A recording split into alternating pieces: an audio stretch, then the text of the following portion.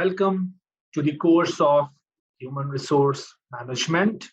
I'm your instructor, Dr. Anurag Singh, Assistant Professor, School of Business, University of Petroleum and Energy Studies, Dehradun.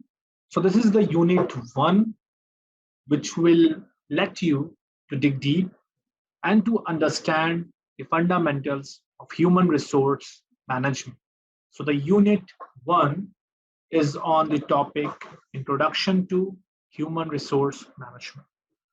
So once again, welcome to the video 1 of this course. So human resource management was originally known as personnel or people management. In the past, its role was quite limited within any company or organization. Human resource management is a formal way of managing people. It is a fundamental part of any organization and its management. The main responsibility of the personnel department include hiring, evaluating, training, and compensation of employees. The human resource department deals with any issues facing the staff in their working capacity within an organization. HR is concerned with specific work practices and how they affect the organization's performance. Today, human resource management deals with anything related to managing people within a company or organization. This means decisions, strategies, principles, operations, practices, functions, activities, and the methods used to manage employees. The type of relationship people have in their places of employment and anything that affects those relationships in a positive or negative ways, ensuring that employees are satisfied with the conditions of their employment. This leads to better services and production of goods and helps the company's success. Human resource management focuses on bringing in recruiting new employees with new talents for the company and managing employees. Another function is to guide and help sad employees by providing direction when necessary. In a large organization with a lot of people, it is important to have a department that specifically focuses on staff issues. These issues are things like hiring, performance management, organizational development, training, occupational health and safety, motivation, incentives, communication, workplace, culture, and environment. Human resource management is now a vital part of any organization. And every company or organization is required to have this department. And it helps with increasing the morale of workers by working on relations between employees and their employers and constantly striving to make them better. The HR department also provides and support employees need to assist them improve their performance. So the fundamental idea of human resource management is to help organizations achieve the objectives by adopting a logical and humane approach to people management. The HRM function extends to assessing the productivity and or success of every department in an organization or business. It assists each department and helps them improve their work. It also intervenes when necessary to help solve any problems that might arise with regards to employees' work, getting better results from the company's workers is another job of HRM.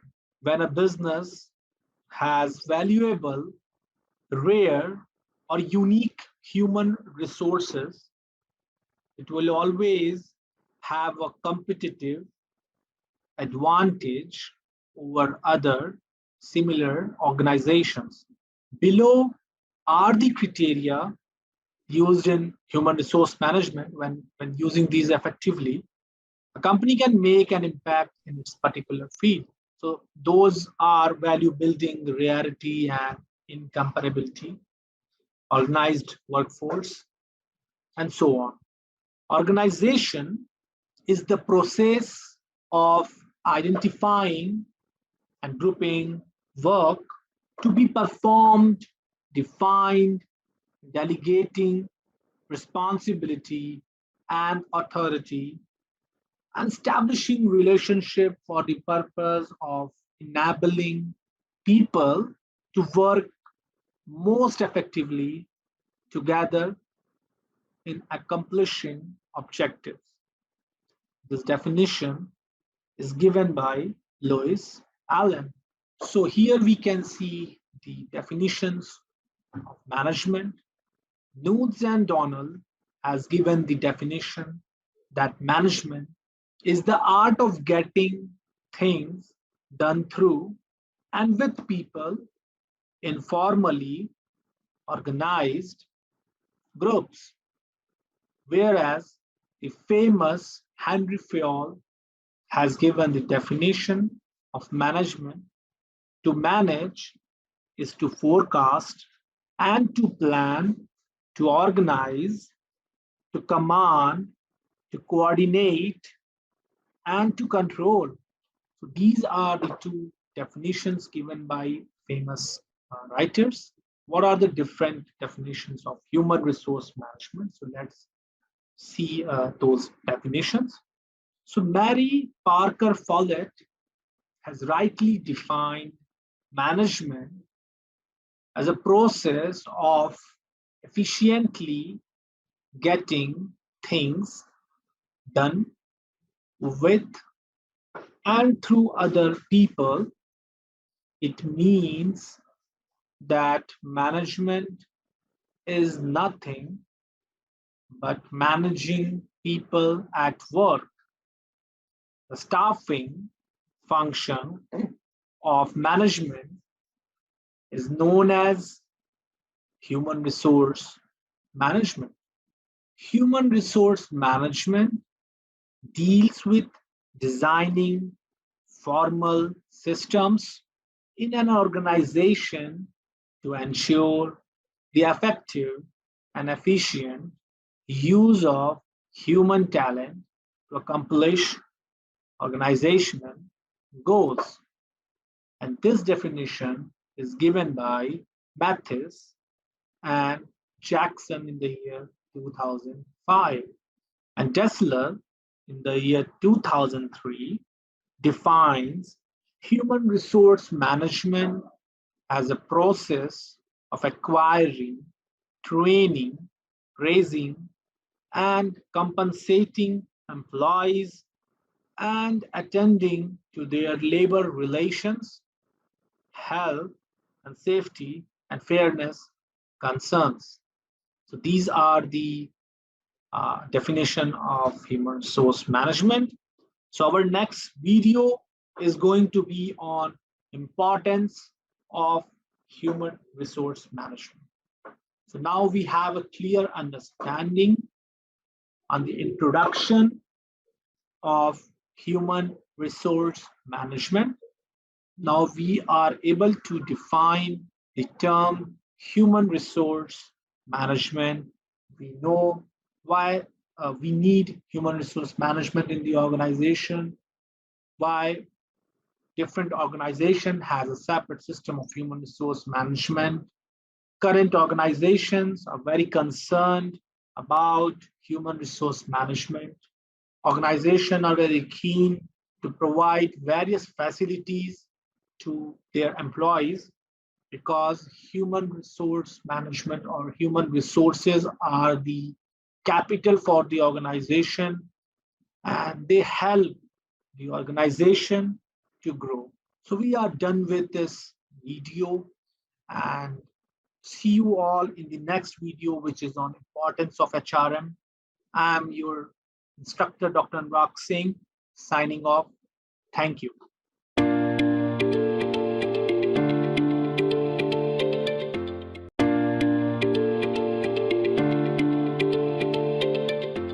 Hello, students. Welcome to the another video of human resource management.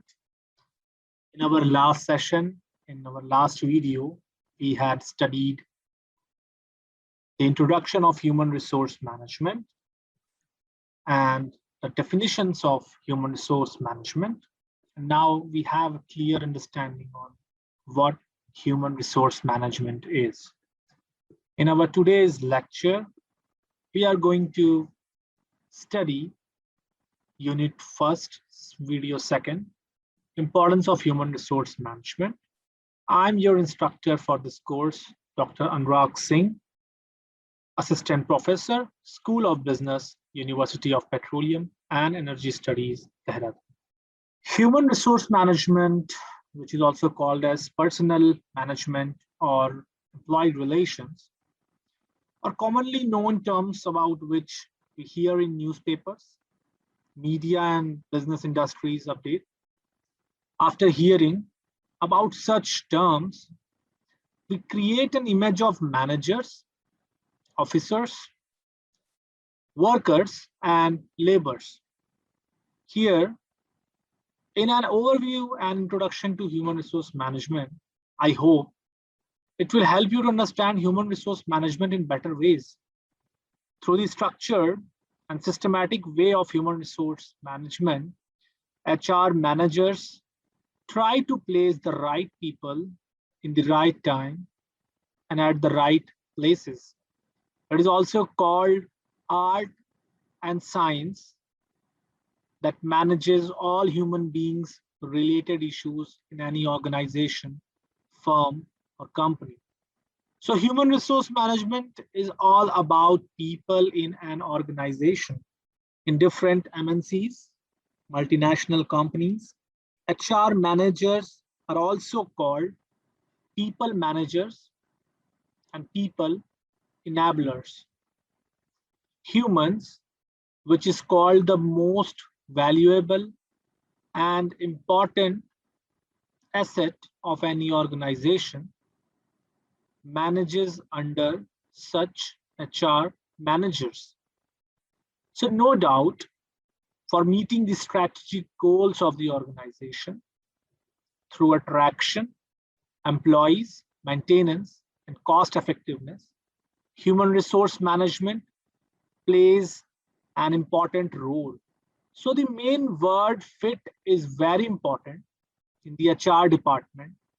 An organization that gets the best employees fit between the organization's goal, strategic direction, and personally for the employee, it always seems moving the smooth track. So probably the most aspect of management is human resource management. It is of vital importance to organizations as a means for achieving their objectives. The reason for this argument lies in the nature of human resources. Unlike other human resources, is the only resource which is live and dynamic. Since it is a living resource, it can act, react, and think.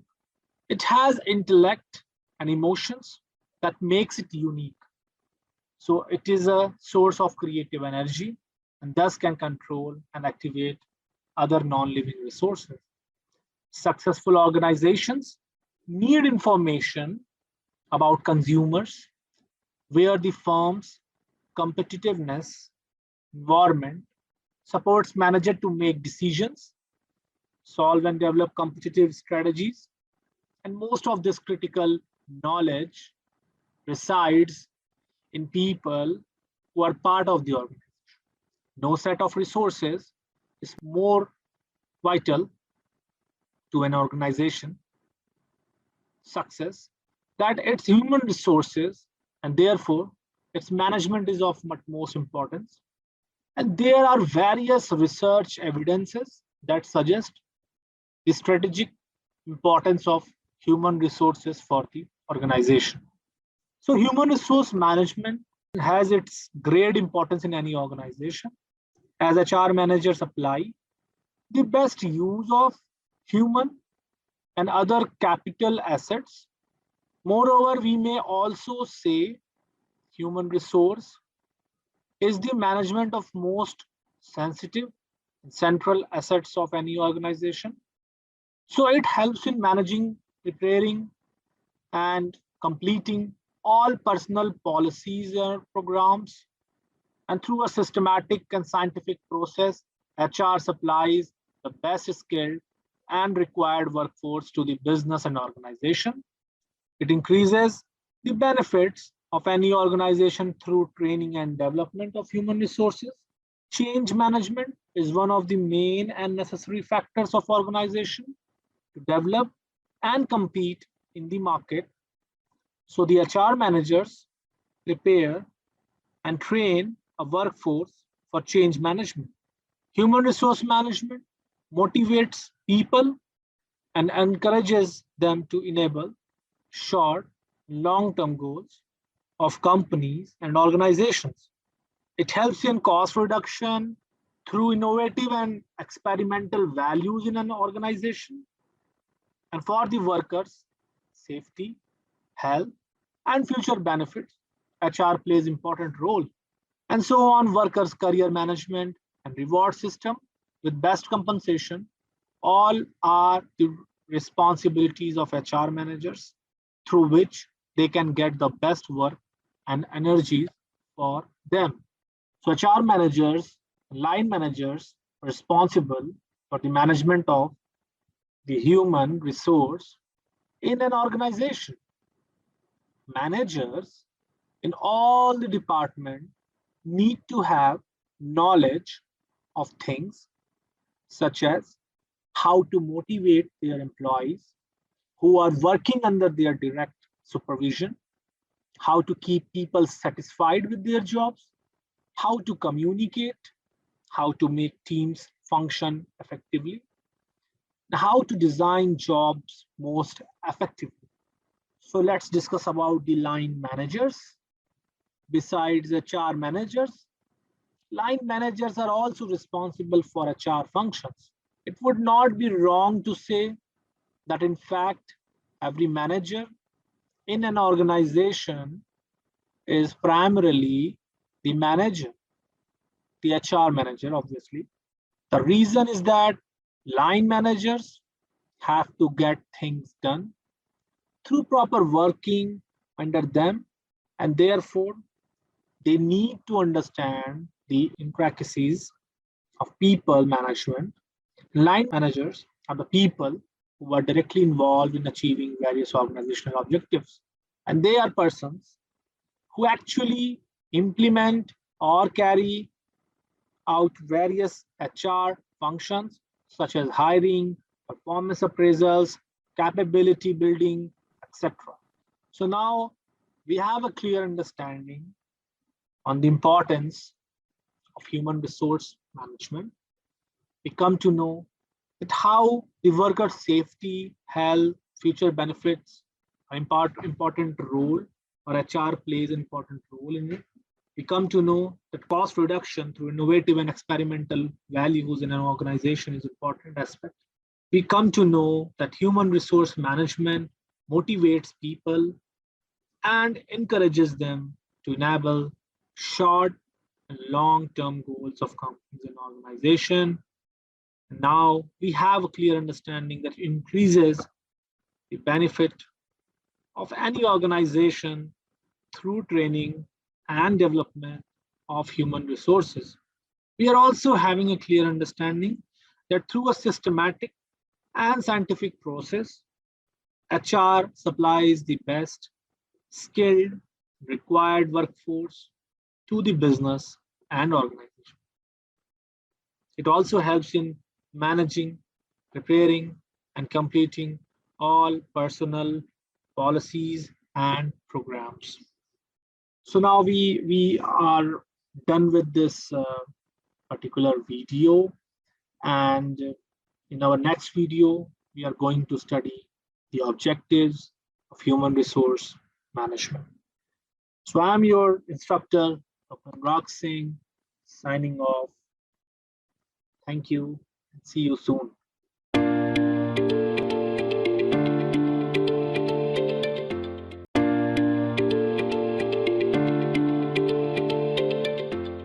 So welcome back to the course of human resource management. This is video 3 of this particular unit, which is unit 1, objectives of human resource management. I am your instructor, Dr. Anurag Singh, Assistant Professor, School of Business, University of Petroleum and Energy Studies, Dehradun.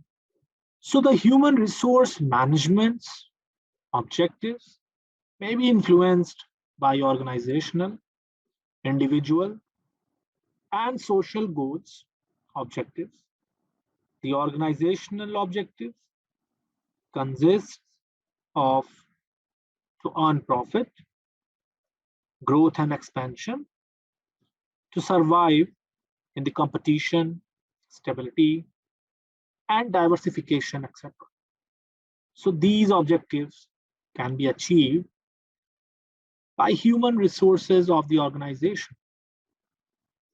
Therefore, human resources are managed and utilized in such a way that organizational objectives can be achieved.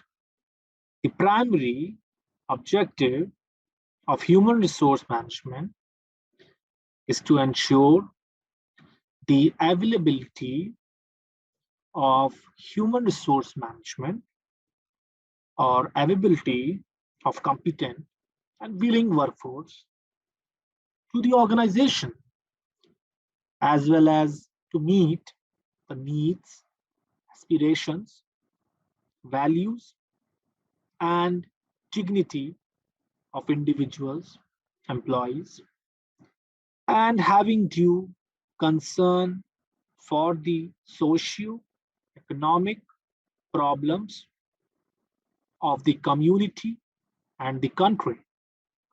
Human resource management objectives are broadly classified into 4 categories, mainly societal objectives, organizational objectives, functional objectives, and personal objectives. So whenever we talk about the societal objective, so human resource management is socially responsible for the needs, demands, and challenges of the society. All the resources must be utilized for the benefit and in the interest of the society.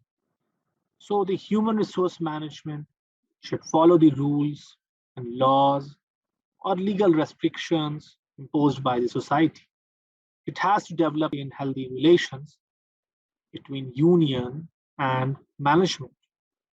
When we talk about the organizational objectives, so it consists of recognizing the role and importance of human resource management to bring organizational effectiveness.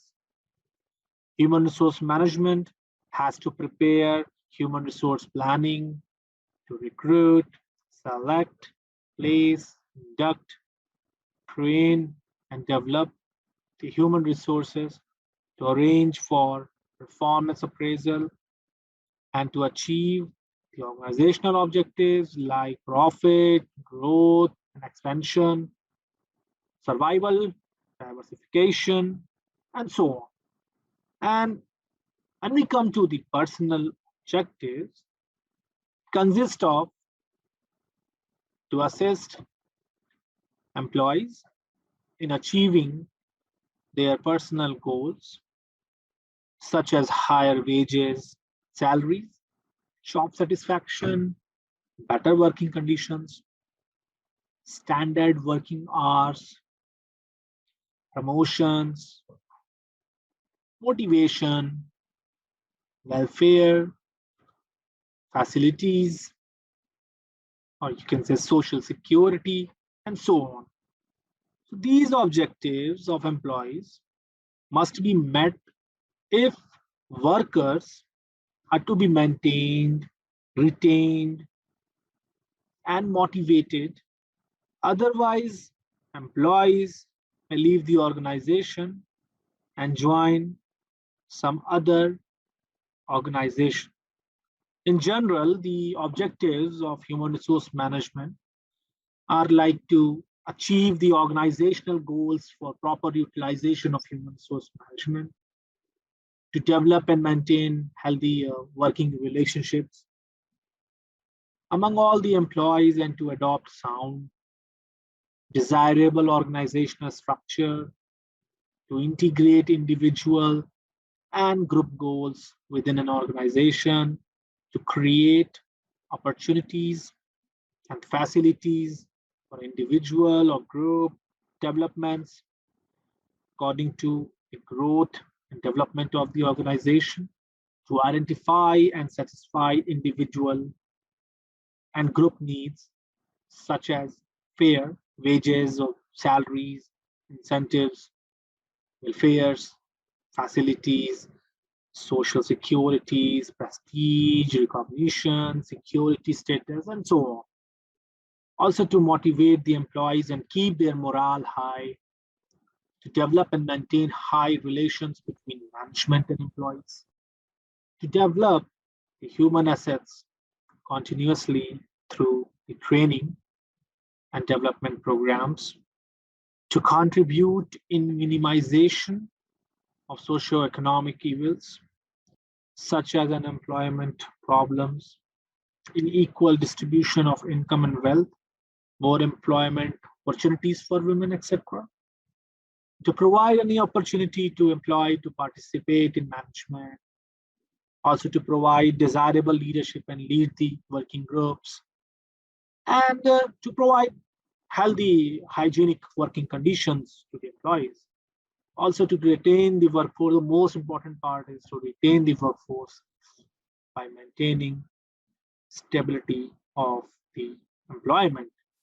So we see the personal objective, it is to assist employees in achieving their personal goals, at least in so far as these goals enhance individuals' contribution to the organization. And personal objectives of employees must be maintained, retained, and motivated. And we look at the objectives of human resource management. So functional objective is also one of the important aspects of human resource management. One of the major objectives, you can say. It states that to maintain the contribution of department at an appropriate level, organization should fulfill the needs.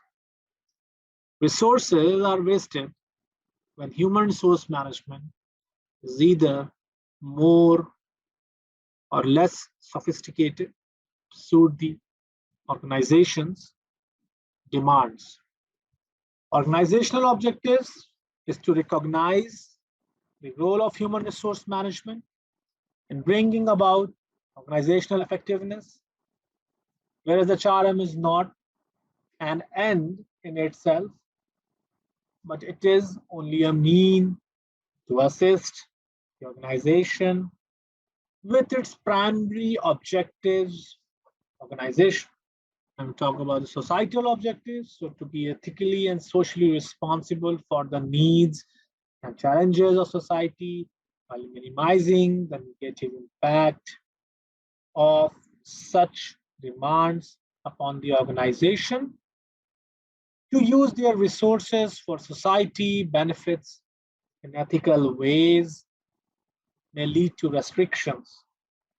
What are the different other objectives?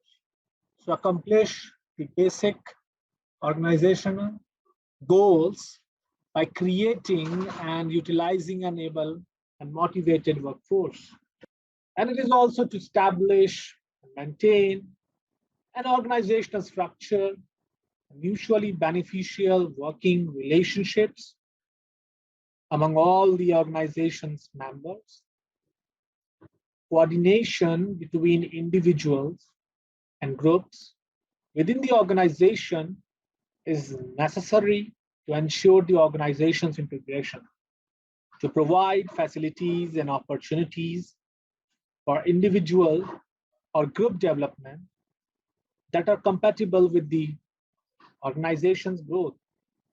And also, on the other hand, it is for to maximize the effectiveness of human resources in achieving organizational goals. On the other hand, it also identifies and meet the need of individuals and groups through the provision of adequate and equitable wages, incentives, employee benefits, and social security, as well as through the provision of challenging work, prestige, recognition, security, and status. And last but not the least, to sustain and improve various working conditions, facilities, and order. So we are with the objectives of HRM. So in our next video, we will have a look on the other aspects of HRM. So stay tuned. See you in the next video. I am Dr. Anurag Singh signing off. Thank you.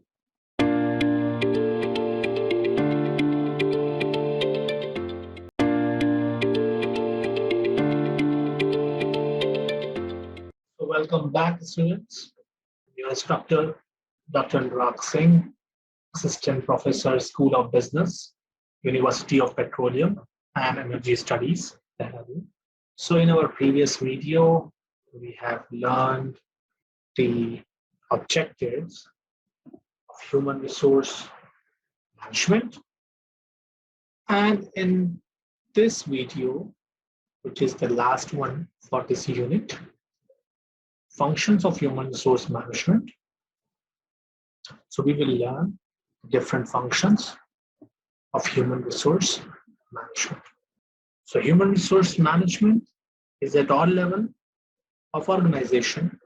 Top management is responsible strategizing and directing the successful application of such schemes. In this process, they perform the various functions such as planning, organizing, staffing, directing, rolling, and their different aspects are there.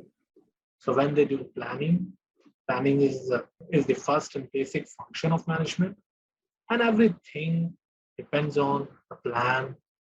Before thinking of anything else, management needs to be aware of the vacancies or workforce needs of the organization.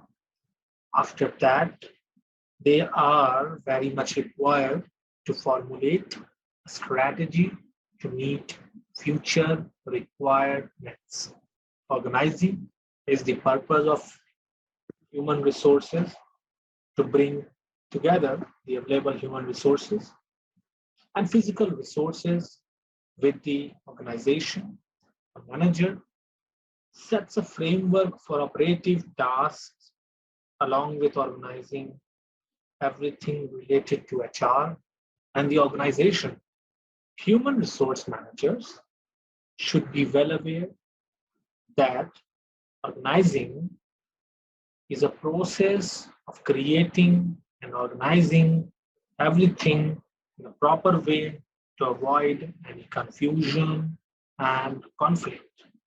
Directing is a knowledge discipline, and formal way of communicating to others what you expect from them or an organization, unless a human resource manager has the ability to direct.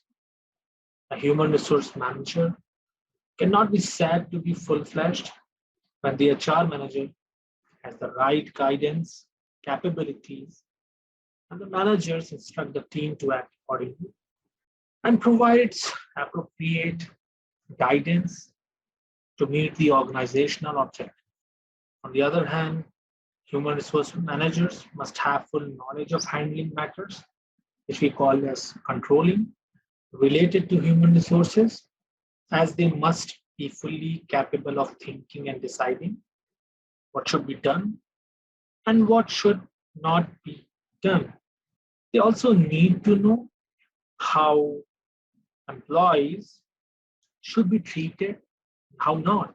Simultaneously, sets the standard for the management performance and subsequently analyzes the results based on such criteria through performance evaluation and job analysis. So in the operative function of human resource management, operative functions are those that are performed at the departmental level or middle age level and are primarily concerned about the execution of plans and strategies created at the managerial level, such as procurement. And it is a function through which an organization ensures that it always has the appropriate human resource management, facilitating organizational competitiveness, complying with legal and social requirements, enhancing productivity, quality, promoting individual growth and development.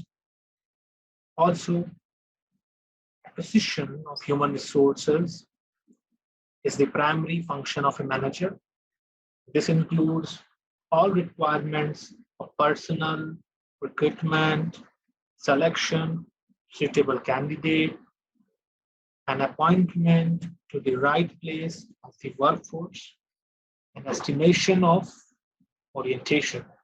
So what are the human resource development? Human resource development is a major human resource management function through which organizations facilitate the running of a continuous learning and development process. Development function involving training and development, career planning, organization development, and performance appraisal stages. So providing proper training to managers to develop the necessary skills and talents within the employees and ensuring the correct development of the selected candidates is an important function of HR.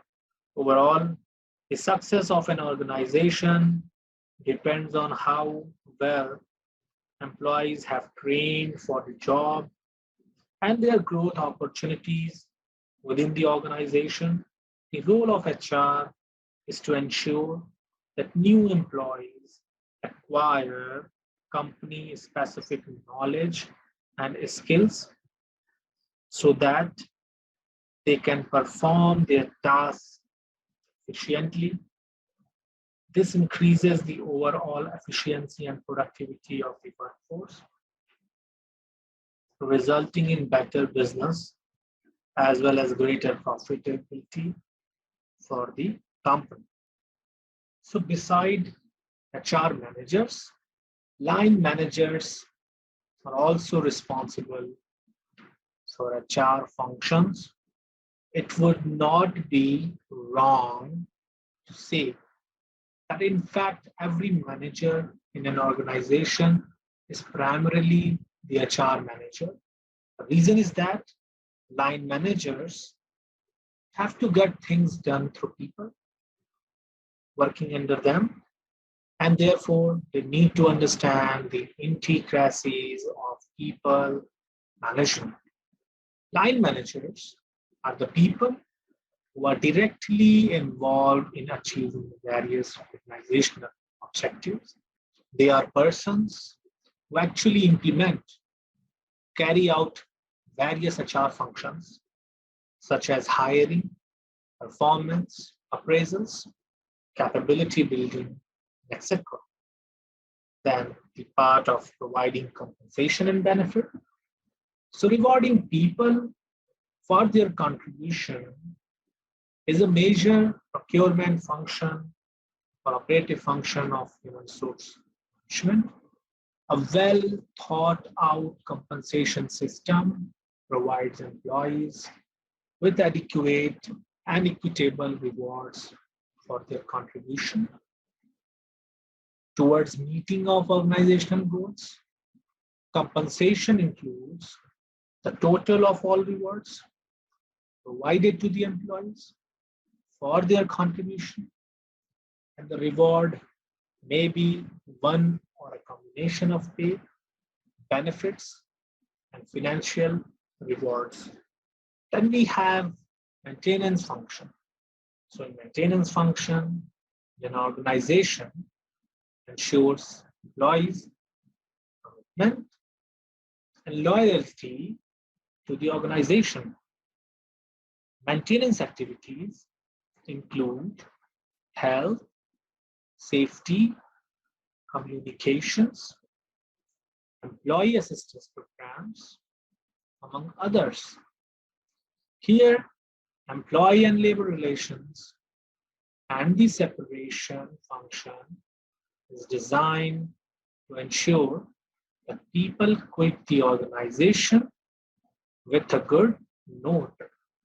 So we now have a clear understanding that the operative function consists of procurement, training and development, providing compensation and benefit, integration, where we know that integration means introducing new employees to the organization and their work or process, which we also call as the orientation programs.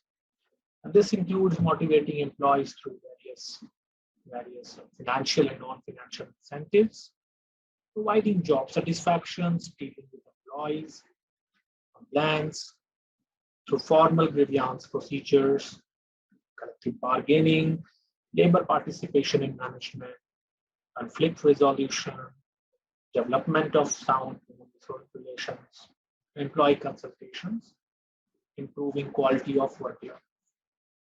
And last is the maintenance functions. So we are done with this unit, which is unit 1. And in our unit 2, we will have an understanding of policies, procedures, rules and regulations of an organization. I hope you like the videos. I'm your instructor, Dr. Anurag Singh, signing off. See you all in the next video. Stay tuned. Thank you.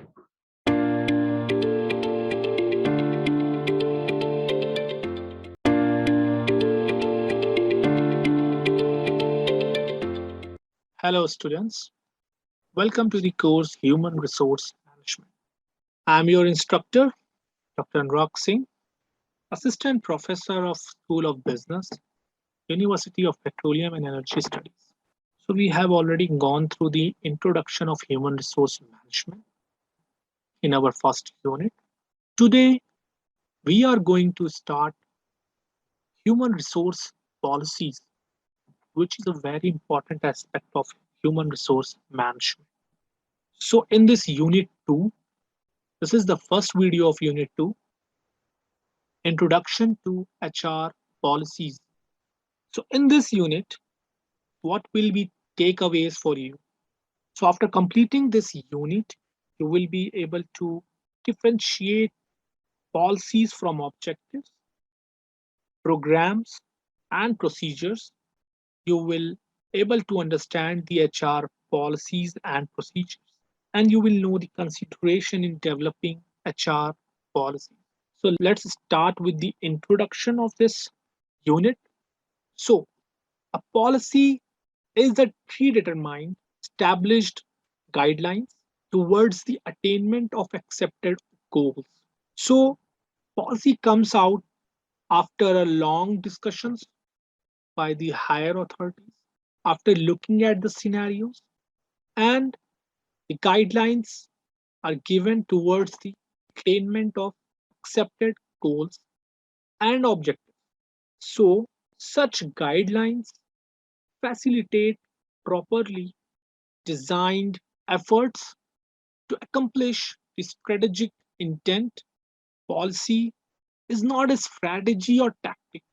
Policy is very different from the term strategy or tactics because it is a set of rules and regulations, predetermined, established guidelines, and hence it is different from strategy or tactics.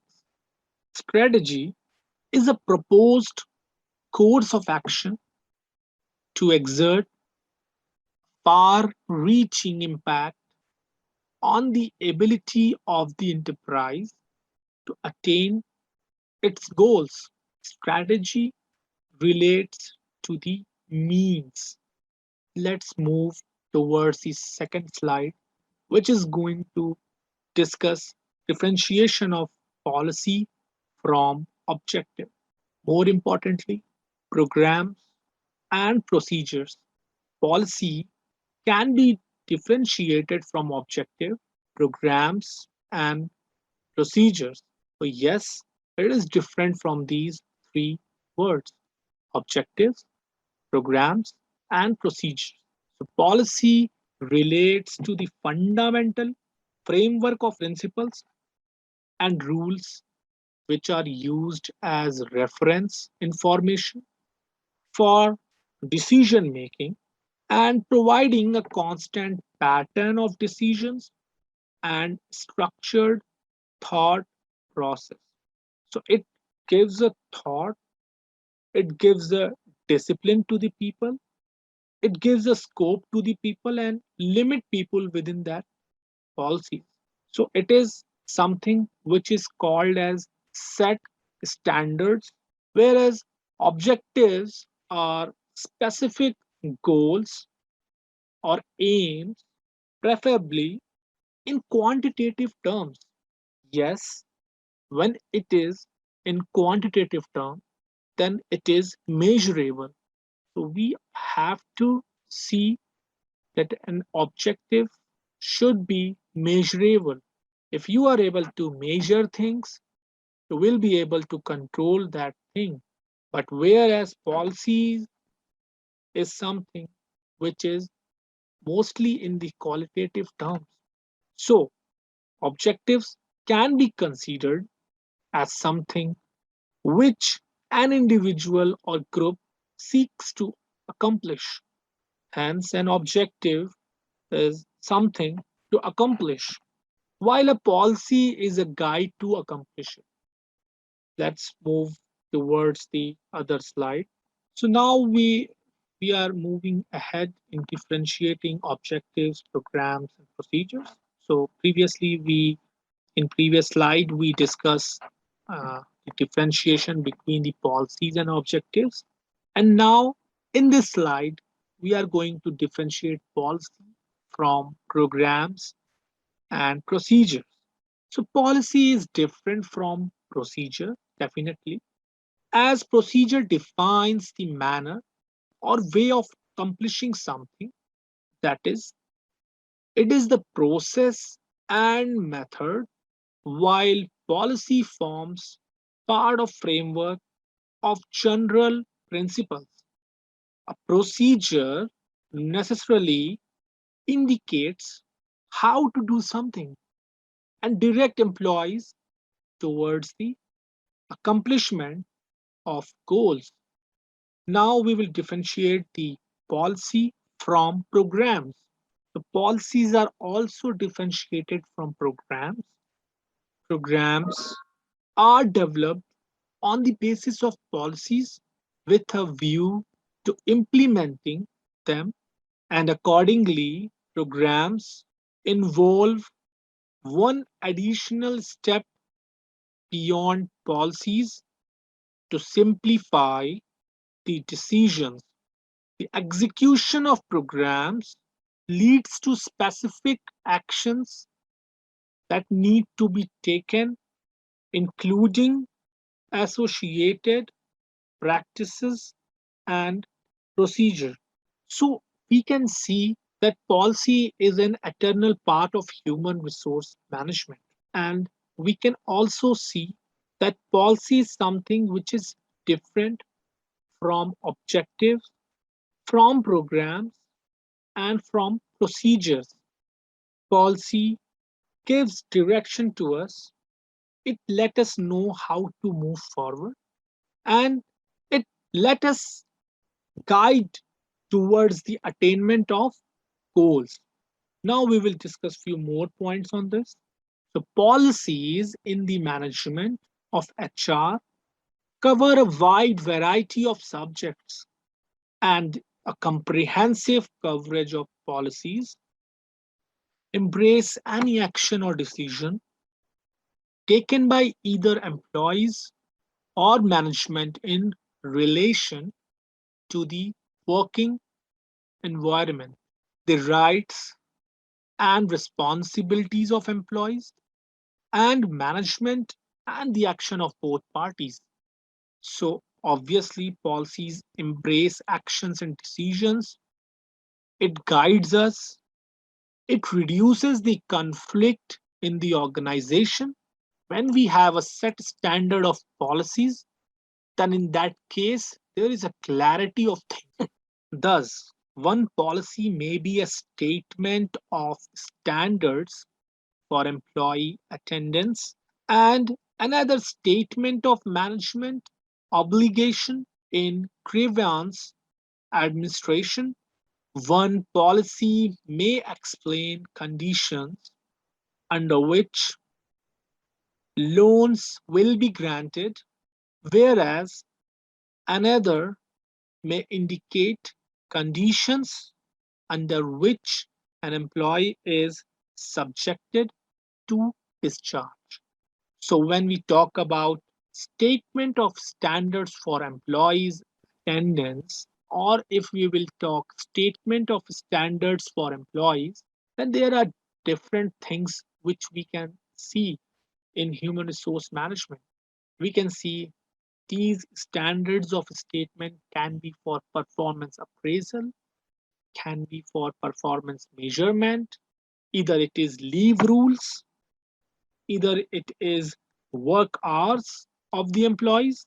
Whereas when we talk about obligation in grievance administration, so it is established or created for reducing the conflict among the employees. So, procedure describes the details for carrying out policies. So, it gives policies are something which is a blueprint, and procedures are the breakup, the process, you can say, or the way we are going to carry out the policies. So they spell out the specific rules and regulations. There is certain rules and regulations. People are bind towards that rules. It is their responsibility to adhere those rules and regulations. The steps, time, place, and personnel responsible for implementing policies. The procedures also clarify what is to be done in particular circumstances. So if we stuck somewhere, if we don't have a clarity of moving forwards, we have procedure which will clarify what is to be done next. And the power it derives from is from policies. Procedure gets its mobility, procedure gets its power to drive through is with the help of policies. So we can say that policy is different. Obviously, it is different from objectives, from procedures, from programs. It can be a statement of standards for employee, can be obligations in grievance administration. It is a management of HR covers a wide variety of subjects. It covers and embrace any action and decisions. The rights and responsibilities of employees are mentioned in the policies. It guides us, it motivates us, and it gives a clarity of moving forward. And it is also helpful in the attainment of the goals, set goals of the organization. So, we have already completed the introduction of human resource policies and procedures. And in our next video of Unit 2, we are going to discuss the human resource programs. We had the certain ideas. Programs are based on policies of the organization. So that we will discuss in our next video, human resource program. So thank you, students. I'm Dr. Anurag signing off from this video. See you very soon in the next video. Stay safe, stay healthy.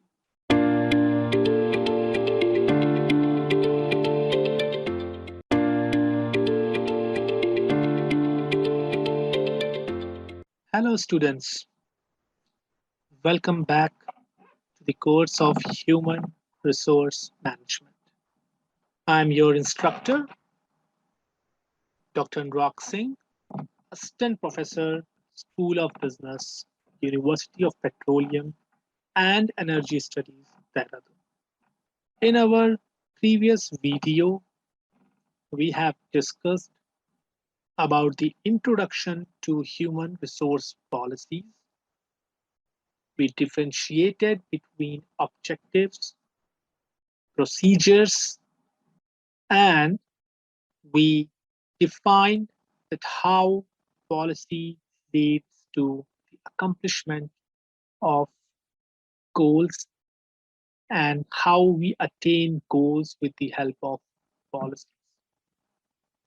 We also differentiated human resource policies from program. Now we are going to discuss in this video too the human resource program in more detail. So let's start with the first slide, which is introduction. So human resource program consists of entire broad course of action. And what are these broad courses? These are training and development, recruitment, selection, and different functions of management, human resource management. So HR program consists of the entire broad course of action governing employees at all levels, including management in a firm.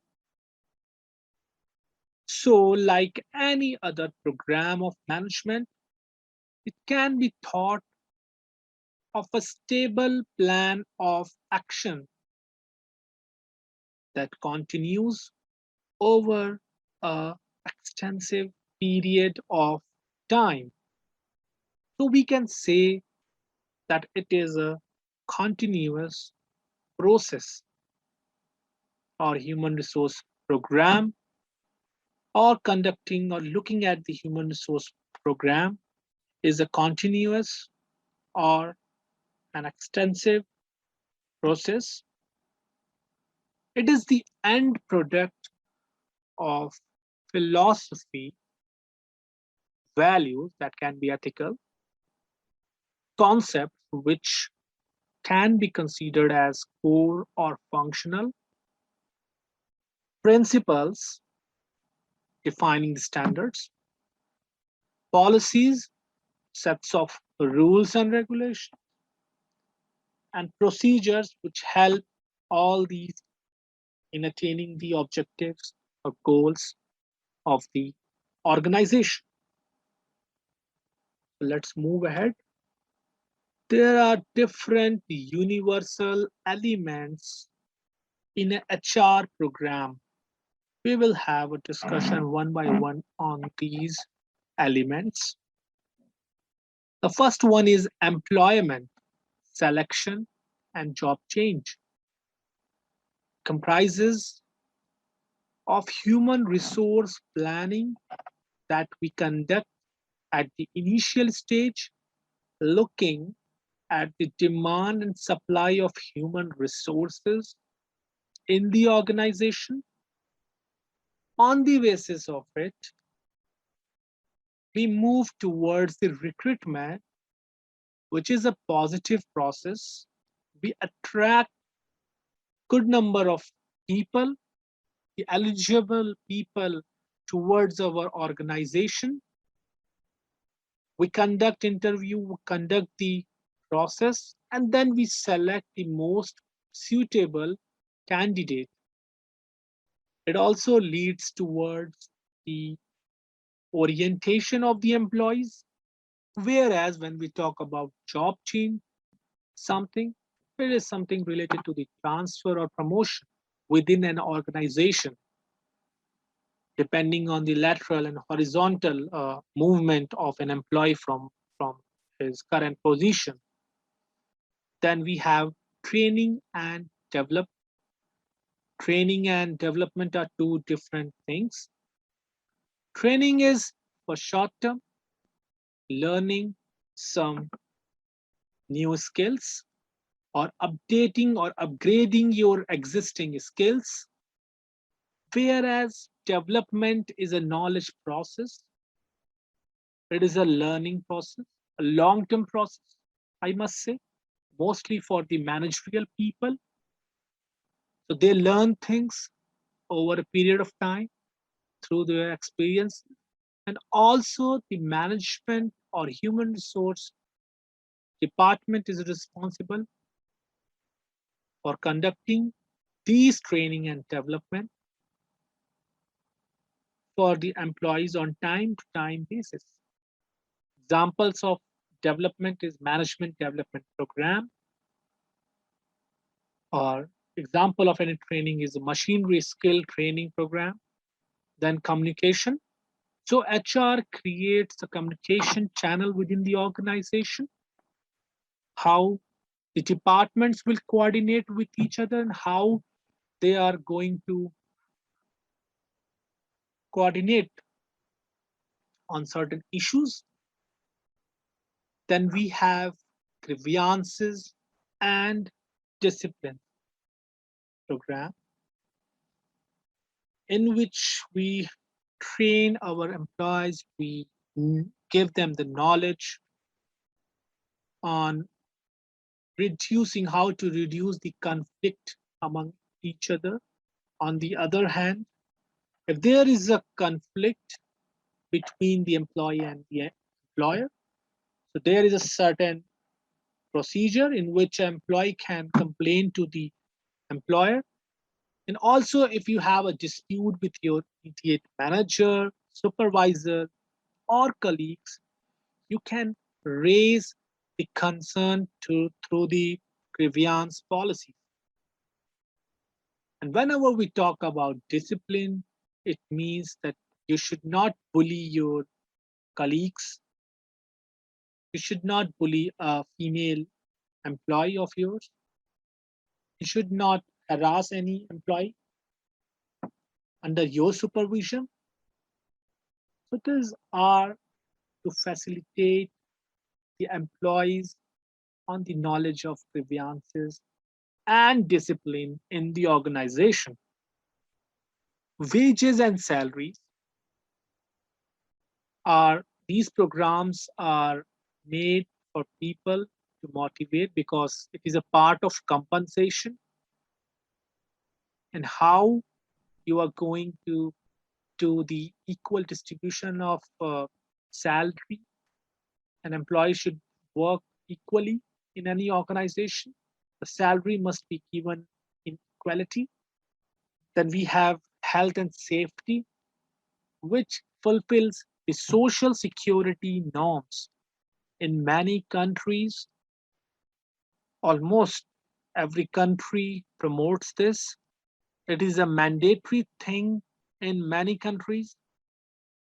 Health of the employee must be a priority for the employer. The safety of the employee, the protection for the employee, it actually creates a harmonious relationship or industrial relationship between the employee and the employer, which generally reduces the dispute among these two, because these kind of disputes can lead towards strikes, lead towards any violent practices, then benefits and services.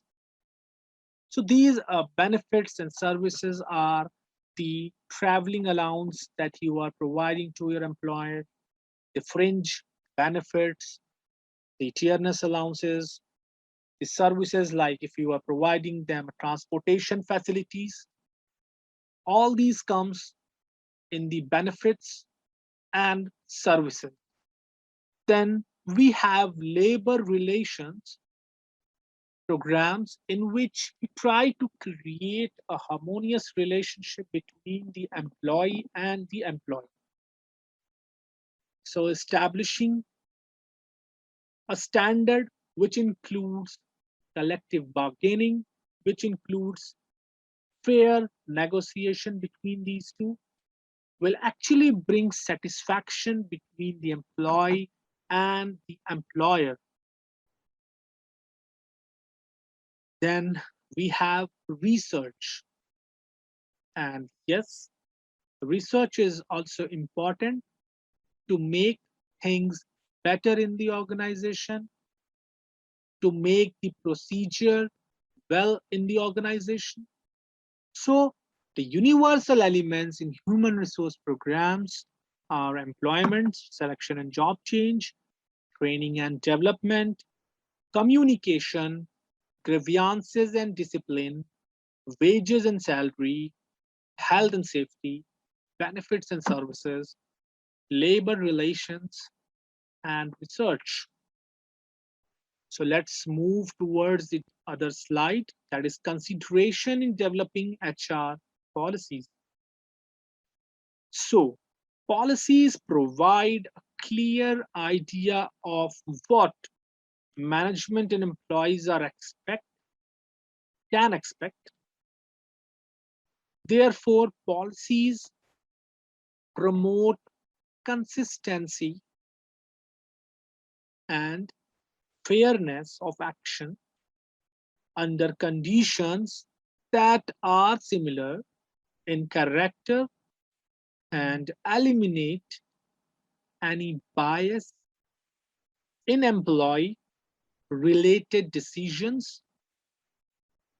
So this way, policies help to avoid confusion and misunderstanding. So we have already discussed this in our first video, that is Introduction to Human Resource Policies, that policies are the set standards, are a combination of rules and regulations which help people guide towards the attainment of objectives, and also it clarifies things and helps in avoiding the confusion and misunderstanding. The policies may originate from anywhere inside an organization or from external sources. The community, state, and national legislation, changes in the economy, and even international forces such as war, time, or defense conditions.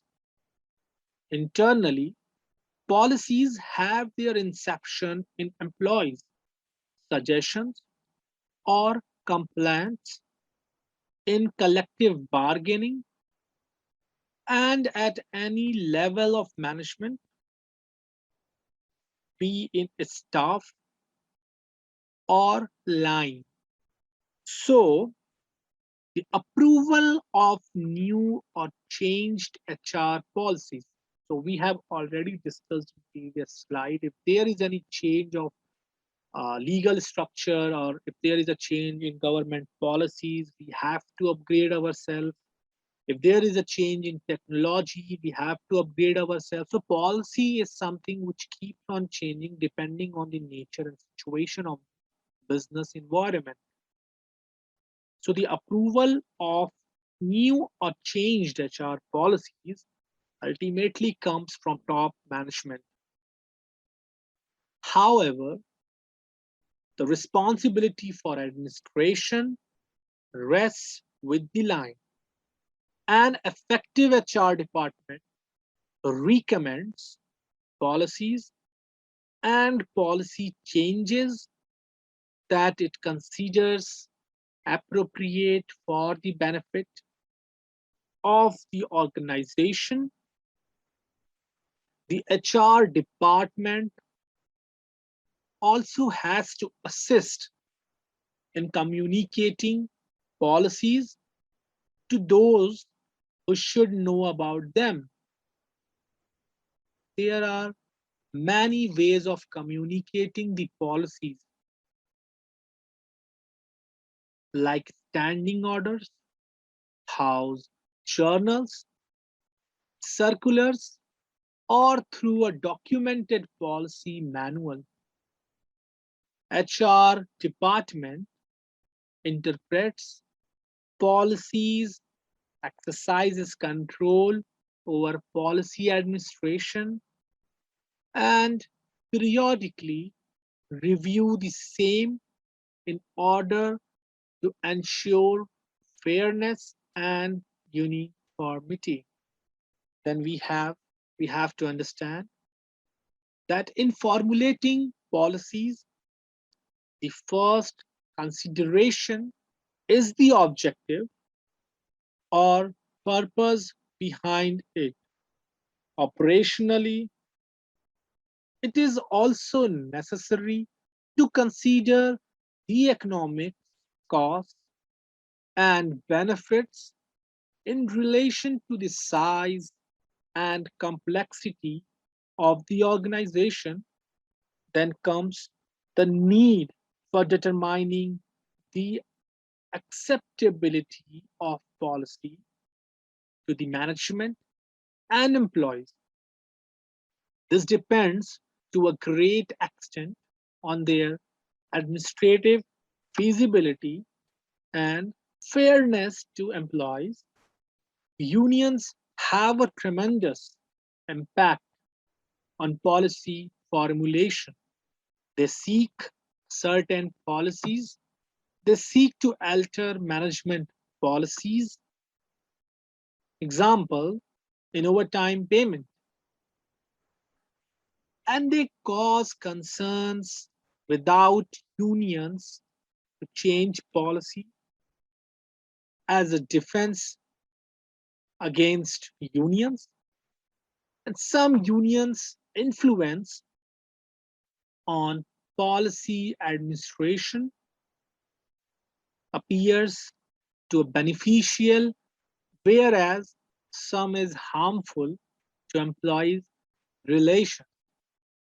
So we have to create policies which creates a harmonious relationship between the employee and the employer.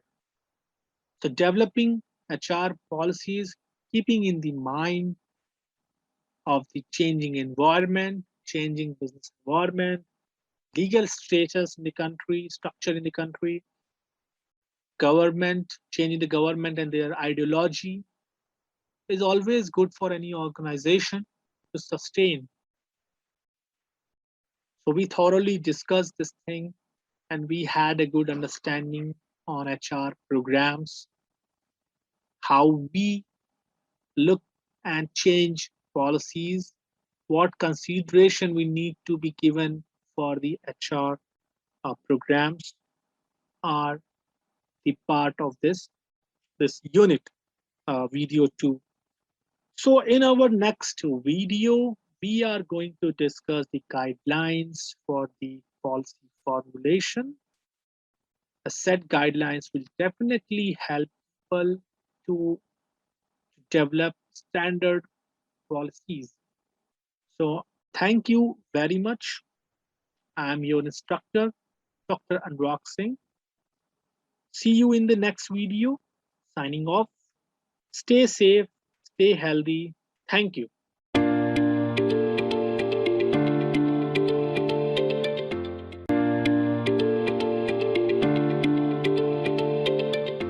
Hello, welcome back to the course of Human Resource Management. Again, I'm Dr. Anurag Singh, your instructor for this course. So in our previous session, we had a discussion on the Human Resource Program, or you can say in the last video, we had a discussion on the Human Resource Program.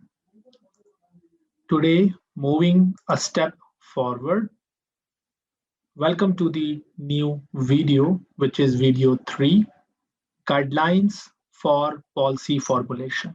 So, policies provide guidance, consistency, and accountability, efficiency, and clarity on how an organization operates. This offers members of the cooperatives guidelines and principles to follow. We have to see that in guidance, policies define the goals of an organization and provide guidance about how to achieve objectives. Policies identify key activities such as the collection of rental areas and capital, replacement planning. Policies also address things like general building rules, pets, parking, no smoking, leave rules, and policies related to dress code, policies related to salary, and policies related to promotion. Policies can also provide guidance for the board on how to handle issues as they arise. When we talk about consistency, it is established policies and procedures ensuring the organization's processes do not deviate or deteriorate over time, even if we key board members, contractors, or employees leave. Consistent policies also help new board members get up to speed quickly on how the organization operates and what expected of them as a board member. On the other hand, if we talk about the accountability, when someone has responsibility, he or she is accountable for his or her action. So when policies and procedures are well established and consistently followed, an organization can refute allegations of unfairness or legal violation that residents may file against it. On the other hand, if we discuss about the efficiency, so formal written policies and procedures improve overall organizational performance by keeping everyone on the same page. When it comes to expectations and issues, while organizations can operate without written housing policies and procedures, operations tend to be much more efficient and effective with them in place. So, when we discuss the tone of the guidelines for policy formulation, so tone needs to be warm. Understanding tone will help to show the interest and concern of management. This means avoidance of legalistic language as much as possible. On the other hand, when we discuss about the form, so an outline form may be useful for management reference and application, but outline are difficult for employees to follow. They repel reading and they are cold and lifeless. Relatively short paragraphs, some use of underlinings, and adequate spacing, double rather than single, encourage reading. So if we use proper tone, if we use proper form while writing, so it will definitely encourage reading. And once a person is ready to read and understand things, gaining knowledge from it will bring a sense of understanding on the policy documents of the organization. Once the person understood the policies of the organization, in that case, he or she will have clarity in that thing.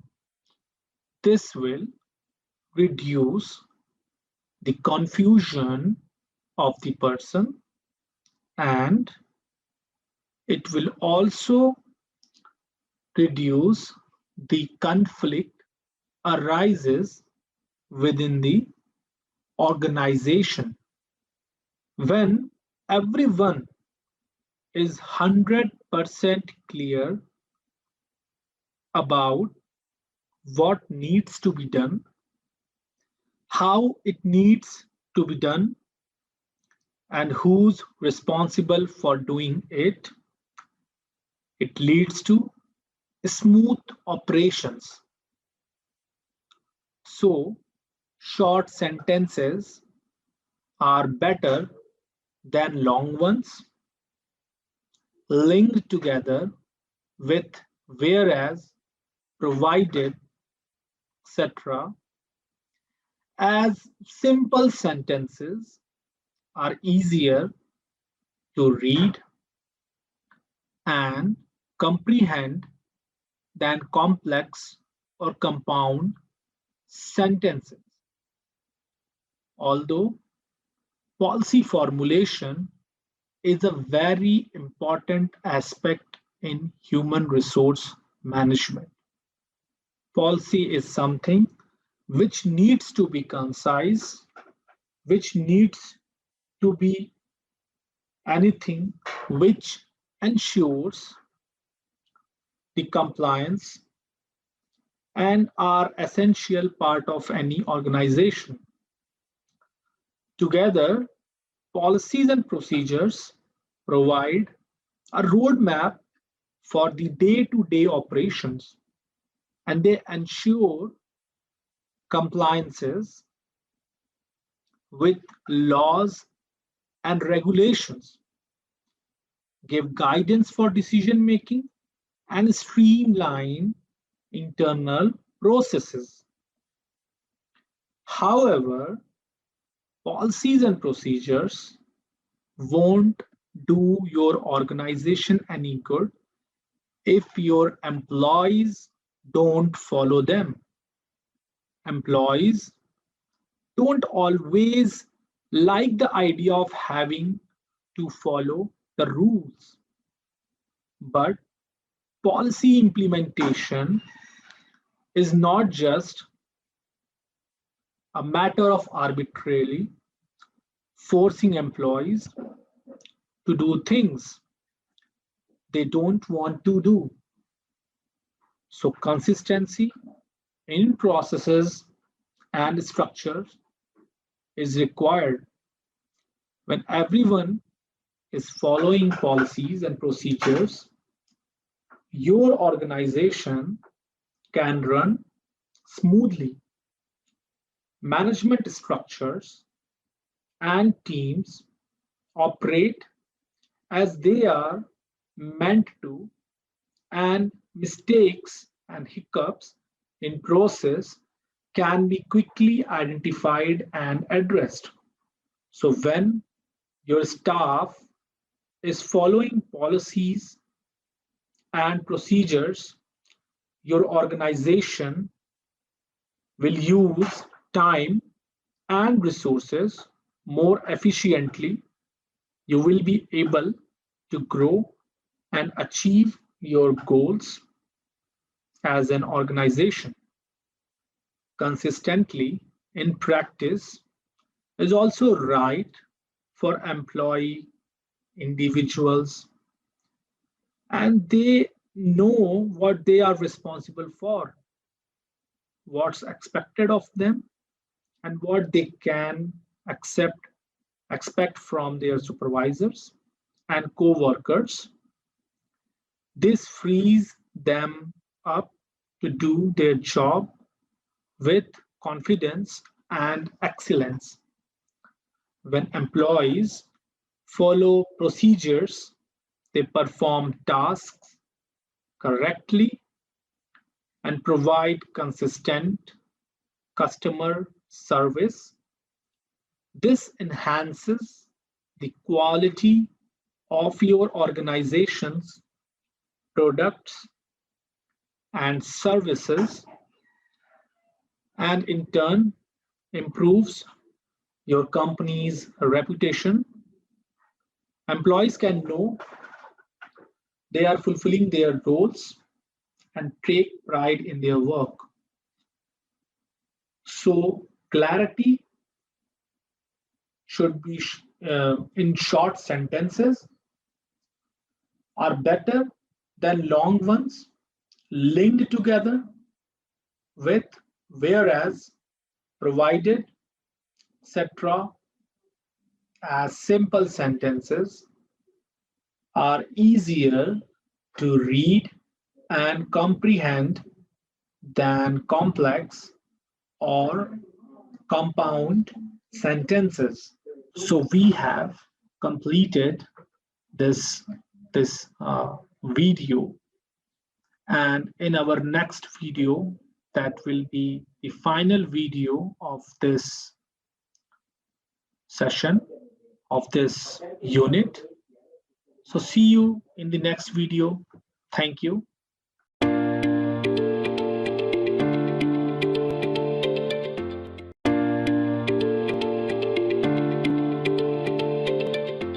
So once again, welcome to the next video of this unit, communicating HR policy to the staff members or the employees of the organization.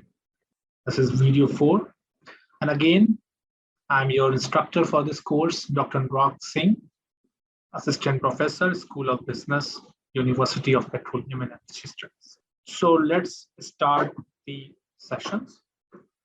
So having human policies and procedures alone is not enough if the intent and meaning of these documents are not or cannot be clearly communicated across the wider population of the organization, then they are likely to lose their legal and culture building effectiveness. Management has definite responsibility to see that employee become familiar with any policies that affect them. The written explanations of changes in policy reinforced by oral discussion are minimal for policy communication.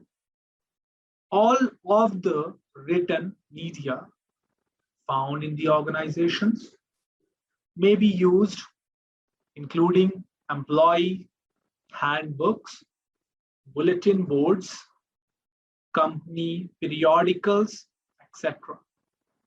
In orientation sessions for new and old employees, oral explanation can be accompanied by visual aids such as film strips, placards, and funnel boards. Some common errors in HR policy writing and communication includes documents that are written in highly legalistic terms without concern for the capacity of the intended audience, don't comply with or conflict with employment contracts, enterprise agreements, awards, and legislation. And the third point, don't have effective procedures. That off-the-shelf documents often written with the intent to meet quality standards that become entrenched in a quality system at the expense being ultimately an effective and usable HR document. Cut and pasted from another organization that make no sense in the context of an organization's focus and values and are presented to and coarsely signed off by staff in a 10-minute segment of an induction or briefing process that is unlikely to be regarded as fair and reasonable communication. Introduced or reinforced to staff via mail without proper briefing or training sessions to support them. Administering policy. So first of all, we must understand that HR policies and procedures can be viewed by court as part of contract of employment as long as language of policy is not regarded simply as aspirational. That means a well-written policy is likely to be legally binding on both employees and complies with relevant laws. If the organization fails to communicate its policies, then it may be seen as failing in its duty to inform employees of their legal obligations. This failure may expose the organization to actions via vicarious liability. Uniformity in administration is desirable when circumstances are similar among the various individuals and group concerned, customs amongst various groups, practices that have been in operation for some time, and needs of different groups of employees, etc., influence decisions in regard to degree and extent of uniformity. Other than this, also to be weighed is the questions of fairness and of employees' attitude towards concession in specific cases, long-standing policy differences between office and shop, for example, are under constant fire from unions. So it is recommended that employers take the following reasonable steps to prevent harassment and reduce their vicarious liabilities. So to develop in consultation with staff or their union a written policy which prohibits discrimination and harassment regularly, distribute and promote the policy at all levels of the organization, translate the policy into relevant community languages where required, so it is accessible to employees from culturally and linguistically diverse communities. Ensure that managers and supervisors discuss and reinforce the policy at a staff meeting. Provide the policy and other relevant information on discrimination and harassment to new staff as a standard part of induction, and conduct awareness raising sessions for all staffs on discrimination and harassment issues. Second, questions of rigidity of administration and consistency or flexibility of interpretation must also be faced in weighing special consideration to an employee or penalty for a violation. Many factors must be taken into consideration or account, including work record, demonstrated capability, history of relationships, impact on other and on future situations, knowledge at individual's disposal, past practices, responsibility of management, nature and frequency of the request or act, obligations to the organization, to the employee and to society, respective values, reasons, ameliorating circumstances, etc. Let's go through the summary of the unit. So considering your workplace culture is also important, not only in relation to the content of the policy, but also its dissemination. HR policies and procedures help people understand exactly what the expectations of the organization are in relation to their conduct and work conditions. It is not just about legal requirements, but also points to effective leadership. Good leaders set clear expectations. That means an organization committed to effective leadership gets on the front foot to explain and clarify what is acceptable and not acceptable and possible in the workplace. So policy is not a strategy or tactics.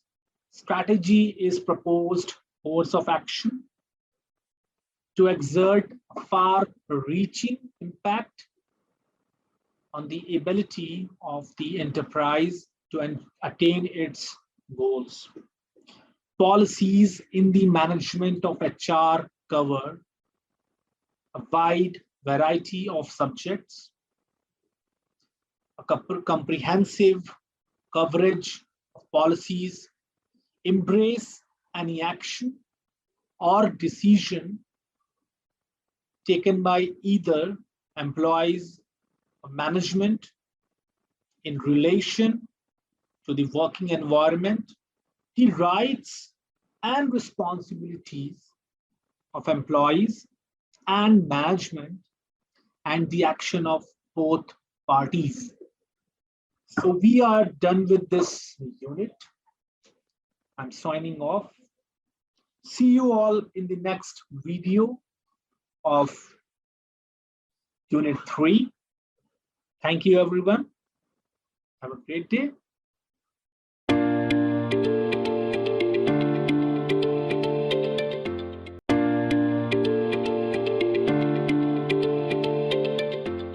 Hello, students.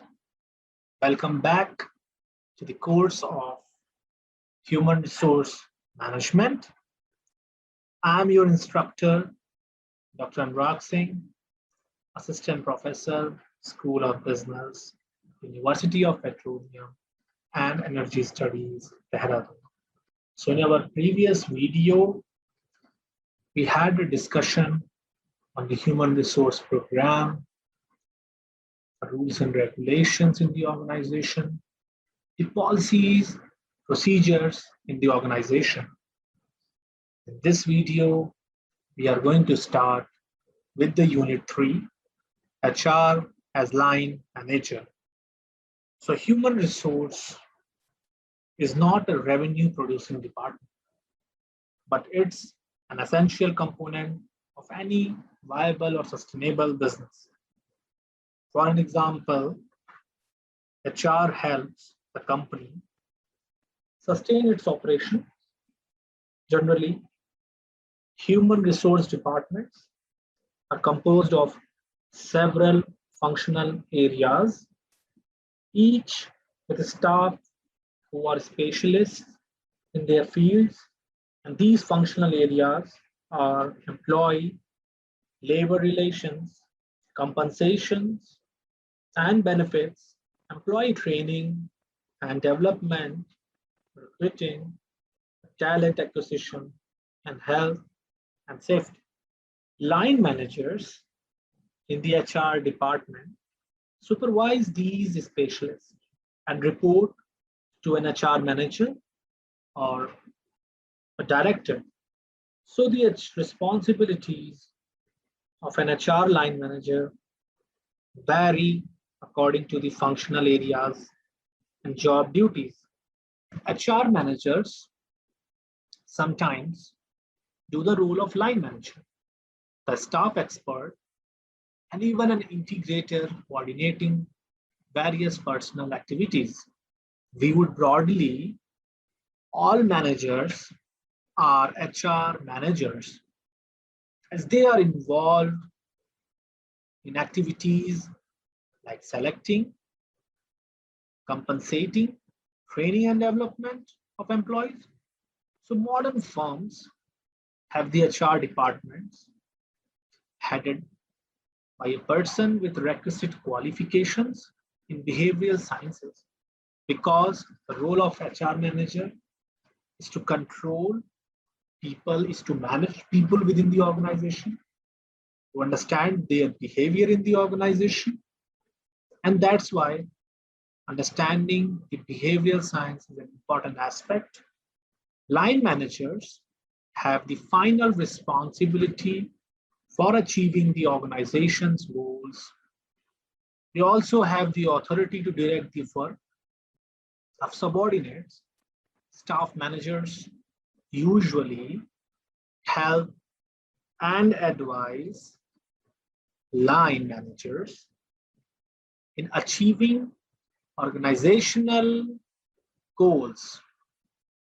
HR as line managers. So HRM, or human resource management, line management responsibilities include placing the right person on the right job, offering orientation to new hires, training employees, helping them develop their knowledge and skills.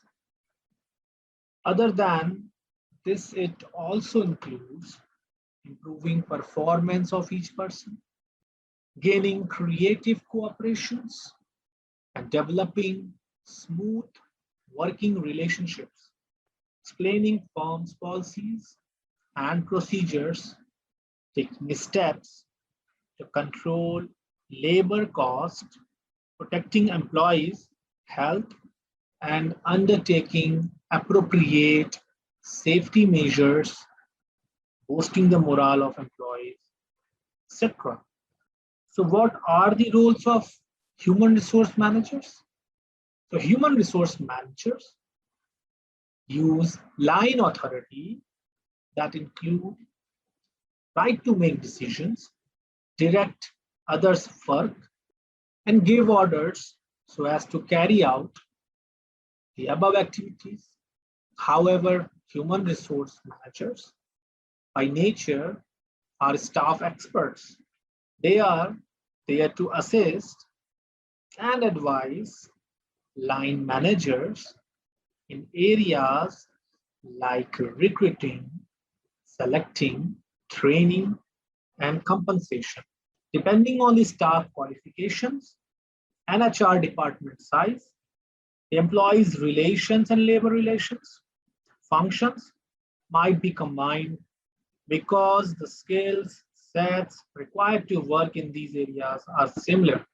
For example, employee relations specialists handle workplace complaints ranging from an employee who believe she has been the subject of disparate treatment to a supervisor who is having challenges resolving conflict among her team members. So managing people in a broader context is every manager's business, and successful organizations generally combine the experience of line managers with the experience of HR specialists while utilizing the talents of employees to their greatest potential. HR managers have to win the hearts of employees, working alongside line managers and deliver results in a cost-effective manner. HR managers, as indicated earlier, are assuming a greater role in top management, planning and decision making, a trend that indicates the growing realization among executives that human resource management can make significant contributions to the success of an organization.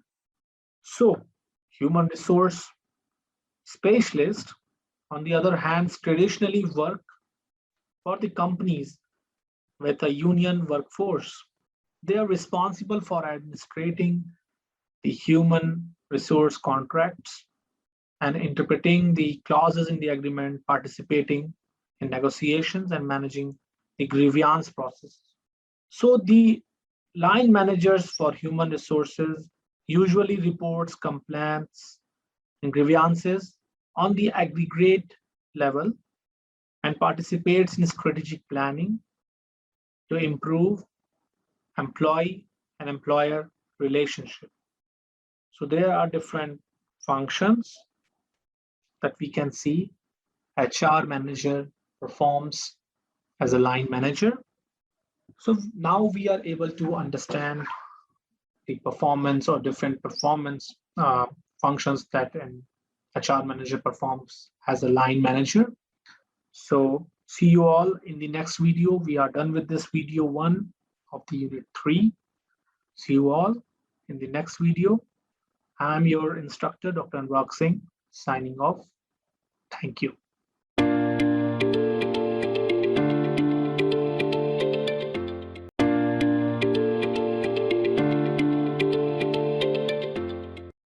Welcome back, students, in the another video of Human Resource Management course.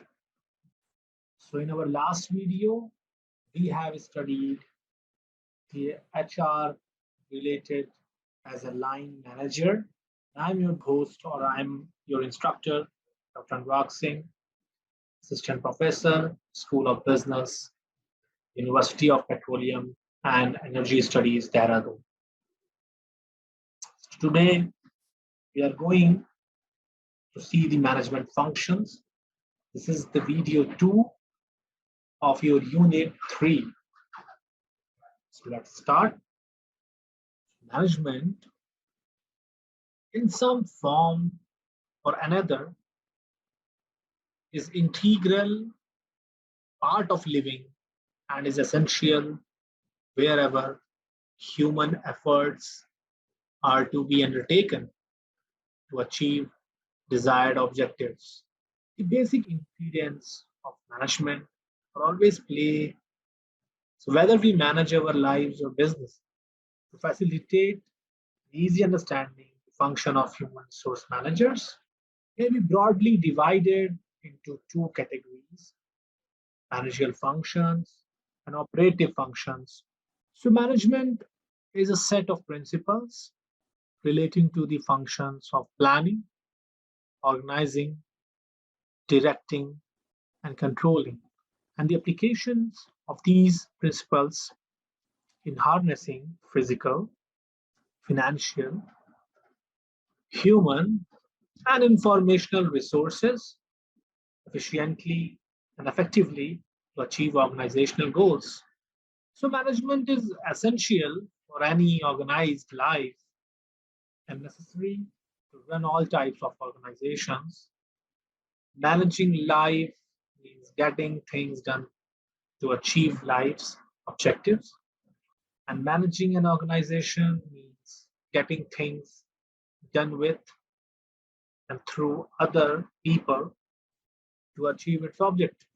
There are basically 5 primary functions of management, and these are basically planning, organizing, staffing, directing, controlling. But staffing itself is a human resource manager. So planning. So planning is future oriented and determines an organization's direction.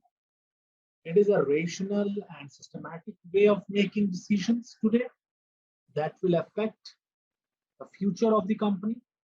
It is a kind of organized foresight as well as corrective insight. It involves predicting of the future as well as attempting to control the events.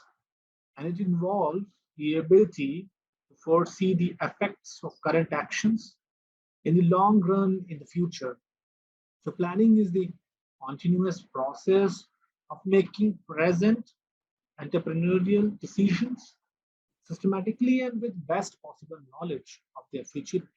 Organizing systematically the efforts needed to carry out these decisions and measuring the results of these decisions against the expectations through organized and systematic feedback.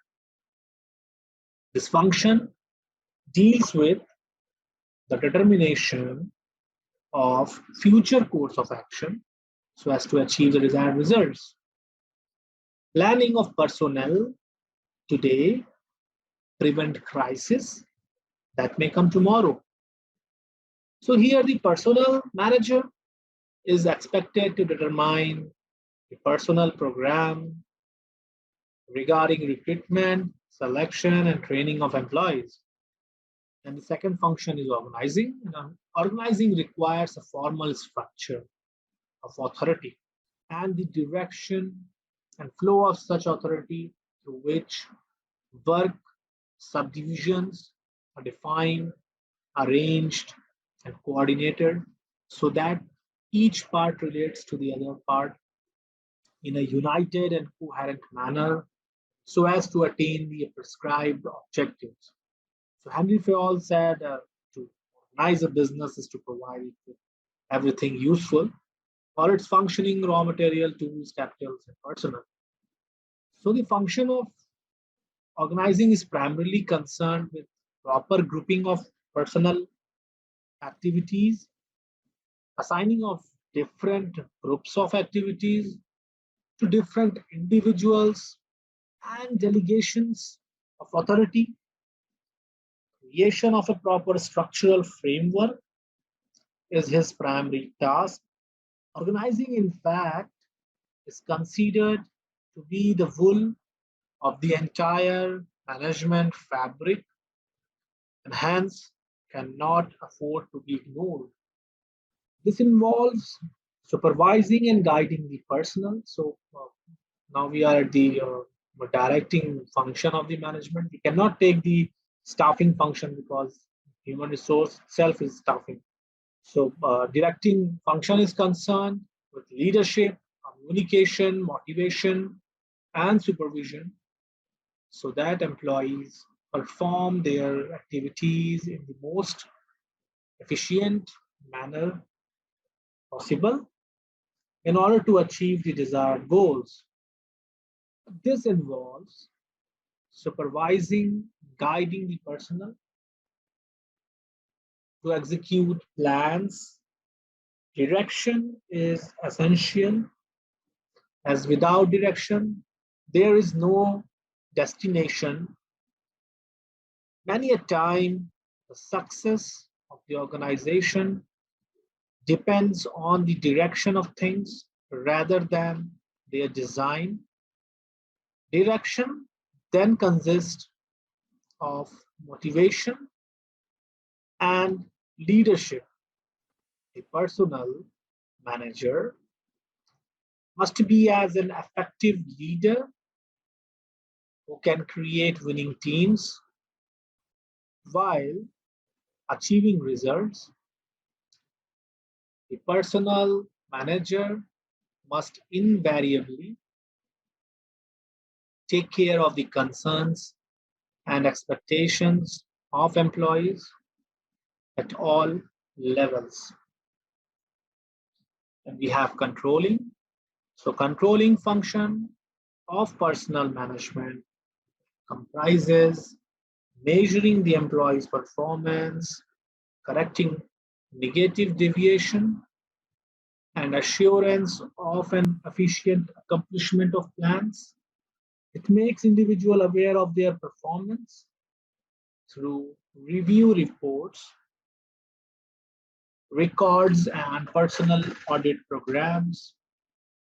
It ensures that the activities are being carried out in accordance with stated plans. So controlling is the measurement and correction of performance activities of subordinates in order to make sure that the enterprise objectives and plans desired to obtain them as being accomplished.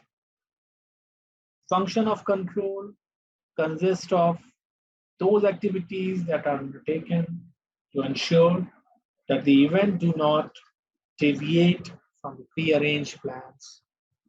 The activity consists of establishing standards for work performance, measuring performance, and comparing it to these set standards, taking corrective actions as and when needed to correct any deviation. So we are done with this video, which is the video 2 of Unit 3. Now we are able to understand the management functions in HR. We cannot consider staffing as management function in HR because staffing itself is human resource management. So see you all in the next video. That will be the video 3 of this unit.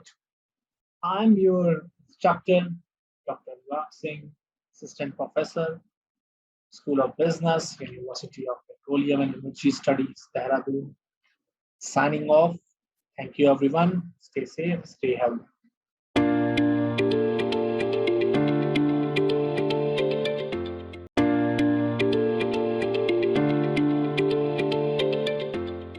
Welcome back, students. I'm your instructor, Dr. Anurag Singh, Assistant Professor, School of Business, University of Petroleum and Energy Studies, Dehradun. So in our previous video, we discussed the various management functions related to human resource management.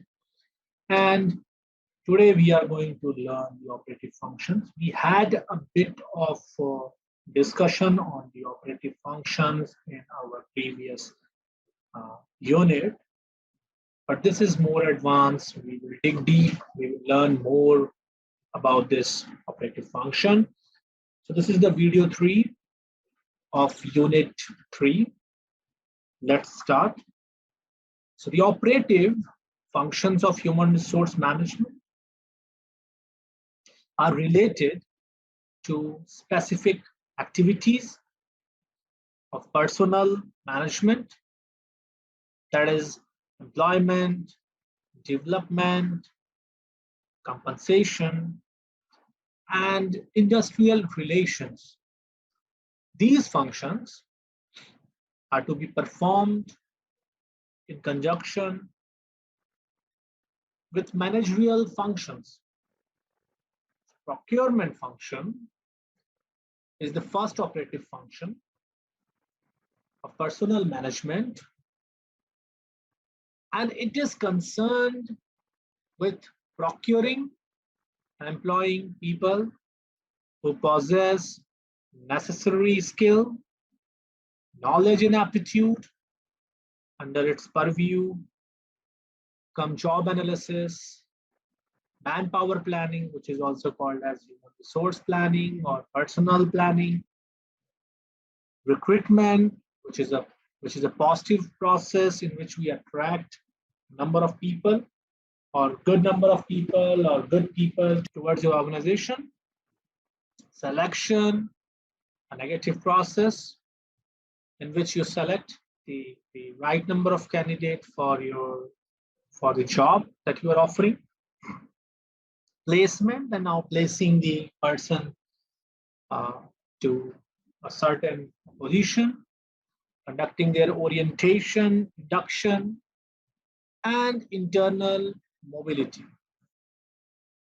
Job analysis, it is a process of recording pertinent information about a job. So it is a process of collecting information relating to the operations and responsibilities pertaining to a specific job. And we have human resource planning. So let's dig deep, try to understand what human resource planning is. So human resource planning is to ascertaining the demand and supply of labor forces in the organization.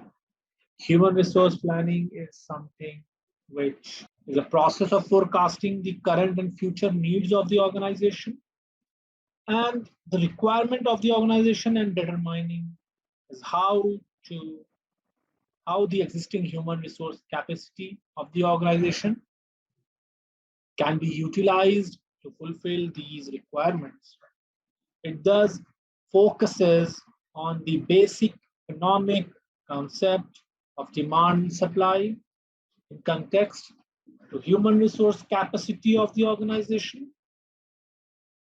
And it is the process or HRP process considered which helps the management of the organization in meeting the future demand of the human resource in the organization, but the supply of appropriate people in appropriate numbers at the appropriate time and place, which we also call as a right number of people at the right time and at the right place, is what human resource planning is.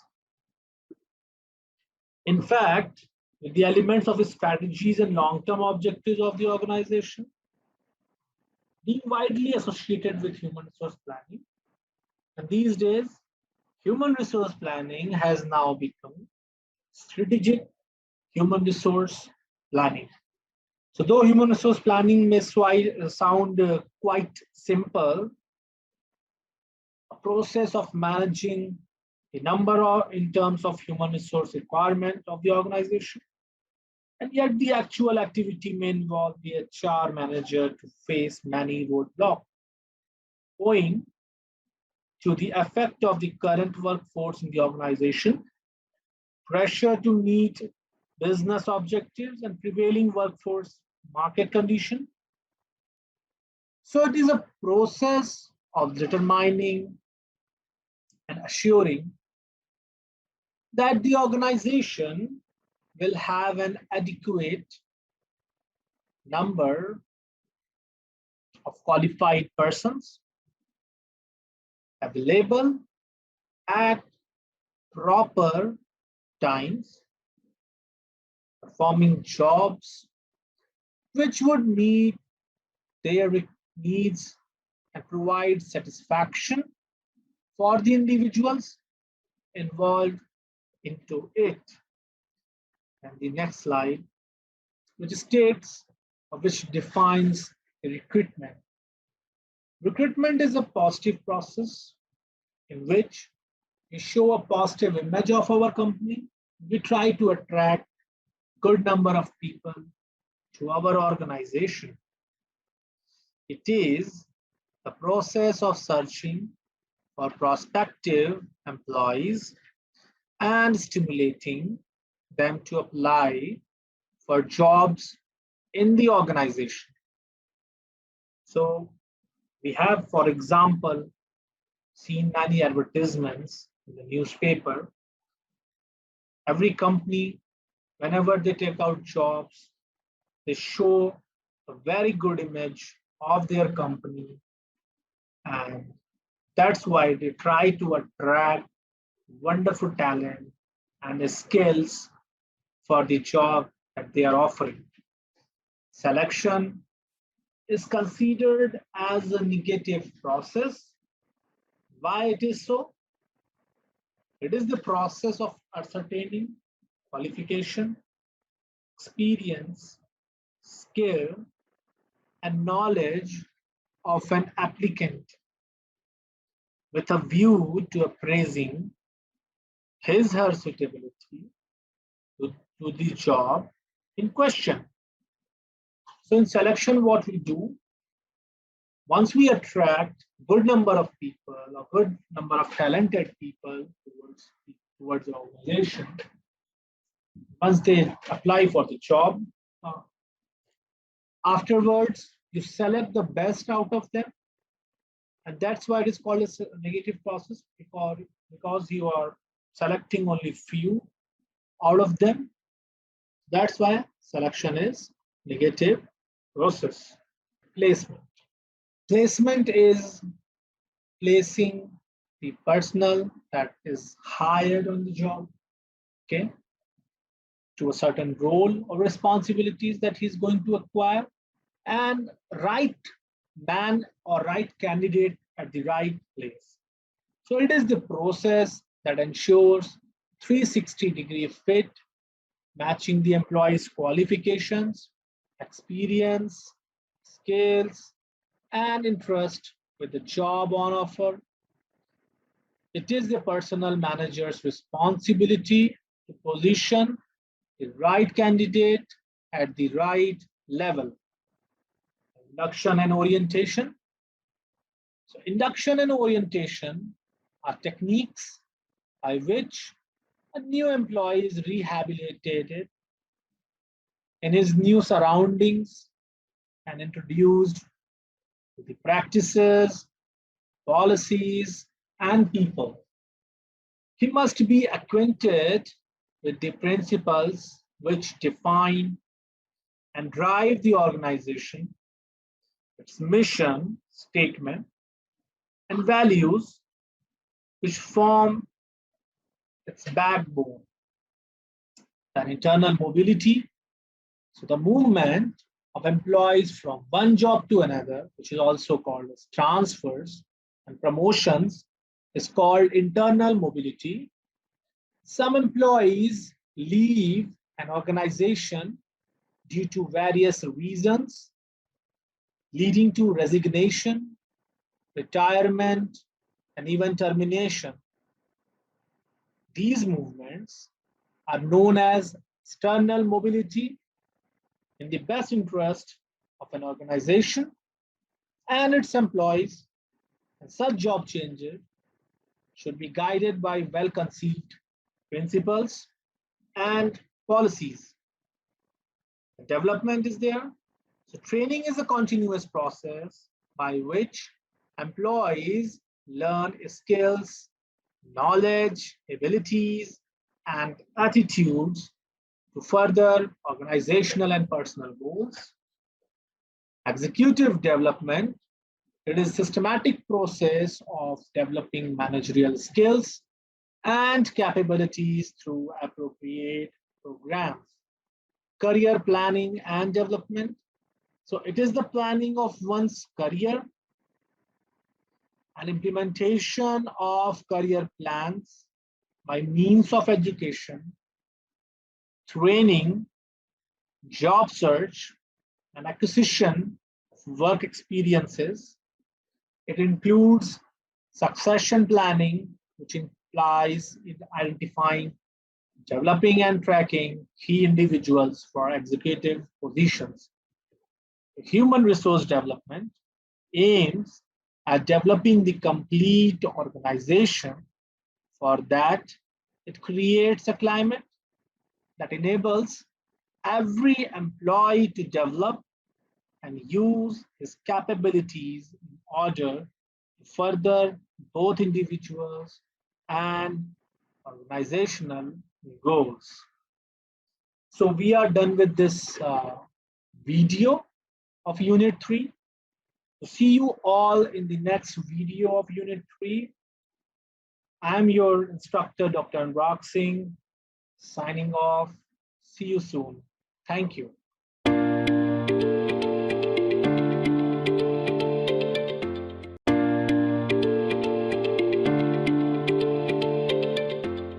Hello students, welcome back to the course of Human Resource Management. I'm your instructor, Dr. Anurag Singh, Assistant Professor, School of Business, University of Petroleum and Energy Studies, Dehradun. So in our last lecture and in our last video, we had studied the operative functions. And in this video, we are going to look at the emerging issues in human resource management, which is the Unit 3's last video, which is the video 4.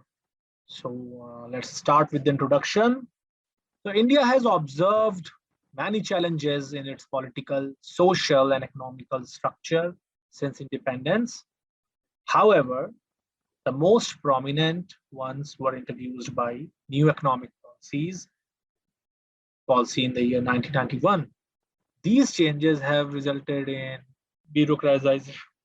These changes have resulted in decontrol, delicensing, globalization, privatization of Indian economy, and consequently, corporates have adopted various new technologies and practices in order to become more competitive and efficient.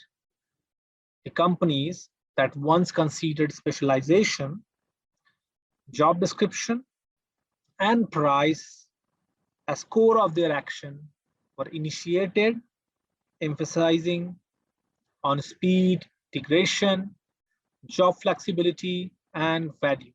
However, in the race of earning maximum profits, the corporate elapsed to analyze the future impact of their new strategies.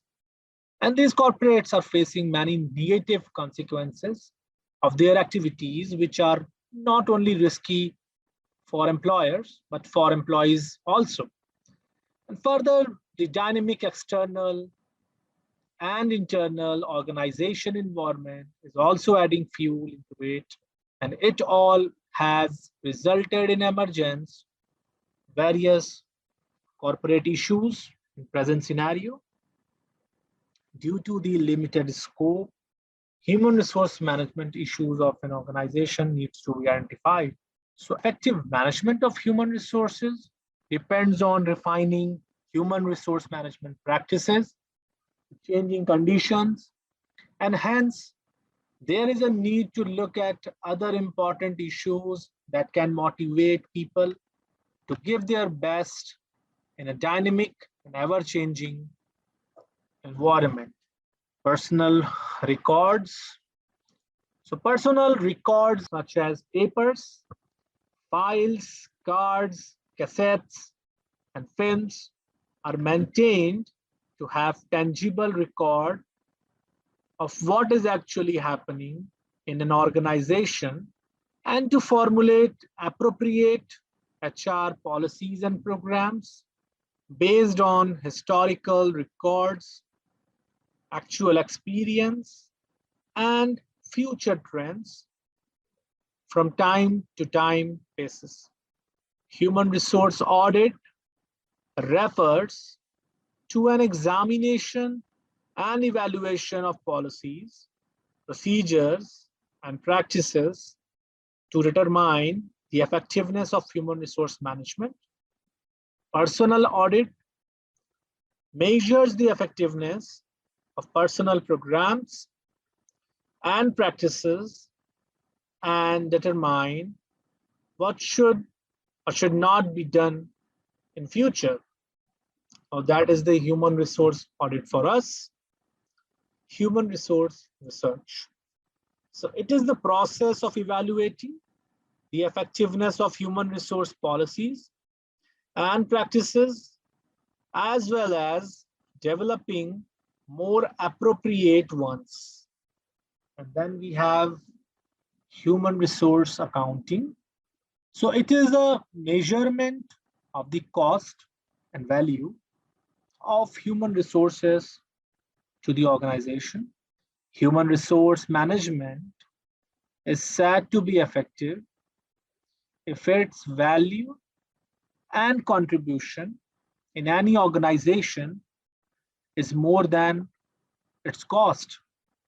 Then we have another topic to discuss, that is human resource information systems, which is also called as HRIS. So HRIS, or human resource information systems, is an integrated system designed to improve the efficiency with which HR data is compiled. It makes HR records more useful to the management by serving as a source of information. Then we have stress and counseling. Stress is the psychological and physical reaction to certain life events or situations. At an organization level, stress results in burnout, substance abuse in the form of alcohol, or drug use dependence, reduced job satisfaction, increased absenteeism, and increased turnover.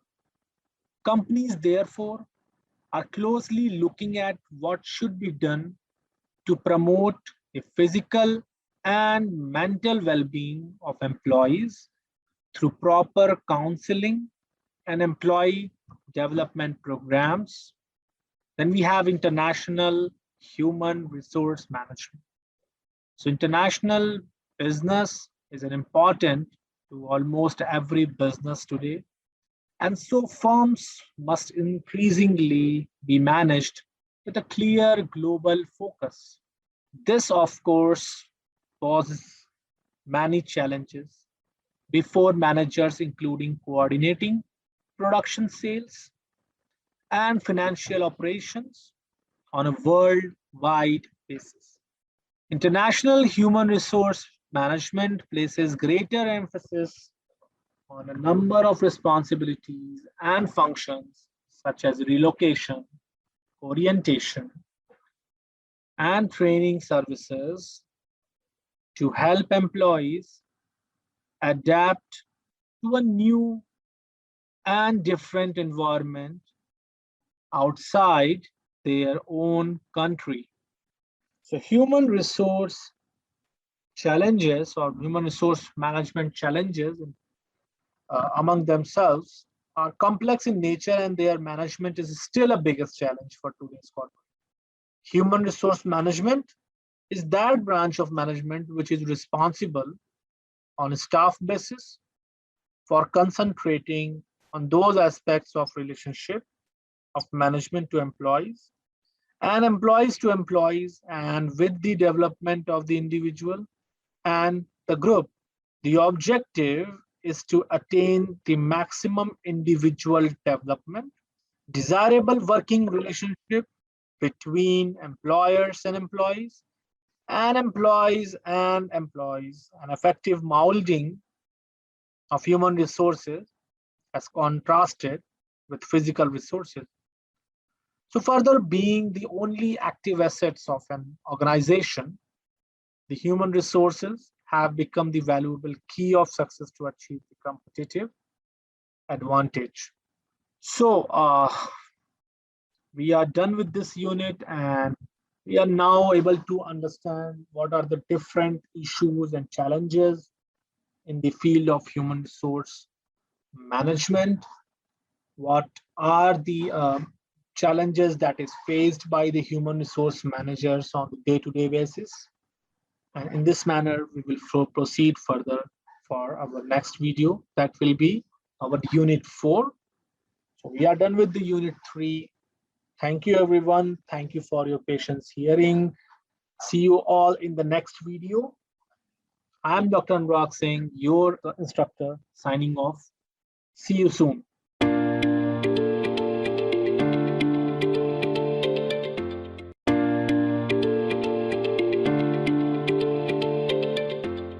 Hello, students. Welcome back to a new video.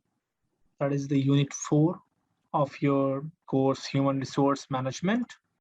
I'm your host, I'm your instructor, Dr. Anurag Singh, and Dr. Anurag Singh, Assistant Professor, School of Business, University of Petroleum and Energy Studies, Dehradun. So today we are going to start a new unit, first video, which is on Introduction to Strategic Human Resource Management. So strategic human resource management is concerned with the contribution human resource strategies make to organizational effectiveness and the ways in which these contributions are achieved. There are 3 strategic human resource management concepts: high performance management, high performance working, which is also called as high performance working, high commitment management, and high involvement.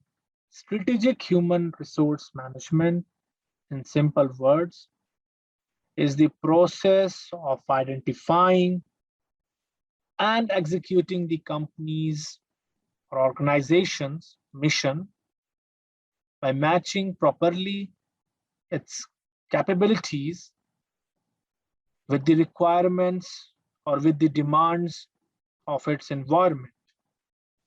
Strategic management or human resource management implies the process of formulating, implementing, and also evaluating various business strategies to achieve organization's objective. Obviously, human resource strategies are certain or specific actions an organization pursues to achieve its goals or objectives through its human resource management function. So strategic human resource management means formulating and executing HR systems, HR policies and activities that produce the employee competencies and behaviors the organization needs so as to achieve its strategic aims. So the evaluation of human resource management may be discussed from global as well as Indian perspective. Global perspective can be considered as the seeds of modern day management, which was shown during the Industrial Revolution. The emergence of human resource management in the global perspective. So the emergence of human resource management can be traced back to as early as 1800 BC. However, the growth of modern form of human resource management began with the Industrial Revolution that gave birth to factory system. This in turn necessitated the need for managing the workforce to the advantage of organizations. Technical advancements during this period created the need for better work methods, productivity, and quality. So Adam Smith, in his book, An Inquiry into Nature and Causes of Wealth of Nations, talked about the economic advantages related to division of labor. He proposed that work could be made more efficient through specialization. For the division of labor, he saw three advantages: the development of skills, time saving, and the possibility of using specialized tools. The importance of people in the business performance can be traced from the work of Owen. Owen argued that money spent on improving labor was one of the best investments that business executives can make.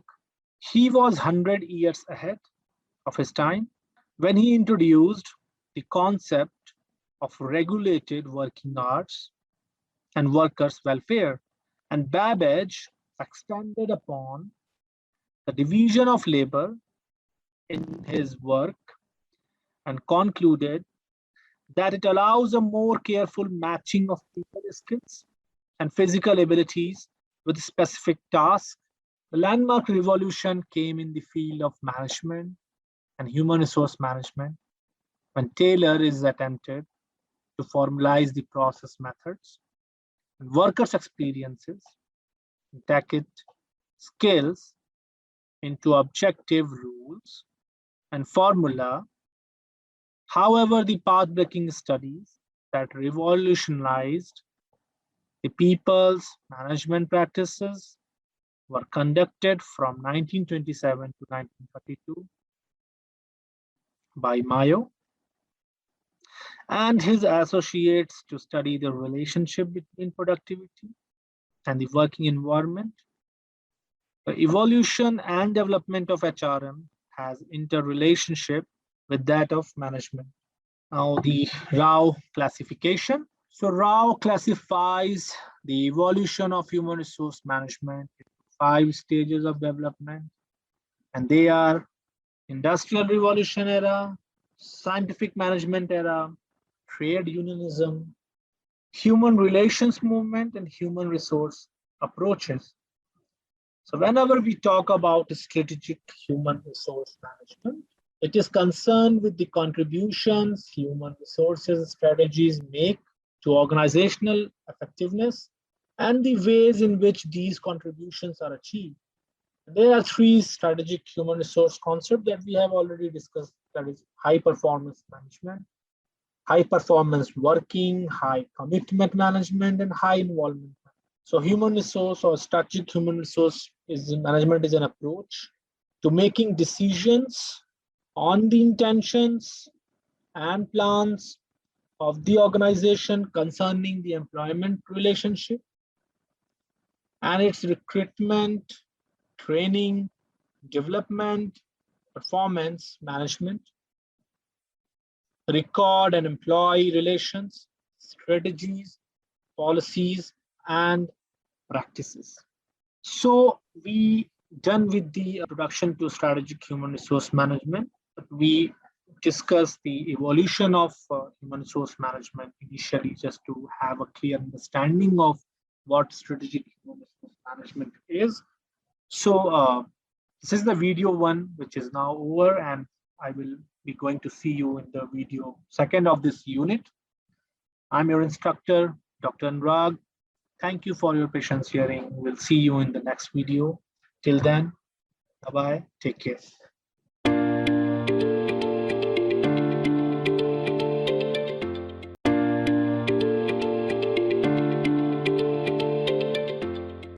students, welcome back to the new video of Human Resource Management.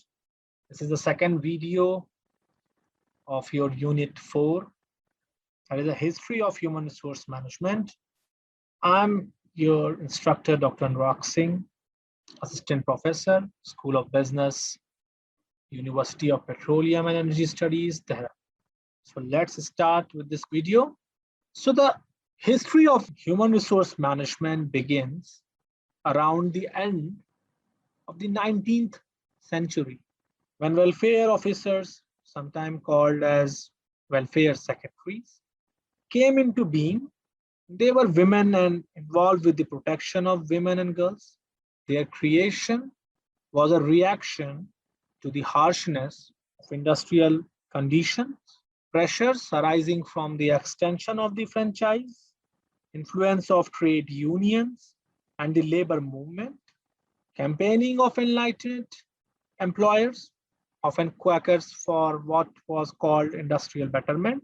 So as the role grew, there was some tension between the aim of moral protection of women and children and the need of higher output. In 20th century, the First World War accelerated change in the development of personnel management. Women were recruited in large numbers to fill the gaps left by men going to fight.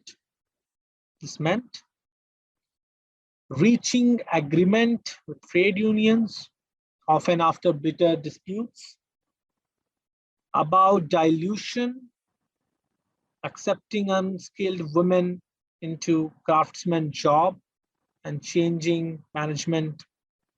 So the role involved handling absence, recruitment, dismissal, and queries over bonuses. And these employer federations, particularly in engineering and shipbuilding, negotiated national paid rates with the unions, but there were local and district variations, and there were plenty of scopes for disputes.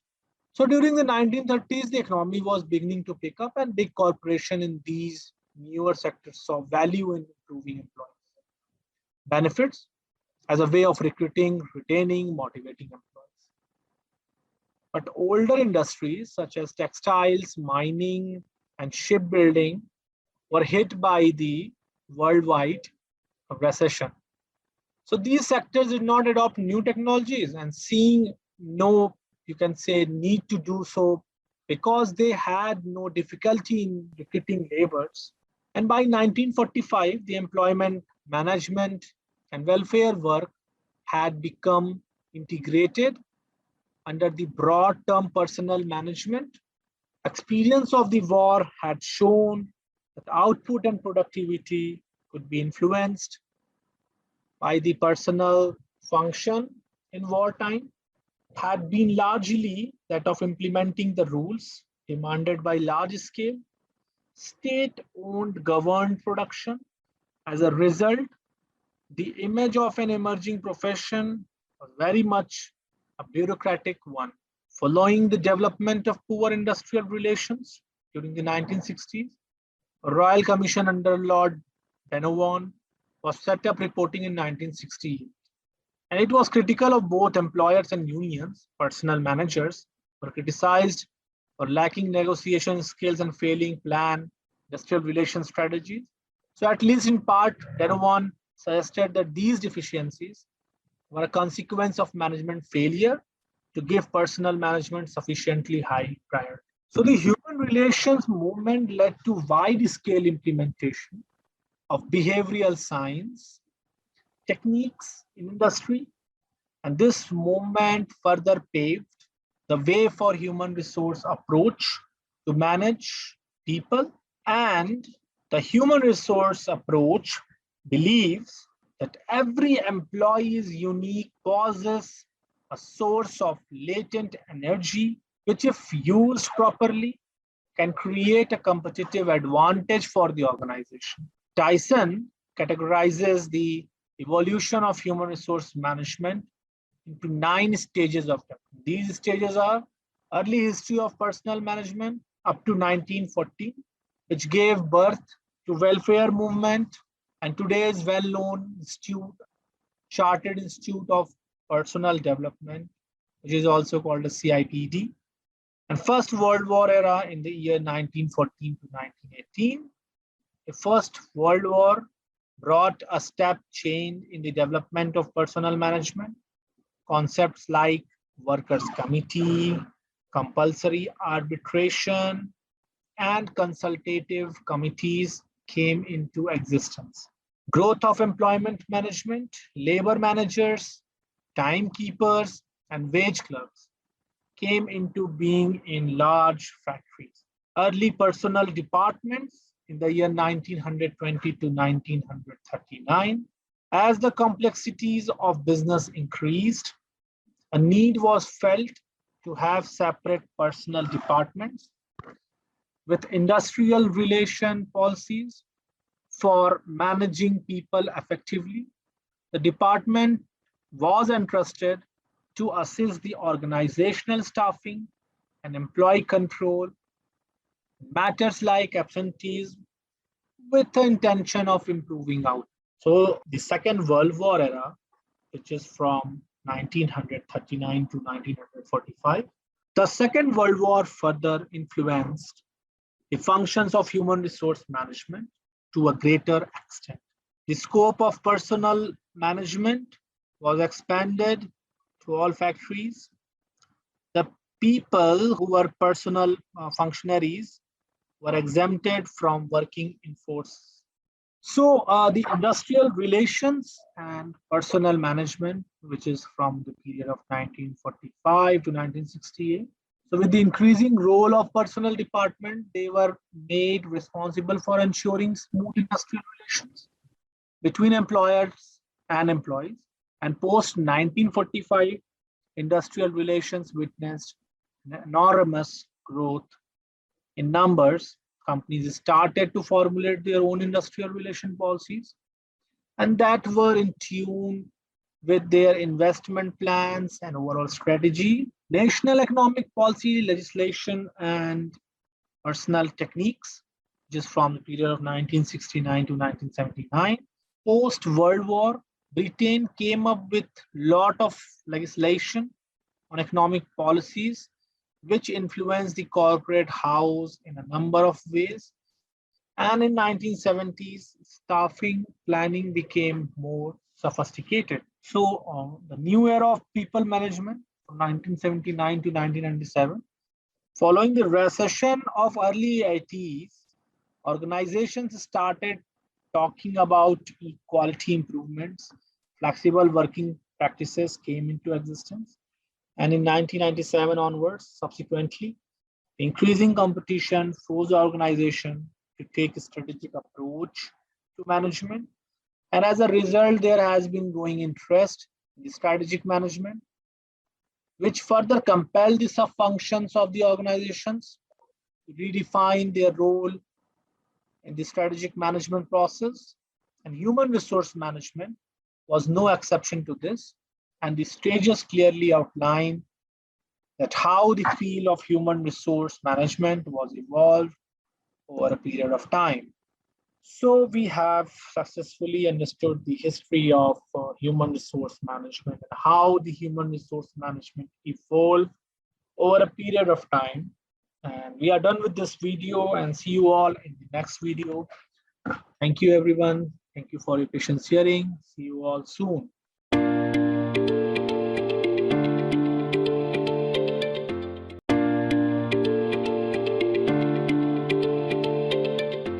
Once again, students, welcome to the course of Human Resource Management. I'm your instructor, Dr. Anurag Singh. So in our last video, we had a discussion on different aspects of human resource management and the strategic human resource management. And now in this unit, we are going to have an overview of theoretical foundation of strategic human resource management. This is video 4 of this unit 4. So let's start with the introduction. A number of theoretical models have been developed for the design and implementation of human resource practices and processes.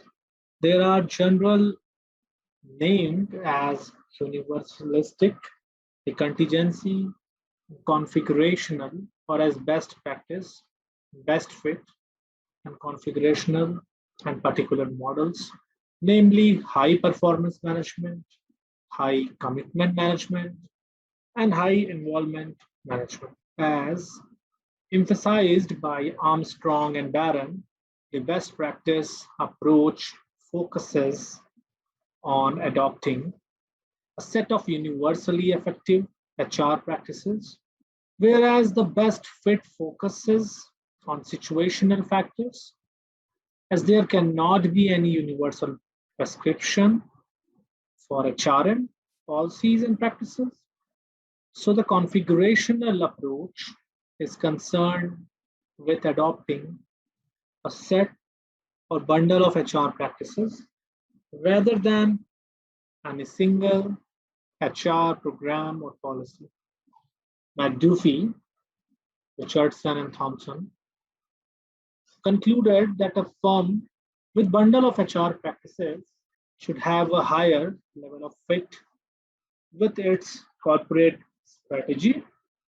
However, problem with this approach is how to decide which bundle of HR practices better suits the organization. High performance working model involves the development of a number of interrelated approaches, which together make an impact on the performance of the firm through its people. The organizational effectiveness is achieved by enhancing the skill and engaging the enthusiasm of the employee. The high commitment management model emphasizes on the importance of enhancing mutual commitment. Walton in the year 1985 and Wood define high commitment management as a style of management which aims at obtaining commitment so that behavior is primarily self-regulated rather than controlled. The high commitment management model is concerned with creating high levels of trust within the organizations. The high involvement management model involves treating employees as partners in the enterprise whose interests are respected and who have a say in the matters related to them. Scholars have identified clear evidence that high involvement work practices result in superior performance. Strategic fit refers to the utilization of human resources to help the organization achieve its goals. It is the pattern of planned human resource deployment and activities intended to enable a firm to achieve its goal. Scholars suggest that there are two kinds of straight or horizontal fit and upright or vertical fit. Horizontal fit is the fit among the number of HRM practices and policies. It refers to the alignment among the various HRM practices, and the vertical fit refers to the alignment of HRM practices with the strategic management process of the firm. And vertical fit is viewed as a vital step towards attaining the organizational goals through formulating human resource practices that are aligned with firm's objectives, while horizontal fit is essential when making good use of these resources. So what are the determinants of fit? So organizational factor, objectives, culture, and structure. What kind of objectives your organization have? What set of cultures do you follow in the organization? And what kind of organizational structure you are having is one of the determinants of fit. And organizational factors or individual factors and the kind of leadership style, knowledge and skills possessed by the leaders and the followers are the other determinants of fit. Technology is one of the aspect. Kind of technology do you use in that organization is one aspect. Then HR subsystem factors such as policies, practices, and procedures. What kind of policies the organization is having, what kind of practices we follow, and what sort of standard procedures we follow are the determinants of fit. So we are done with this video where we observe the determinants of fit, try to understand the kind of policies and procedures that we adopt, and how we are moving ahead. So things are going well, and we have completed the unit 4 of this course. See you all in the next video of human resource management. So I am your instructor, Dr. Anurag Singh, Professor, School of Business, University of Petroleum and Energy, Dehradun. Signing off. See you all in the next video. Thank you.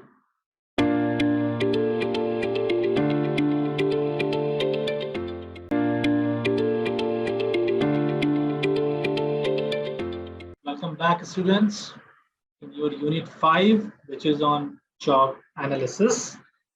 So job analysis is your unit that we are going to start. In our previous unit, we have learned about the SHRM, Strategic Human Resource Management. So I'm your instructor, again, Dr. Anurag Singh, Assistant Professor, School of Business, University of Petroleum and Energy Studies, UPES, Dehradun. So let's start with the very first slide. So job analysis is one of the important terms in human resource management.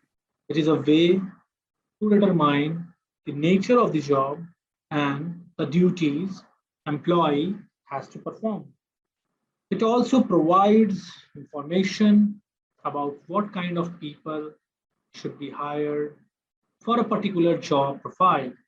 It is a systematic way of collecting information and make judgment about all the things related to a job. The process of job analysis is to prepare a document which contains all the job specification and related to the work performed. So the job analysis works in identifying, compiling, and analyzing 3 main important components of job. First is job description, second is job specification, and third one is job evaluation. The job analysis is a process to conduct a study on the data collected on the job to find out the real human requirement of the job, such as job activities, its attributes, and other important tasks required for performing a specific job. The process also helps human resource management and allows an organization to identify the roadmap of job progression for an employee and their interest in the opportunities available in the job for career advancement and increasing pay and benefits. So job analysis is one of the important sub-functions of procurement. But before we discuss the concept of job analysis, let us first understand the key elements, key terms that are used in job analysis. First is task. A task refers to a distinct work activity. Second is job. A job is a group of related activities and duties. Third, position. So a position refers to the different duties and responsibilities performed by only one employee. And the last is job family. Family of job refers to a group of individual jobs with similar characteristics. So different authors have given a variety of definition of job analysis. Job analysis is a systematic process of reporting pertinent information, securing it, and defining a particular job, whereas few other have defined job analysis as a bunch of duties, tasks, and job responsibilities, which are assigned to an individual, which are different from other job profile. Also, few people says that job analysis means an accurate study of various components of jobs. And it is not only related with the analysis of duty and condition of work, but also it provides information about individual qualification of the employee. So job analysis is a process of collecting information which is related to a job, and also information related to a person who is supposed to perform this job.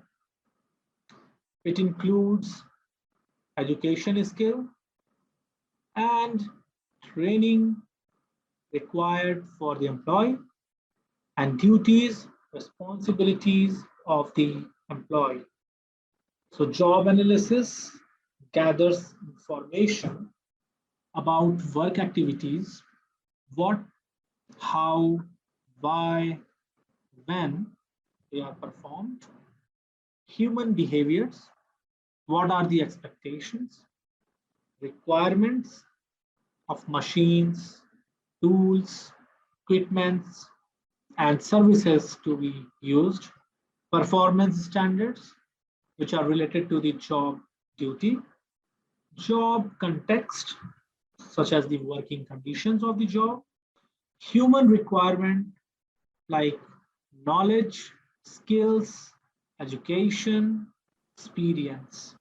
So now let's see the objectives of job analysis. Job analysis information is used to prepare job description, a document that provides information regarding the essential tasks, duties, and responsibilities of the job.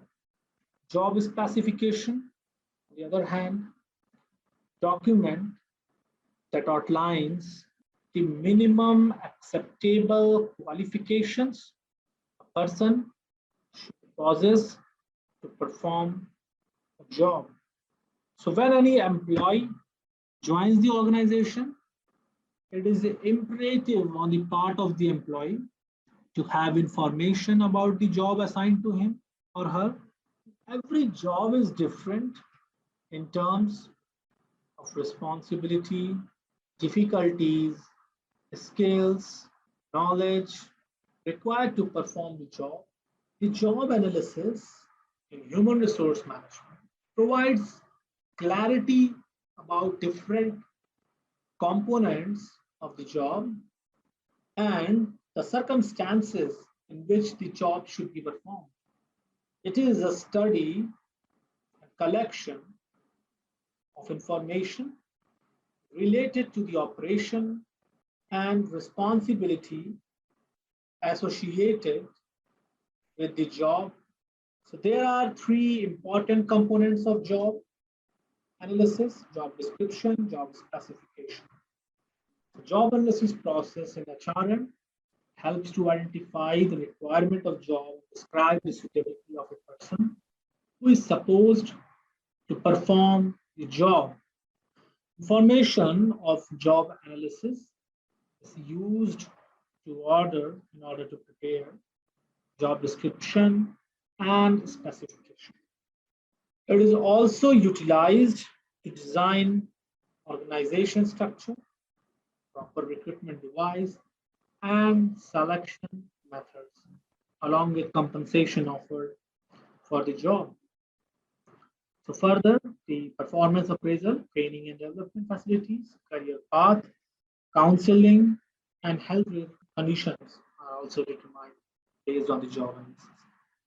So we are now having a clear understanding of job analysis.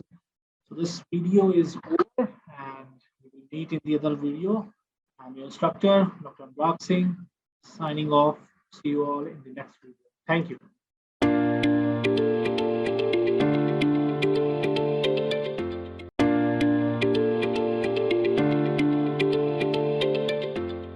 Welcome back, students.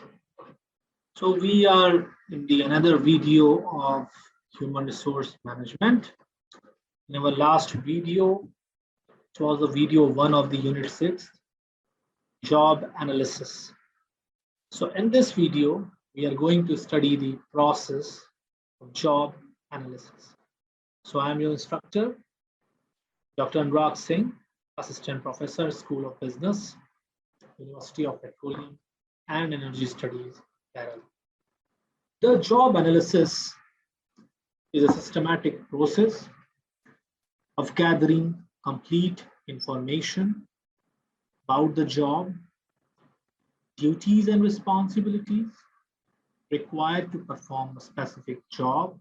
The job analysis is concerned only with the job and not with the job holders. But however, the information about the job is gathered from the incumbent. So there are different stages in the process of job analysis, such as defining the objectives, preparing job analysis, performing job analysis, designing job descriptions and job specifications, controlling job descriptions and job specifications.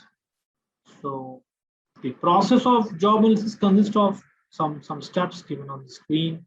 The organizational level of analysis needs to be done.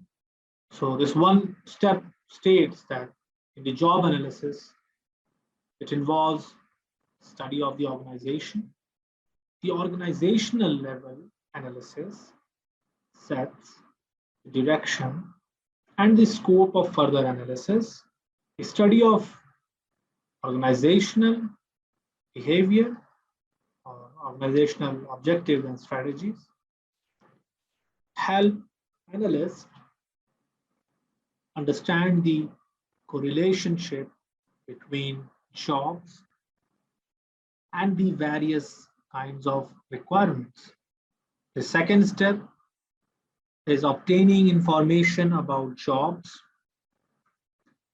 An important step in securing information is the gathering of complete information about the job titles available across the organization. This step would help in preparing the list of jobs, which later on will help decide which jobs are to be studied. Selecting representative for job for analysis, this is the third step. So since job analysis is time consuming and costly affair, therefore it is advisable to select the representative jobs for detailed analysis, deciding on the responsibility of collecting information. So with job analysis requiring analytical and synthesizing skills, hence informed decisions need to be taken regarding who shall collect the data. Fifth step, collection of data.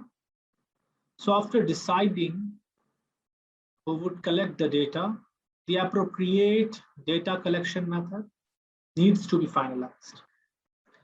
And there are various data collection methods with their respective merits and demerits.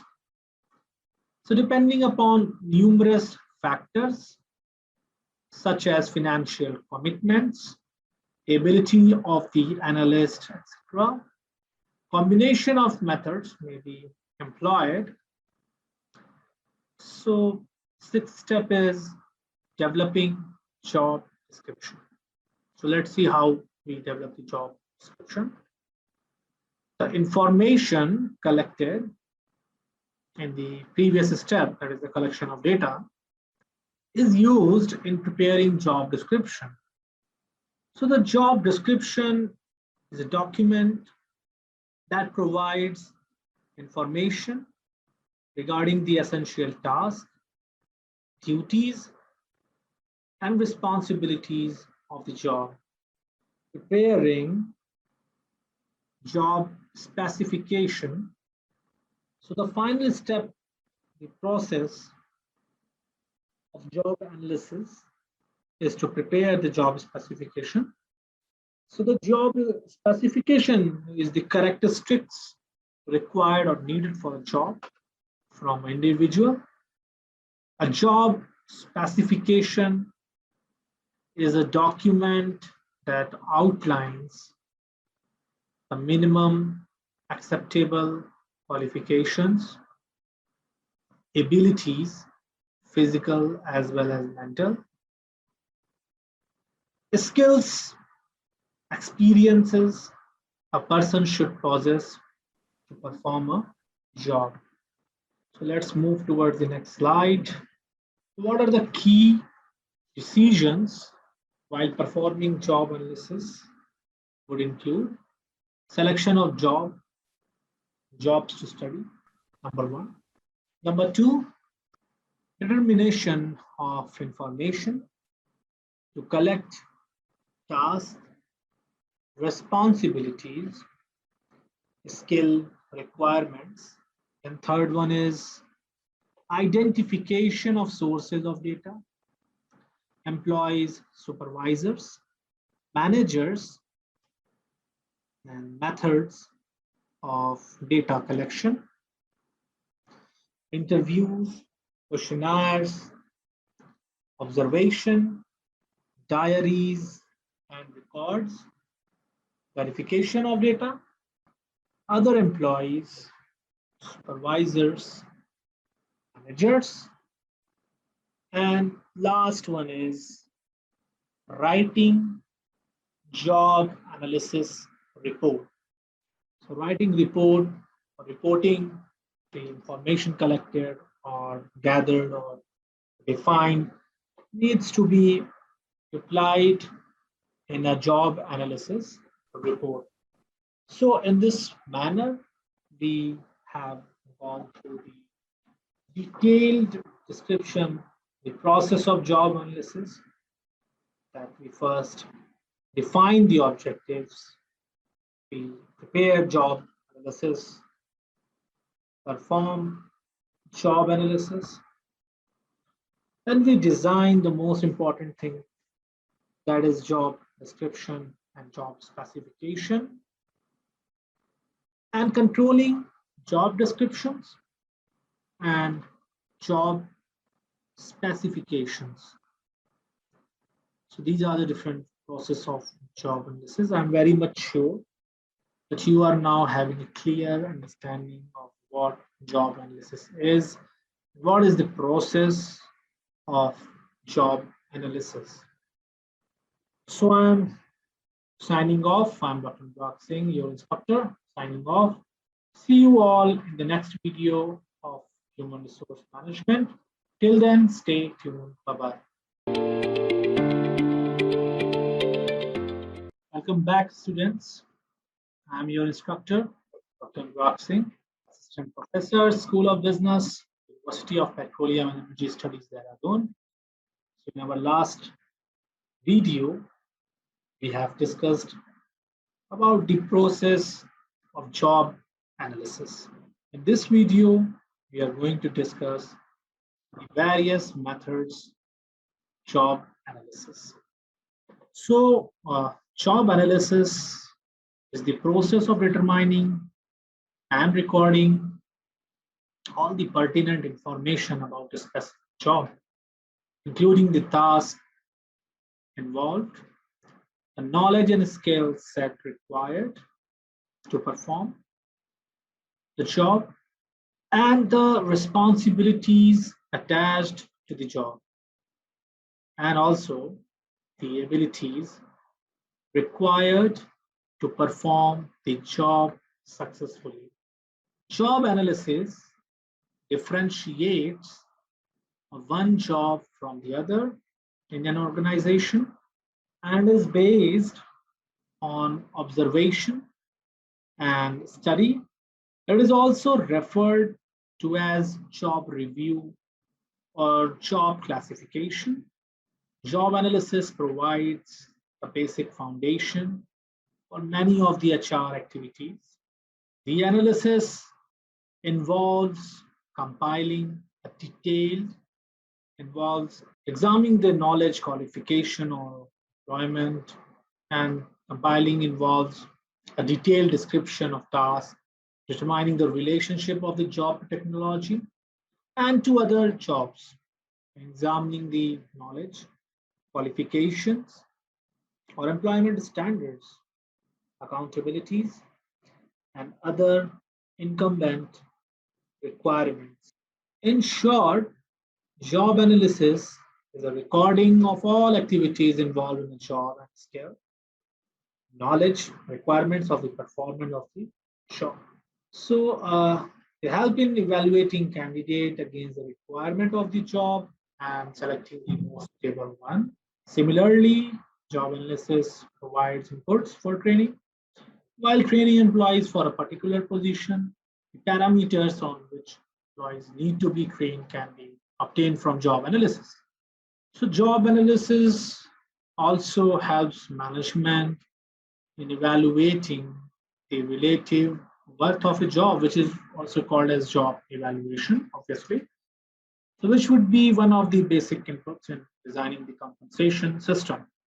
So job analysis obviously play a key role in the designing and managing the performance appraisal system. In an organization, it helps in identifying the key responsibility areas, that is KRAs, for a position and then setting the goals or objectives for the appraisal period. This forms the basis for the evaluation of an employee's performance. So a comparison of the job specifications arrived at the end of a job analysis with the existing competencies of an employee, helping identifying his training needs, and thus job analysis contributes either directly or indirectly to all the fields of. So what are the different methods of data collection in terms of job analysis? Number one is interview method, in which you can do the interview directly to the person who is performing the job. You can also interview any expert of that job. You can also ask people to fill the questionnaire for you. You will collect the information from it. The best method is observation method, in which you keenly watch the person performing the job and you are writing the information to it. Three methods of job analysis are based on observation, and these are direct observation, work method, then we have including time and motion studies, micro motion analysis, and critical incident method. Then we have method analysis. We have diaries, which is also called as work diaries, in which the job holder records in details every day in a diary. In the end of the evening or in the end of the work hours, gets completed.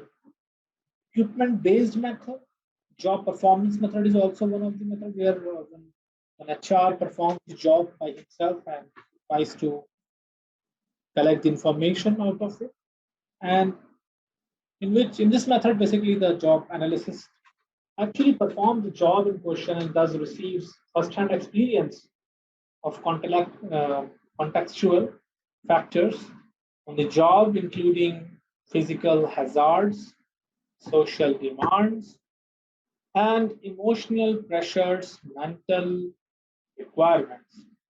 And then job analysis questionnaire is there where these can be filled out by the employees on an individual basis or by job analysts for a group of employees.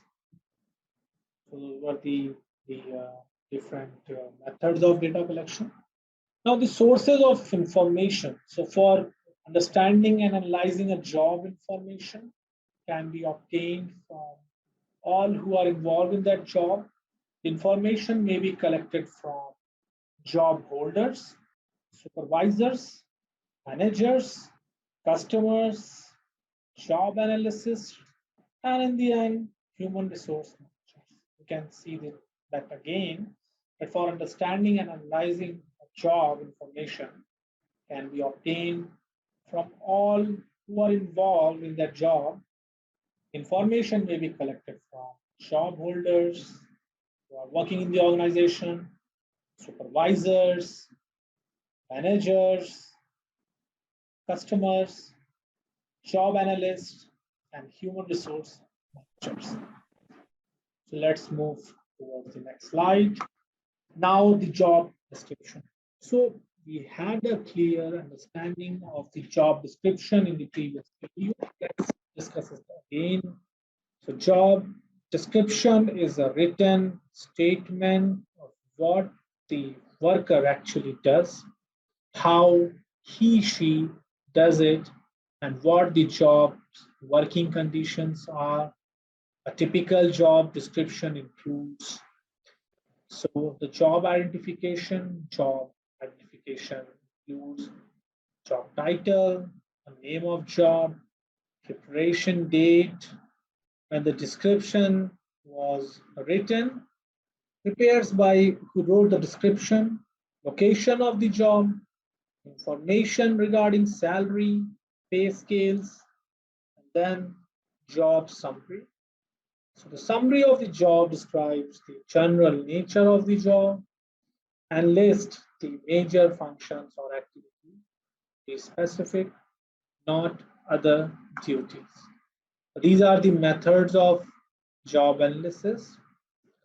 Observation method, in which we observe people working in the organization, and we keep on record and keep tracking the information. So that is observation method. Then we have work diary method. So an employee works, perform any job, and every single day he writes the work he performed in the whole day, and on the basis of it, the human resource manager will fetch out the information from that work diary. The work study method, human resource manager himself perform the job to get the first-hand experience, and that is the work study method. Then expert advice. So obviously you are taking advice from the expert or taking expert opinion is one of the methods of job analysis. And the last but not the least, interview method, in which you directly contact the person who is performing the job and write that information. And after collecting that information, you prepare basically the job. So now we have a clear understanding on the methods of job analysis. The video is now over, and thank you for your patience hearing. And it's Dr. Anurag Singh, and see you all in the next video of human resource management. Till then, stay tuned. Bye-bye. Take care.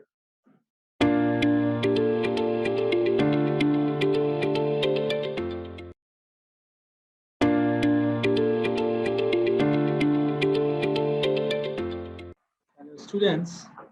Welcome back to the another video of human resource management course.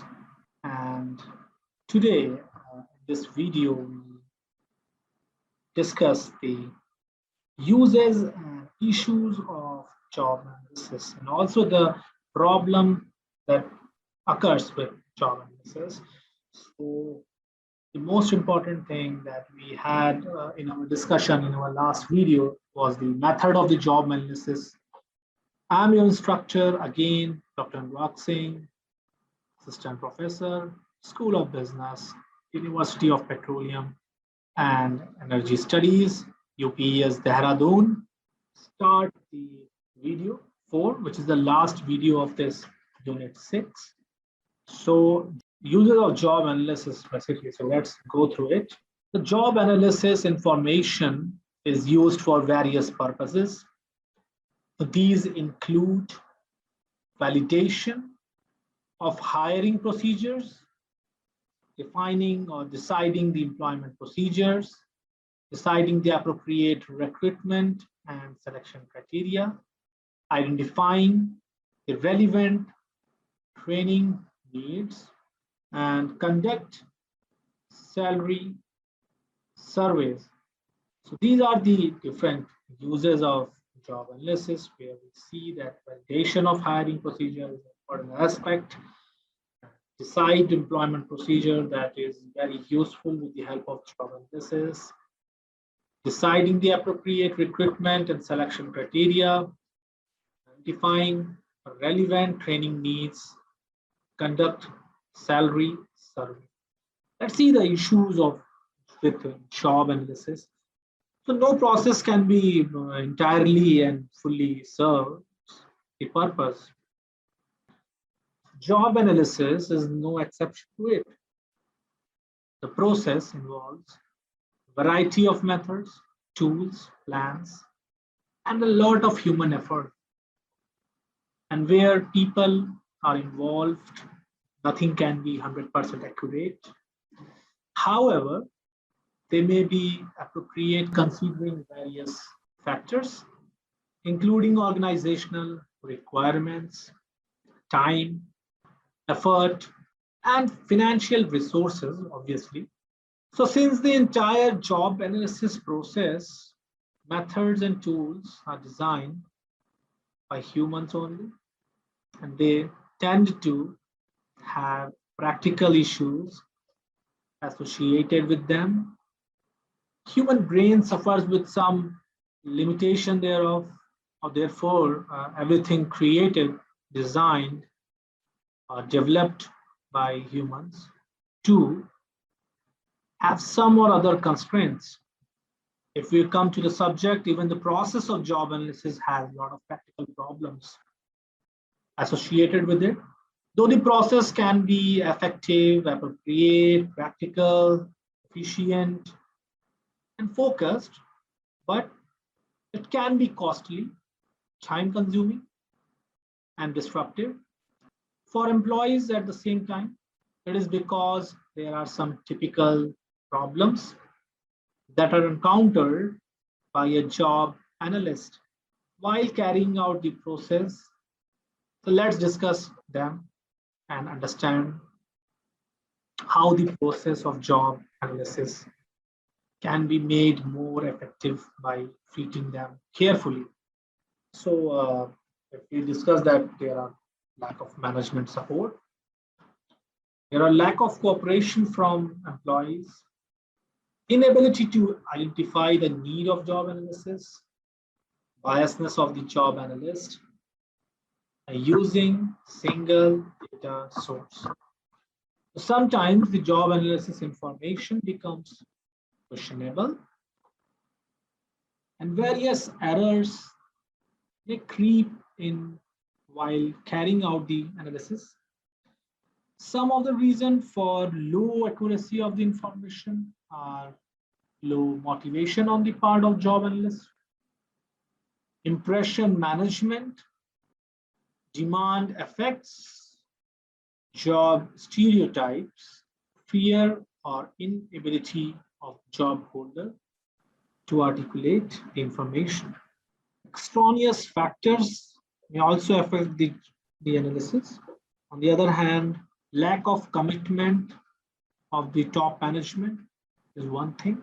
Hollow and horn effect is very important because hollow is something which look at the at the one positive aspect of the employee, and whereas on is something which looks at the negative aspect of the person. So it also it comes in the biasness or kind of error while doing the job analysis. So we can say that lack of management support is the biggest problem arises when a job analyst does not get proper support from the management. The top management needs to communicate it to the middle level managers and employees to enhance the output or productivity of the process. In case of proper communication, employees may take it in a wrong sense and start looking out for other available options. And they may have notions that this is being carried out to fire them or take any action against them. So in order to avoid such situation, so lack of cooperation from employees. So if we talk about collecting authentic and accurate job data, it is almost impossible to get real and genuine data without the support of employees. And if they are not ready to cooperate, it is a sheer wastage of time, money, and human effort to conduct job analysis process. And the need is to take workers in confidence and communicating that it is being done to solve their problems only. If the objectives and need of job analysis process are not properly identified, the whole exercise of investigation and carrying out research is child. Manager must decide in advance why this process is being carried out, what its objectives are, and what is to be done with the collected and recorded data. On the other hand, biasness of the job analyst, a balanced and unbiased approach is a necessity while carrying out the process of job analysis. And to get real and genuine data, a job analyst must be impartial in his or her approach. And if it can't be avoided, it is better to outsource the process or hire a professional job analyst. So I think that's it in this video. We already had a wonderful discussion on this. I'm very much sure that you are able to understand the uses and the issues that we face or the problems with the job analysis. This is a very important aspect of any human resource management. It is a part of human resource planning. So designing a job needs to be gone through with the job analysis, and definitely it will bring some fruitful results for management. So that's it. That's enough in the video. Till then, we are going to meet again in the next video of human resource management. The unit is complete. The 6th unit is over. So I'm Dr. Anurag Singh, your instructor, signing off. See you all in the next video. Thank you.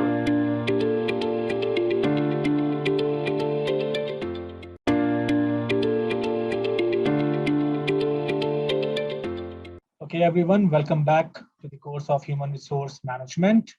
I'm your instructor, Dr. Anurag Singh, Assistant Professor, School of Business, University of Petroleum and Energy Studies, Dehradun. So this is a new unit that we are going to start. It is on Introduction to Human Resource Planning, which is the video 1. We had some sort of understanding in our previous videos on human resource planning. So let's start with the first slide of it. So human resource planning is the process of foreseeing the requirements of human resources in an organization. The objective is also to determine how the existing human resources best fit in their jobs. Thus, it focuses on the basic economics concept of demand and supply in the context of the human resource capacity.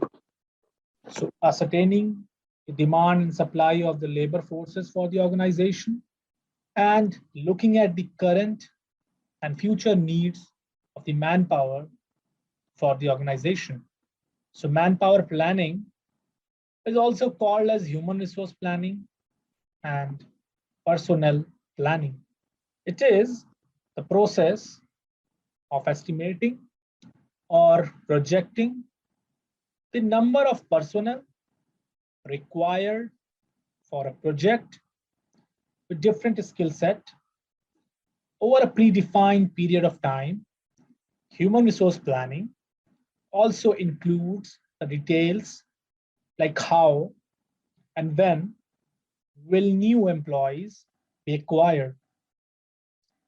This whole process is done keeping in view the goals of the organization, the future predictions for business, and changing technology trends. This helps the organization to be prepared for the future with the correct workforce at their disposal for achieving business prosperity. So what are the different components of human resource planning?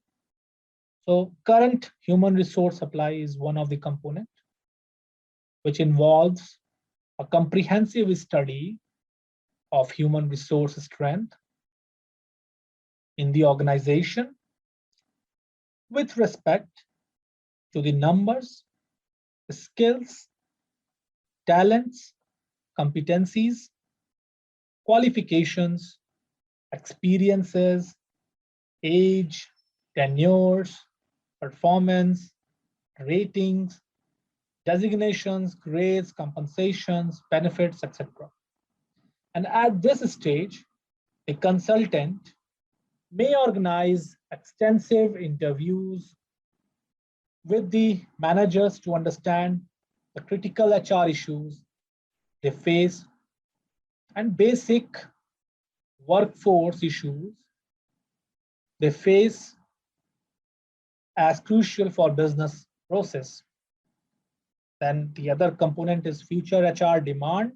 So all the known HR variables like attrition, layoffs, foreseeable vacancies, retirements, promotions, preset transfers, etc. are considered while selecting future HR demand. So further specific unknown workforce temporaries like competitive factors, resignations, abrupt transfers, or dismissal are also involved in the scope of analysis. Then we have demand forecasting. So it is important to understand the business strategy and the objectives of the organization in the long run so that the workforce demand forecast is aligned to the organizational goals. The process and the steps involved in human resource planning is given on the screen that you can see. Number one, understanding the existing workforce. The HR department has to thoroughly understand manpower available with the company.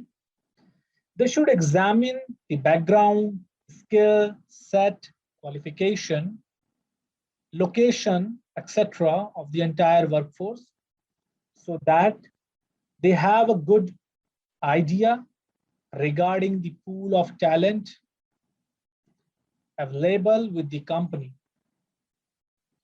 Forecasting for the future with constant changes in business requirements, companies must understand the future trend and which types of employees would be best suited for their organization. Hence, companies must examine, evaluate, and forecast the type of employee workforce they want in the future years. Then we have recruitment and selection. Depending upon the business requirements, manpower planning leads to much more well thought out recruitment and selection pattern. This totally depends upon the forecasts made and the in-hand business requirements. Hence, candidates with better qualifications, skill sets, experience, etc., are shortlisted as employees to best suit future needs. Training the employees.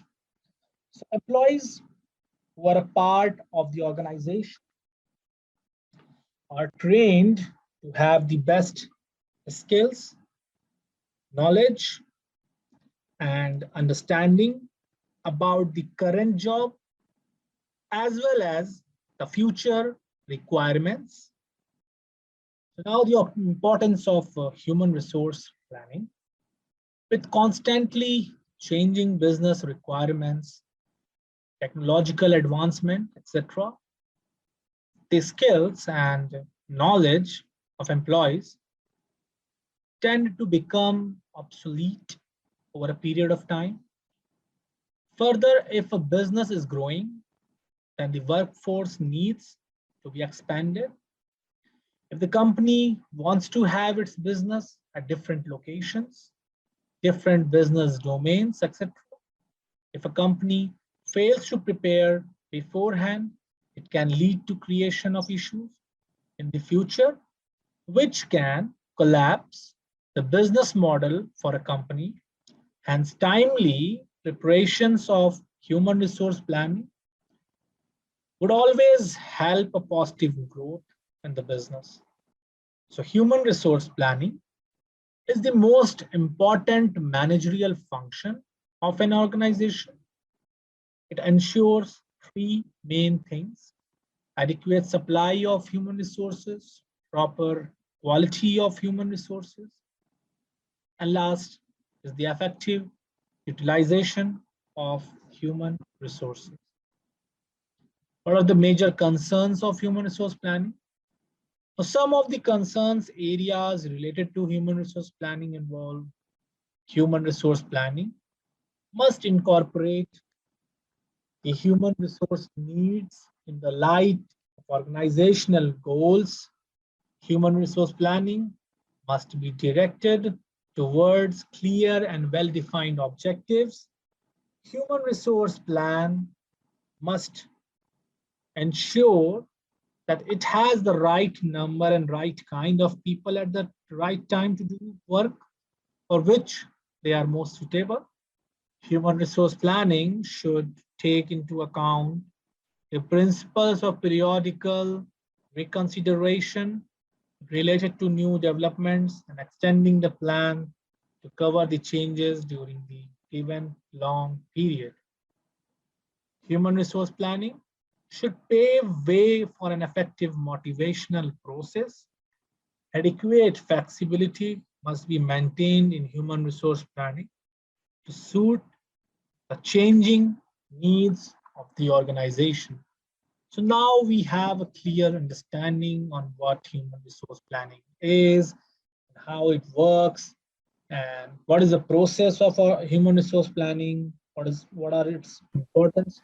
So all these are the part of this particular video, and we have learned it very well. So this much for the video, and thank you everyone for your patience hearing. I'm your instructor, Dr. Anurag Singh, Assistant Professor, School of Business, University of Petroleum and Energy Studies. Signing off. Thank you. Thank you, everyone. See you in the next video.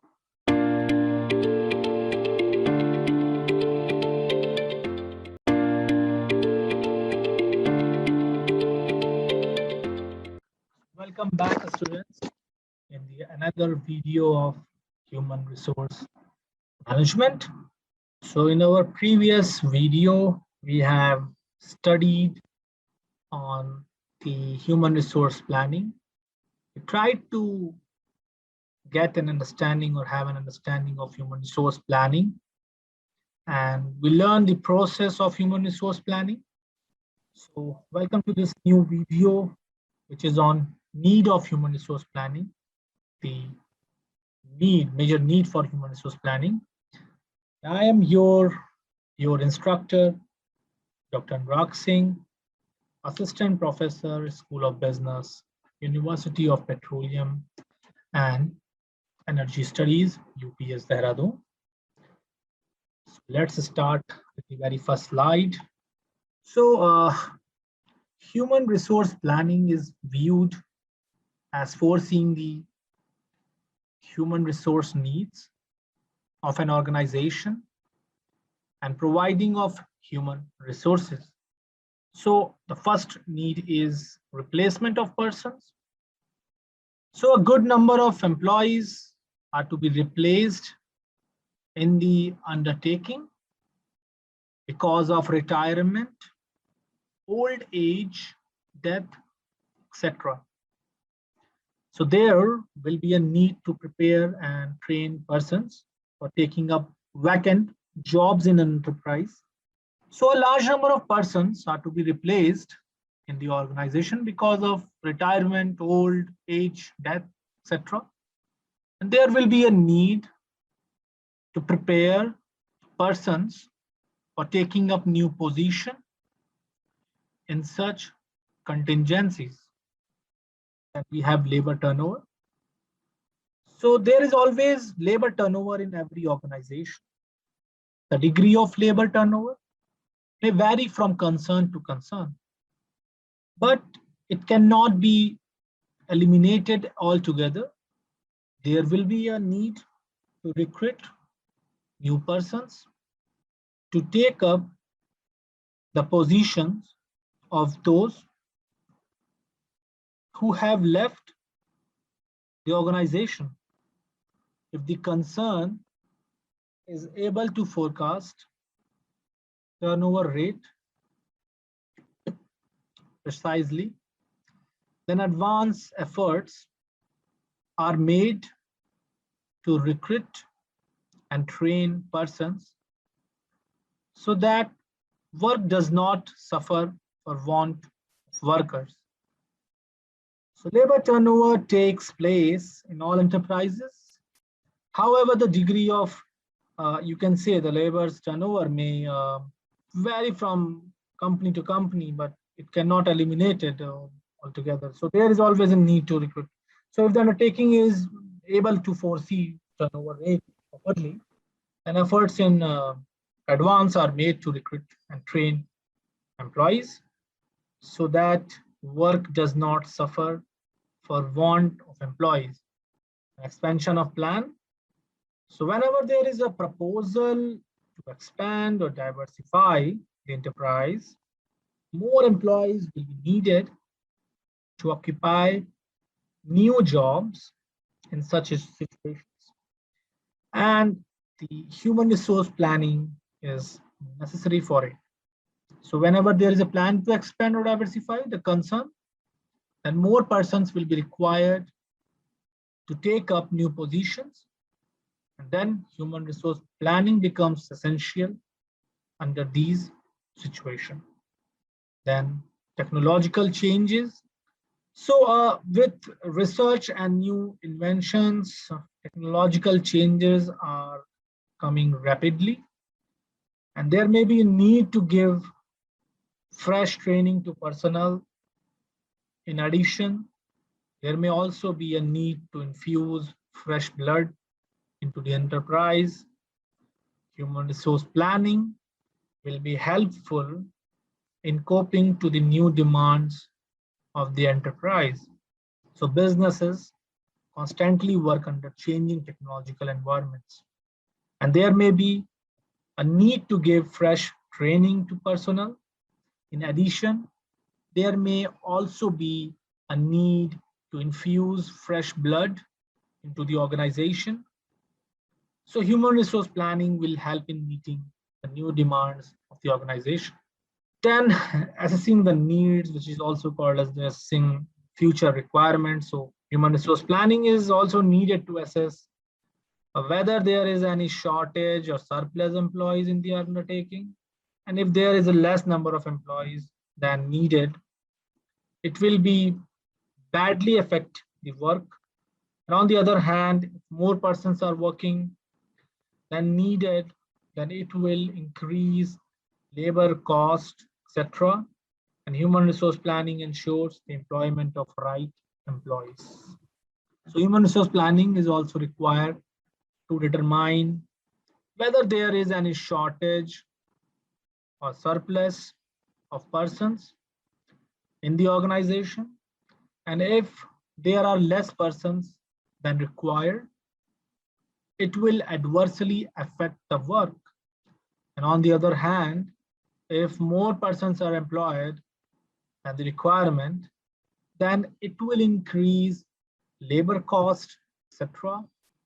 And human resource planning ensures the employment of optimum workforce levels. Let's go through the objectives of human resource planning. So, making assessment, human resource requirements for future, making plans for recruitment and selection. So, assessing manpower needs for future and making plans for recruitment and selection.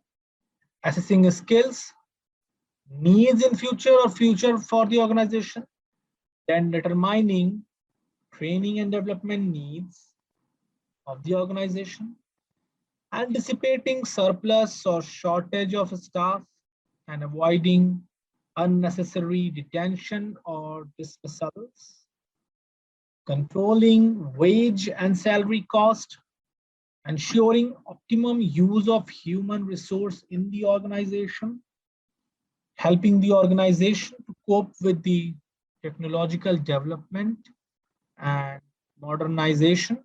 Ensuring career planning of every employee of the organization, and making succession programs, ensuring higher labor productivity levels. And what are the determinants of human resource planning? There are several factors affect human resource planning. These factors are determinants, can be classified into external factors and internal factors.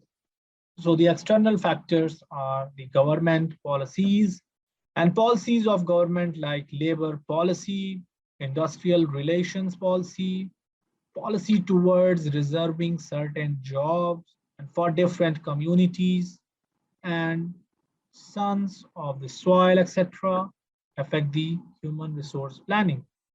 Level of economic development determines the level of human resource development in the country, and thereby the supply of human resources available in future in the country. And we have business environment, that is external business environment factors influence the volume and mix of production and thereby the future demand for human resources.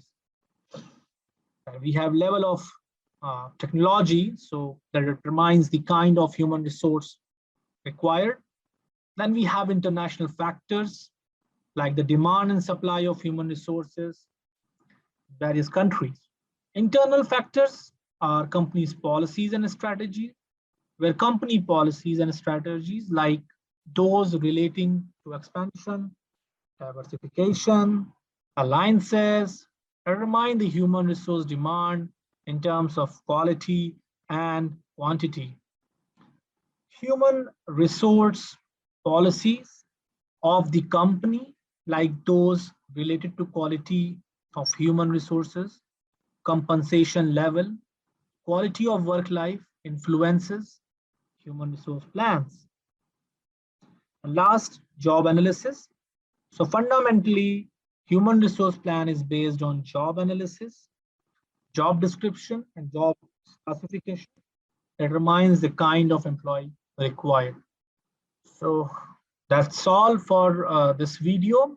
I'm your instructor, Dr. Anurag, and I'm signing off. We'll see you in the next video. Thank you, everyone. Thanks a lot. Thanks for your patience hearing. See you in the next video.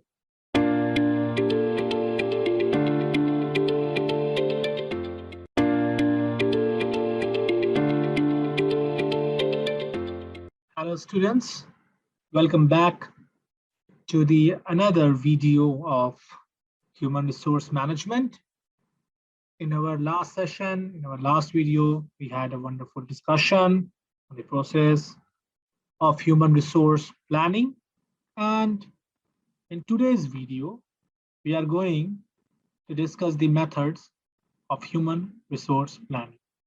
As we all know, that human resource planning is something which ascertains the current and future need of the organization. It looks for the demand and supply of the workforce in the organization, and so on. Again, I'm your instructor, Dr. Anurag Singh, Assistant Professor, School of Business, University of Petroleum and Energy Studies, Dehradun. So let's start with the different methods of human resource planning. So human resource planning uses methods within recruiting, development, employee retention to achieve organizational goals.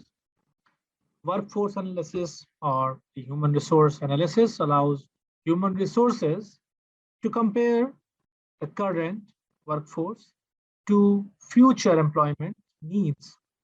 Determining future requirements allows for methods of attracting, training, and retaining of quality employees to fulfill key roles within the organization. Human resources must consider what kind of future workforce is needed to satisfy the organization's strategic objectives by analyzing the current workforce and comparing to future employment requirements.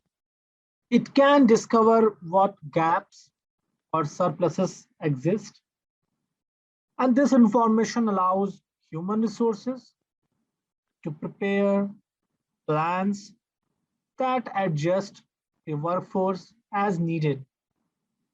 An organization that plans to increase sales by 50% in the next 3 years may require the workforce to grow by 5%. And after considering what employment changes are needed, human resources should prepare evaluation plans to ensure the workforce meets objectives. So let's start with the demand forecasting. The existing job design and analysis may thoroughly be reviewed, keeping in view the future capabilities, knowledge, and the skills of present employee. The job generally should be designed and analyzed, reflecting the future human resources and based on future organizational plans.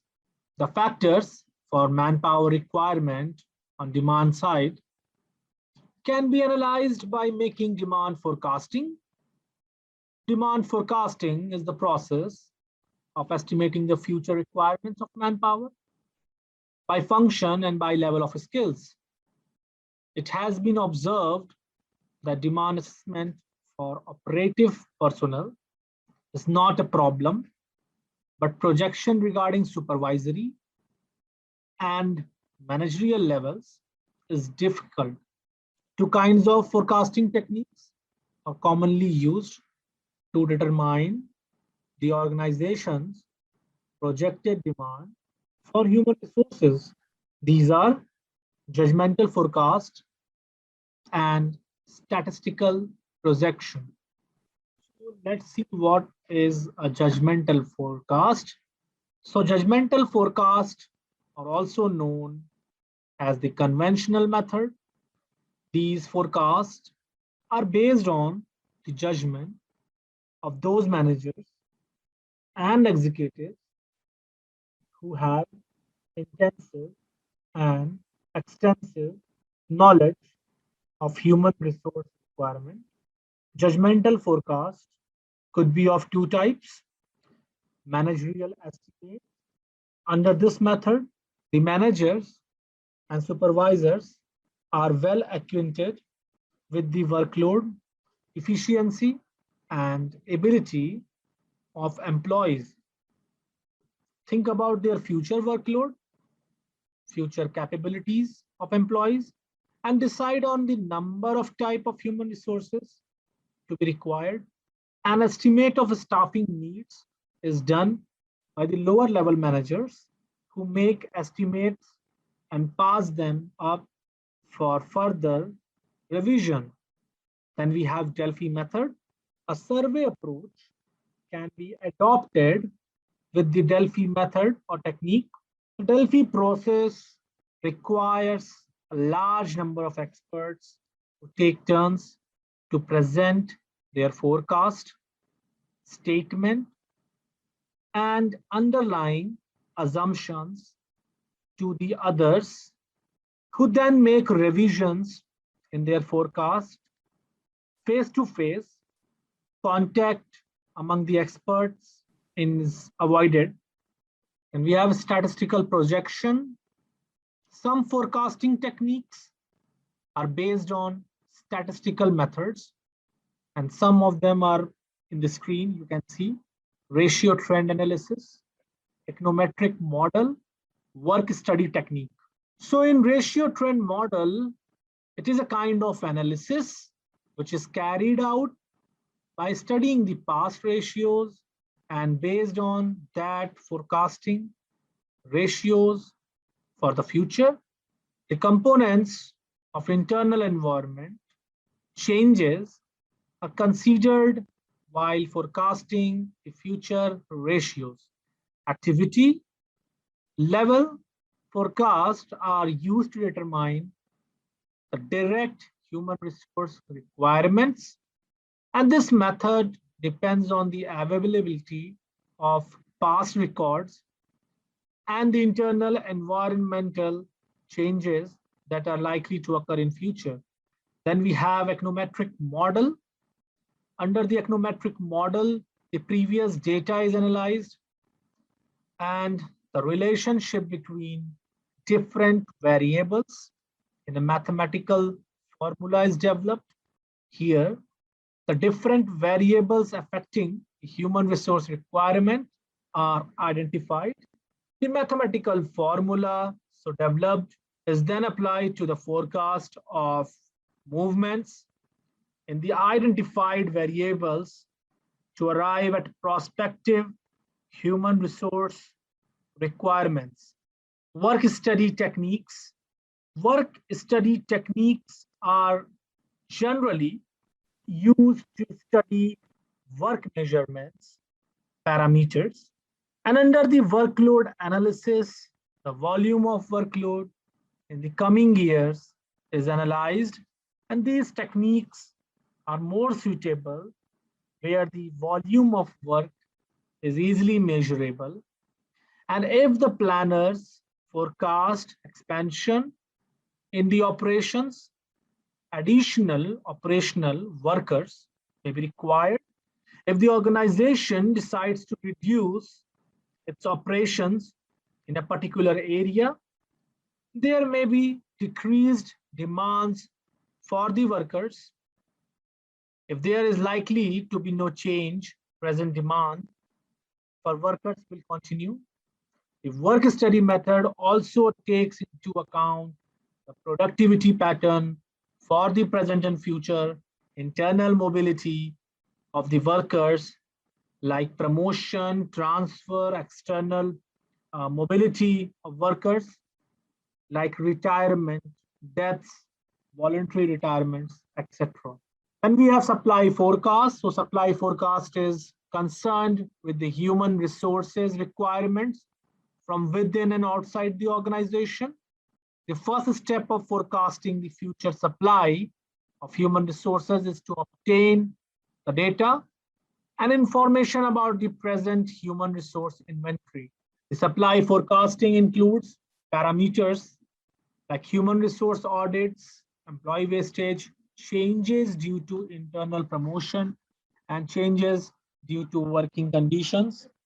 And some of the steps involved, as discussed below, You can see human resource audit is there, employee wastage is there, and internal promotions. So there are analysis of each employee's skills and abilities. And this analysis facilitates the human resource planners with an understanding of the skills and capabilities available in the organization, as well as at the same time helps them identify manpower supply issues that can rise in the near future. And these inventories should be updated periodically.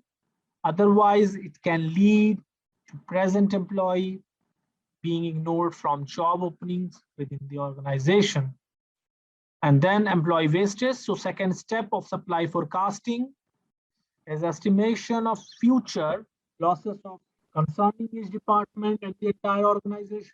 And this is done to identify the employees who leave the organization and to forecast future losses likely to occur due to various reasons. And employees will leave the organization for reasons like retirements, layoffs, dismissals, disablement, ill health, death, etc. Reasons for high labor turnover and absentees should be analyzed, and remedial measures taken for this management has to take steps like calculating the rate of labor turnover, conducting exit interviews, and this helps to forecast the rate of potential loss, reasons for loss, and helps in reducing the loss. And we have internal promotions. So analysis is undertaken regarding the vacancies that are likely to occur due to factors like retirements and transfers, and due to promotion likelihood of employees of particular groups and categories. The multiple effect of promotions and transfers on the total number of moves should be analyzed and taken into consideration in forecasting changes in human resource supply of various departments.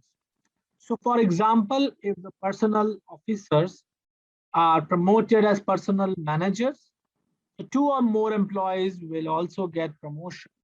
A senior clerk is the personnel department will become personnel officer, and the junior clerk will become senior clerk. Thus, there are three moves for one promotion. So we are done with this video. I'm your instructor, Dr. Anurag, signing off. See you all in the next video of human resource management. Thank you.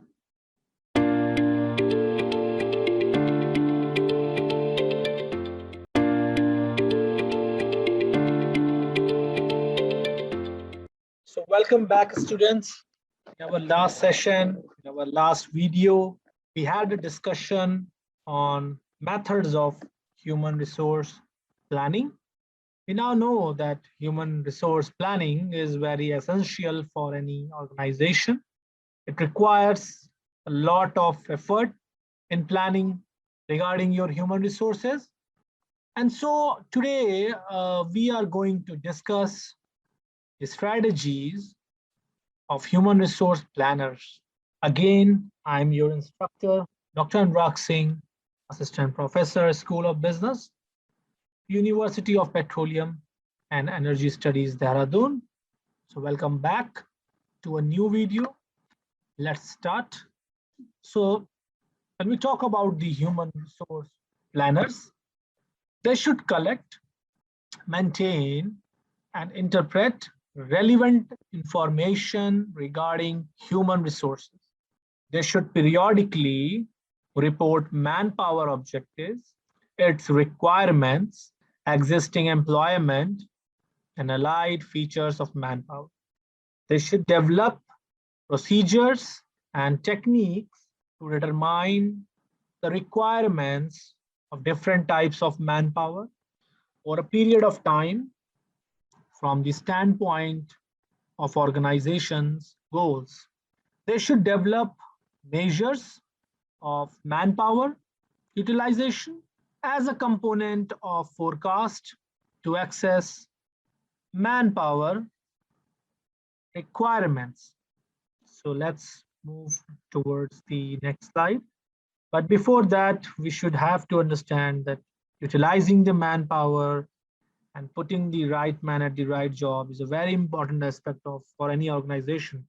So if the skills and the resources of the manpower is not utilized in a proper manner, then definitely it will not help your organization to grow more and more.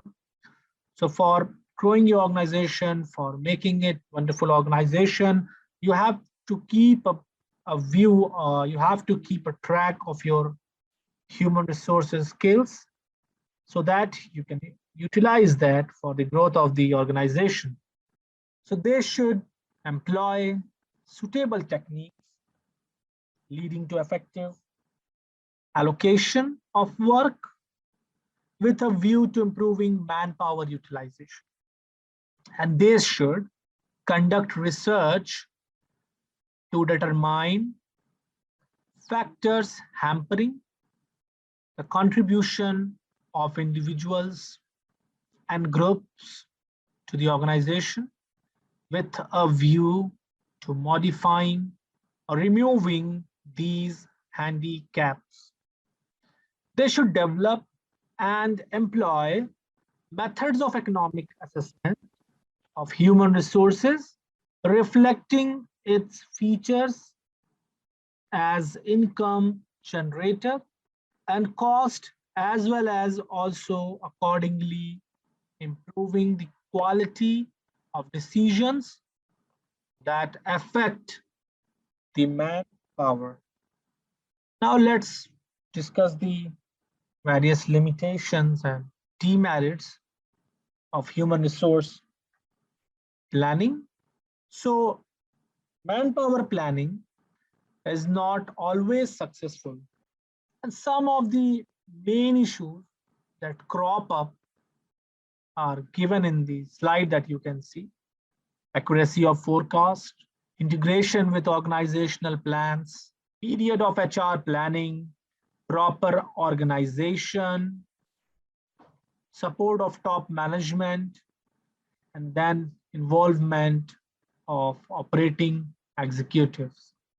So what is accuracy of forecast? Manpower planning involves forecasting the demand and supply of human resources. And thus the effectiveness of planning depends upon the accuracy of forecast. Some of the suggestions for making HR planning effective, and they can be seen on the board.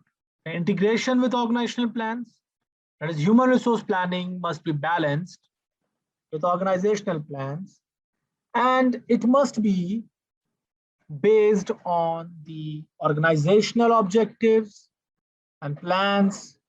So this requires development of good communication channels between organization planners and the human resource planners. A period of HR planning.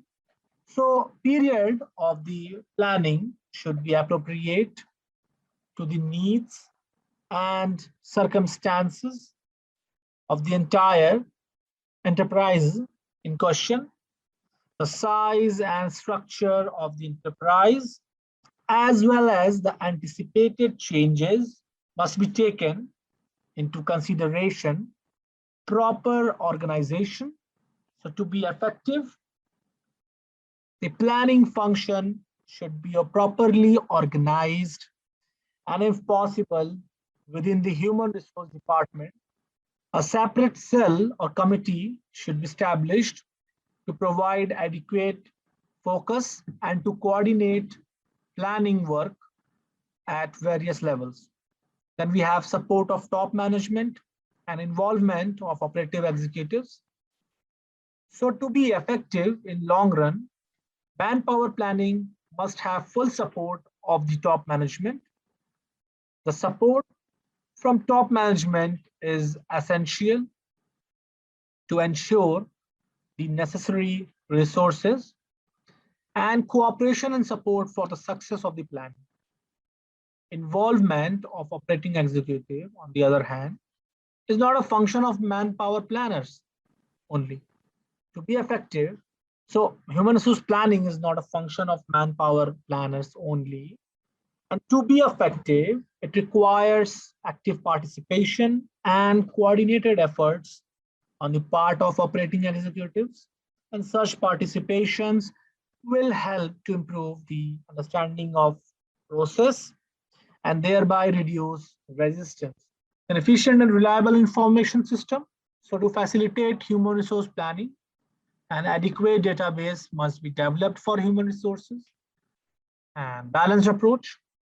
The human resource experts should give equal importance to both quantitative and qualitative aspects of manpower. Instead of matching existing people with existing jobs, stress should be laid on filing future vacancies with right people. Promotion should also be considered carefully. Career planning and development, skill levels, morale, among other factors, should be given due importance by the planners. So we are done with this video. Thank you all for your patience hearing. Again, I'm your instructor, Dr. Anurag Singh, signing off from this video. See you all in the next video of this subject, this course. Till then, bye-bye and take care.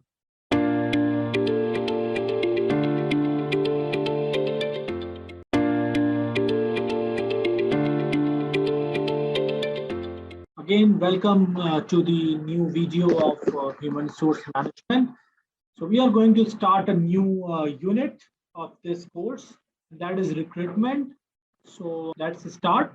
So in our previous video, we have discussed the methods of human resource planning, and now we are going to discuss the introduction to recruitment.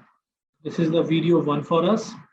Recruitment refers to the process of identifying, attracting, interviewing, selecting, hiring, and onboarding employees.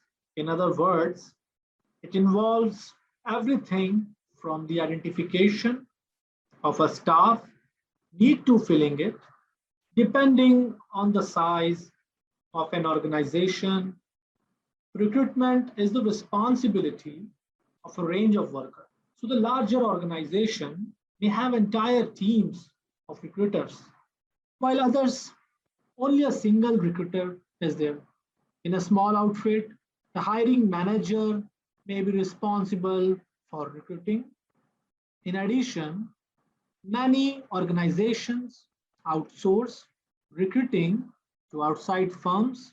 Companies almost always recruit candidates for new positions via advertisements, job boards, social media sites, and others.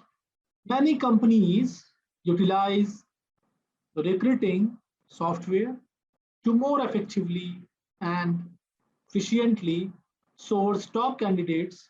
Regardless, recruitment typically work in conjunction with or as a part of human resources. So human resource management, otherwise known as HRM or HR for short, is the function of people management within an organization.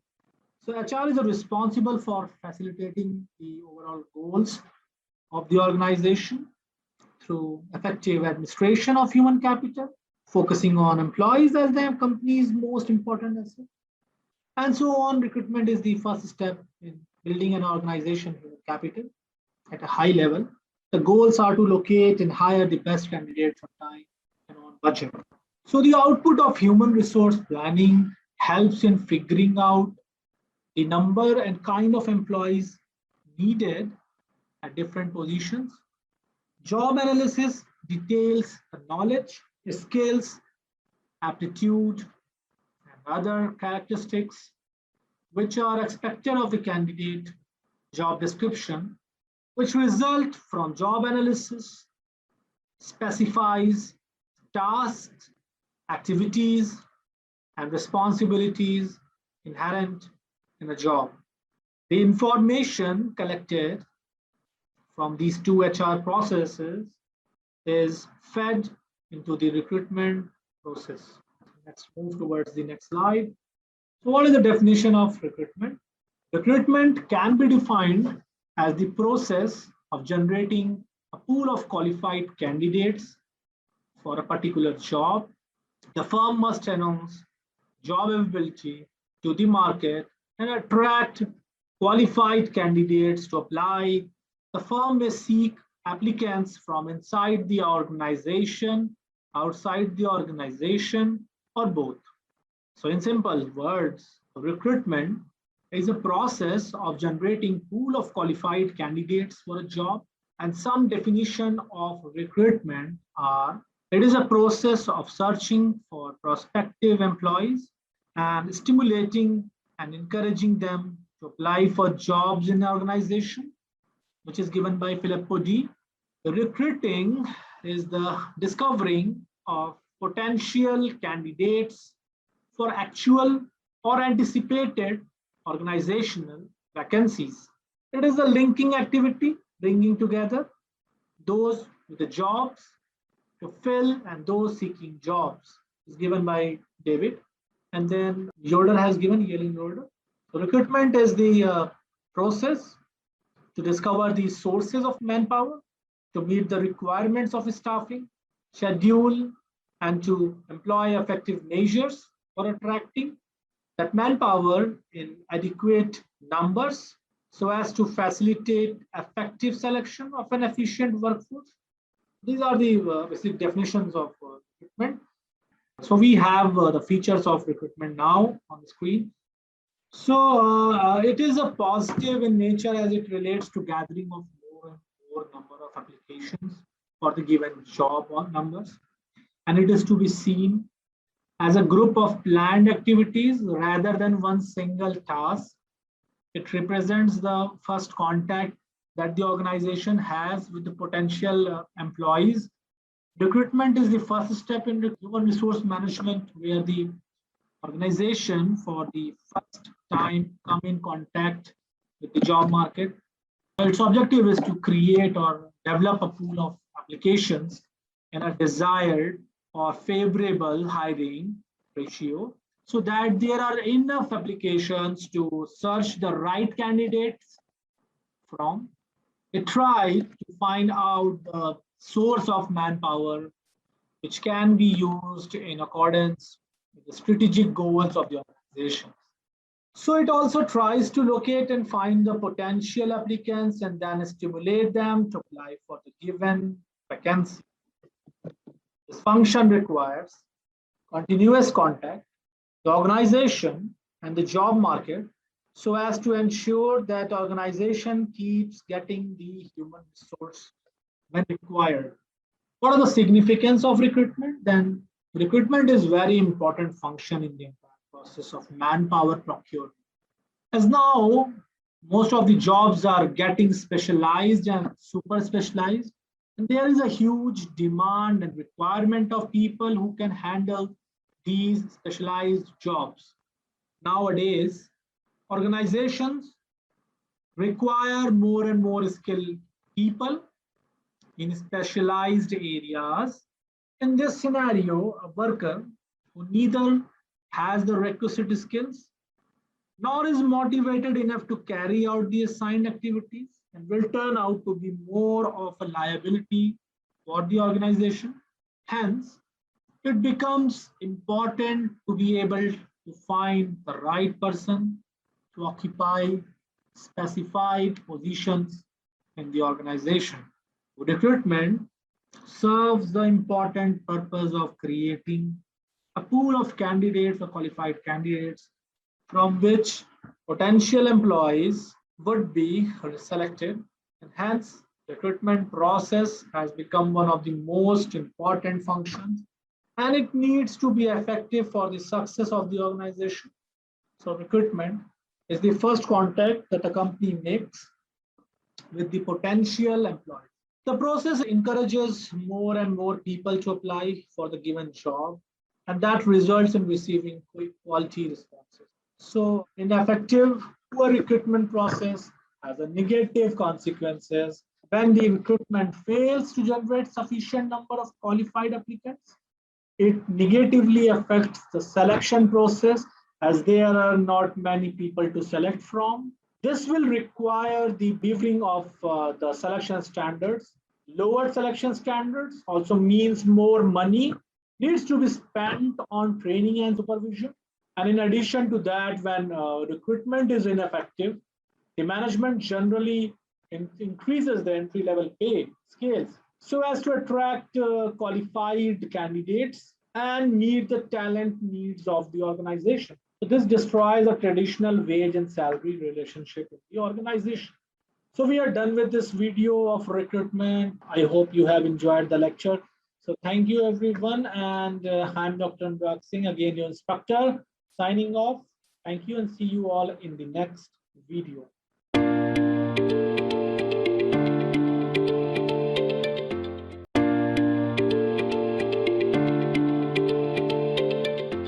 Okay, students, welcome back to the another video of human resource management. In our last video, we have got a clear understanding of recruitment.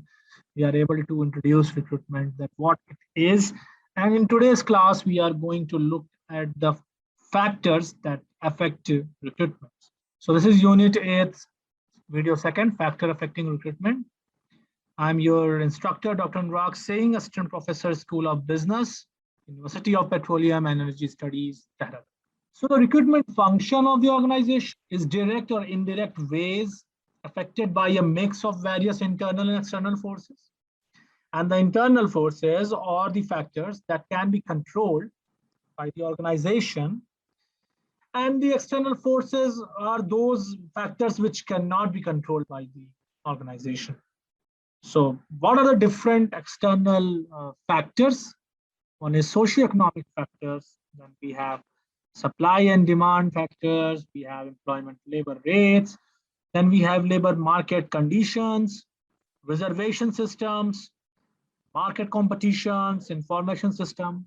And when we talk about the internal factors, we have companies' pay packages, work type, organizational culture, or career planning, company's size, and company's product, company's growth rate, and cost of recruitment. So we are going to start with the external factors.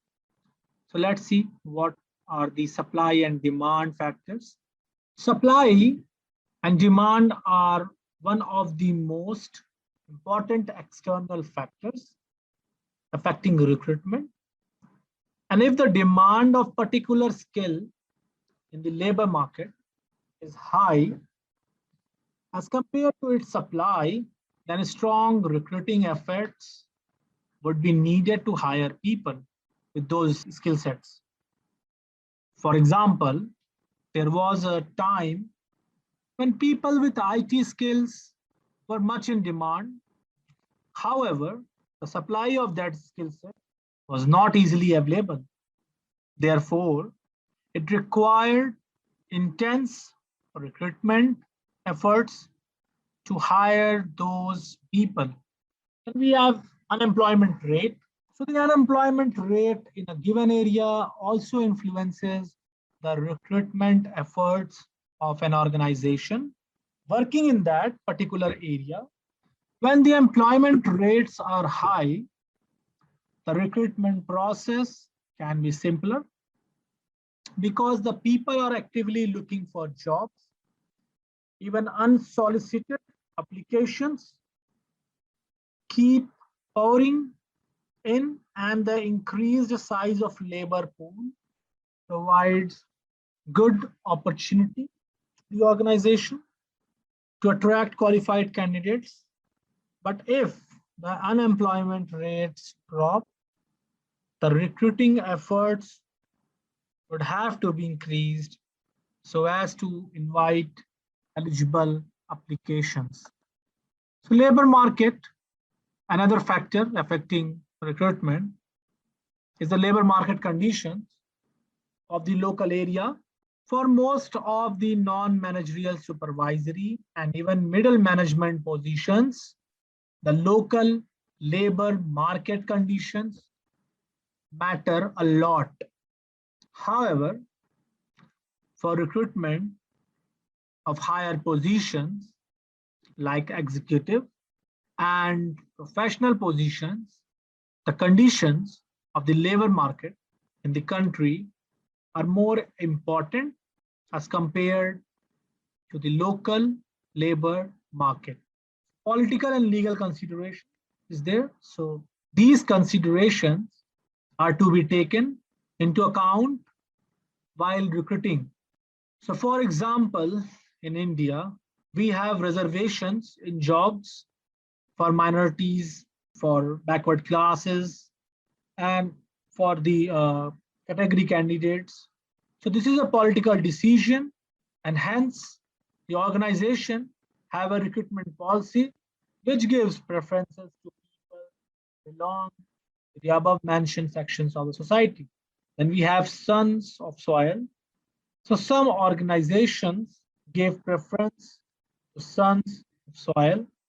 This is also a political factor, and some political leaders push for giving employment to the people belonging to that state. And in such cases, the recruitment policy mentions that it would give preference to people residing in that particular area. The image of the company. So the image of the company also makes a lot of difference.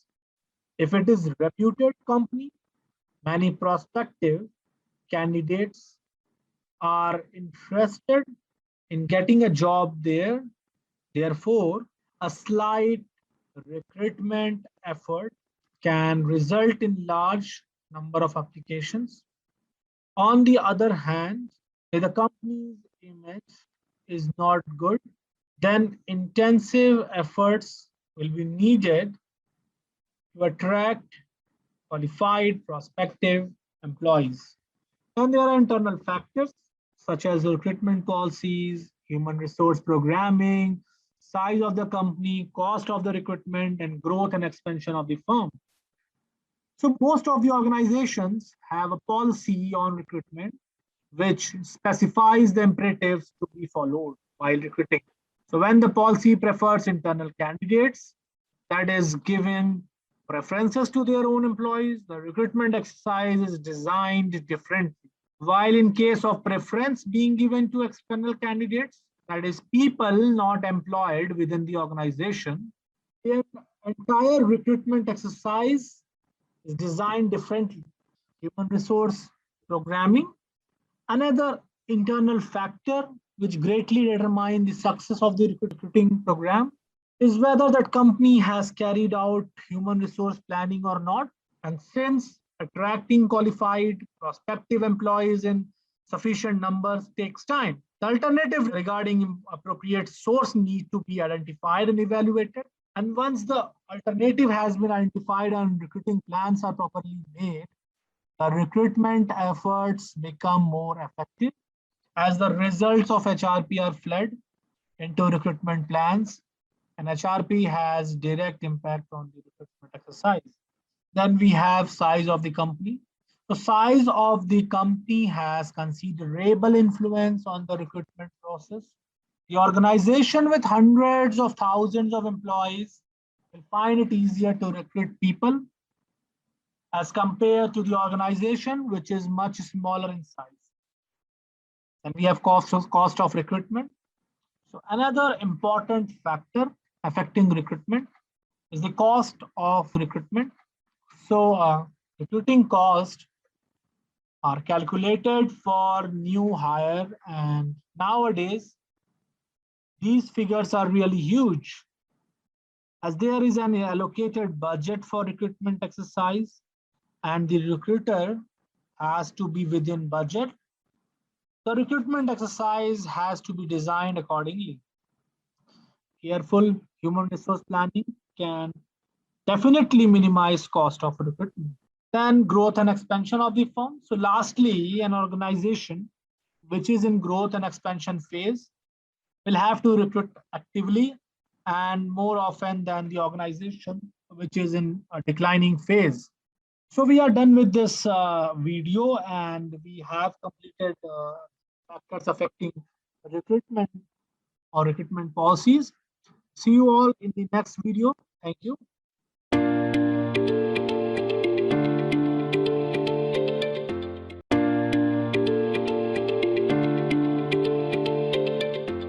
So hello students, welcome back to the another video of human resource management. And in this video, we are going to discuss the process of recruitment. So in our previous video, we have discussed about the factors affecting the recruitment process. I'm your instructor, Dr. Anurag Singh, Assistant Professor, School of Business, University of Petroleum and Energy Studies, Dehradun. So let's start this unit, video 3. Recruitment is not just about placing an advertisement in the newspaper. Recruitment process is a procedure for identifying and classifying these sources of manpower supply and using them effectively. A well-planned and well-managed recruitment process is essential for attracting well-qualified candidates. There are many important steps involved in the process. First is human resource planning. So the first step in the process of recruitment is putting up the HR plan in place. And these plans are made in accordance to the strategic plans of an organization. Human resource planning estimates the number of qualified people required and the skills which they should have to be able to achieve organizational objectives. It is also takes into account the people who are already available with this organization, and that is the internal supply, while estimating the number of people required to be able to complete the demand of manpower at a particular point of time. The personal demand is met with an adequate supply for recruitment. And then we have a recruitment strategy. So it is a process of recruitment to determine the strategy for choosing candidates, and it involves developing different sources of recruitment, the preference to be followed, the method to be used, and finally, a series of activities which are to be carried out. The strategy is designed in such a way that recruitment exercise results in expected number of applications. Then we have evaluation of sources of recruitment. After finalizing the strategy, the next step is to evaluate each source of recruitment. There are two different sources of recruitment available to every organization. They are internal resources and external resources. And the internal sources includes existing employees, former employees, and their referrals. And the external sources refer to all the sources available to the organization outside itself. And this includes employment association, public advertisement, employment exchanges, professional associations, and others. The company needs to decide whether it would go for an external source or internal source or a combination of both.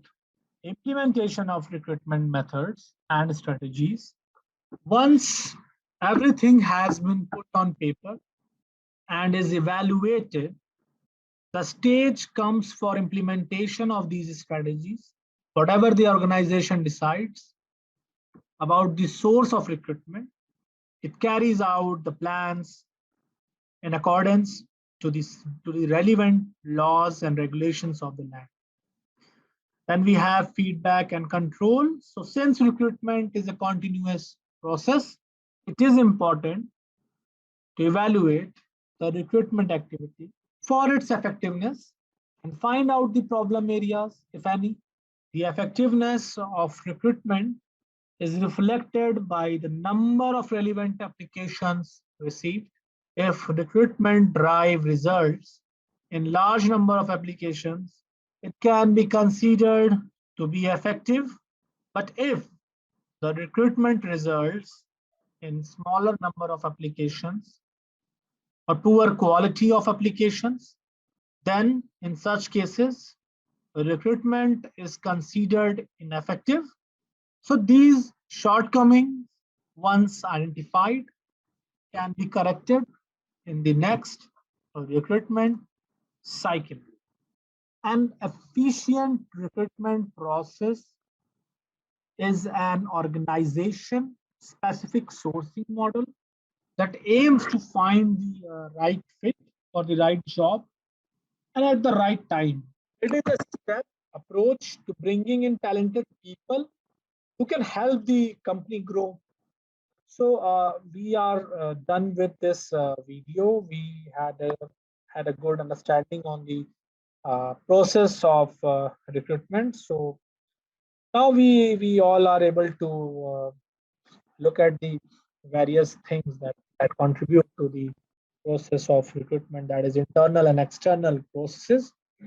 So that's all for this video, and we will meet again in the next video of the human resource management. So thank you everyone, stay tuned and see you all soon.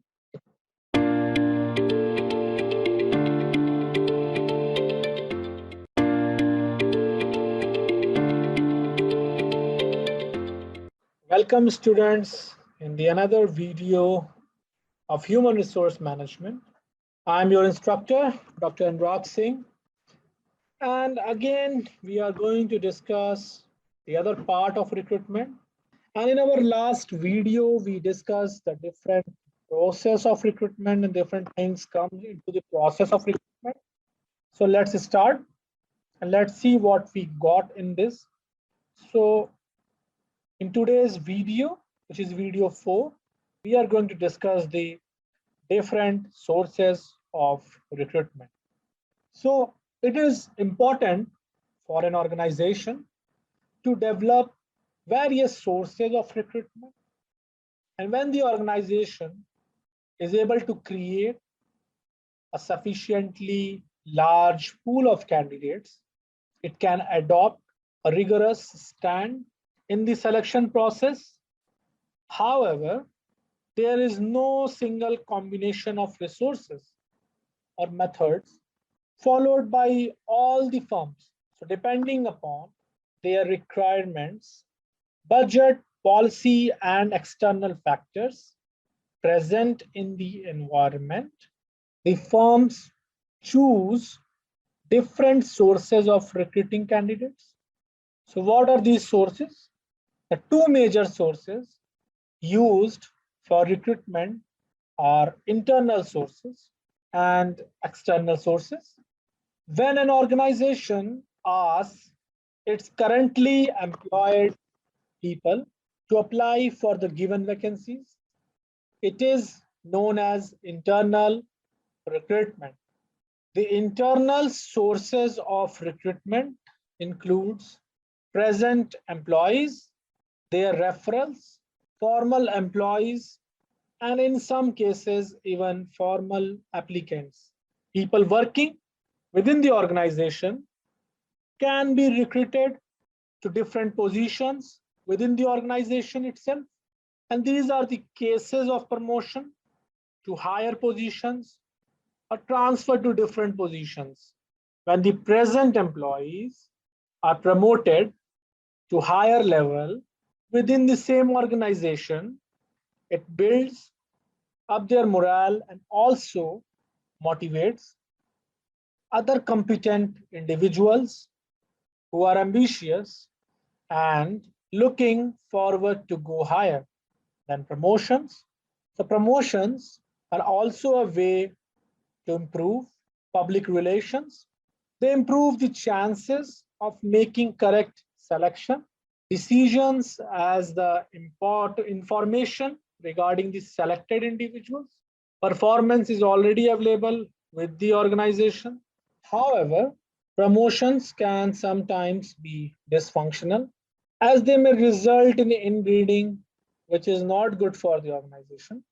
Another way to recruit from present employees is by way of transfer, which may or may not accompany a promotion.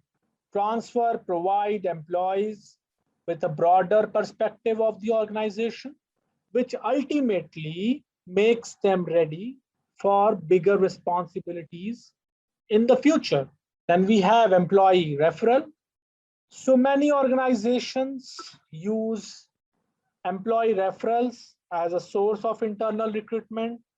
The employees can develop good prospects of their friends and family members by acquainting them with the advantage of taking up the job with the company. They can also furnish details of the company and the job while encouraging them to apply. This is supposedly one of the most effective methods of recruitment because here the cost of recruitment is low and the company is able to reach many qualified people in an organization with a large number of employees. This approach can result in huge pool of potential organizational members. So former employees can also be considered to an internal source of application. Sometimes the retired employees are willing to come back to work as on a part-time basis, and they may recommend somebody whom they know and is interested in working for an organization or for the company. So other than this, people who have left the company for some reason are also willing to come back for higher remunerations. And the advantage with this kind of recruitment is that the performance of the employee is already known to the company. Then we have previous applicants. This source of recruitment may not be considered to be an internal source in a strict sense, even though they had already applied for jobs earlier. But as of now, they are not on the payroll of the companies or for the payroll of the organization. So these applicants can be contacted by mail or over phone and can be invited for the process of selection. Then we have external environment from where we can pick people, or we can also call it external source. So there are many external sources and that can be used for recruiting. The major external sources are professional or trade association, advertisement, college, university, institute, placement services, employment exchanges, etc. So the professional or trade association, there are certain associations that provide placement services for their members, and these services may consist of compiling a list of job seekers and then providing them access during regional or national convention. In addition, many associations either sponsor or publish their own journals or magazines that carry classified advertisements from employers who are interested in recruiting their members. So these kind of professional or trade associations are particularly useful for attracting high educated and experienced or skilled employees. Then we have employment exchanges. So the Employment Exchanges Compulsory Notification of Vacancies Act 1959 requires employment exchanges to be set up across the country. And this act applies to all industrial establishments that have 25 or more workers with them. It also requires the industrial establishment to notify all their vacancies before getting them filled. As a result of employment exchange, become a link between the employers and the candidates who are seeking jobs. These exchanges are particularly useful in recruiting blue collar, white collar, and technical workers. Then we have campus recruitments. So colleges, universities, and various other institutions from where hundreds of students graduate every year are an important source of recruitment. Certain institutions like the Indian Institute of Management and Indian Institute of Technology are among the top avenues for recruiters. And the last one is walk-in or walking interview or write-ins and talk-ins. So the least expensive and most common source for candidate is direct application, in which the job seekers submit unsolicited applications. These applications can also create a pool of potential employees that can be used for future personal requirements. Many candidates would prefer walk-ins as a source of recruitment, as they are comparatively hassle-free. So we are done with this video. I'm signing off and see you all in the next video of human resource management.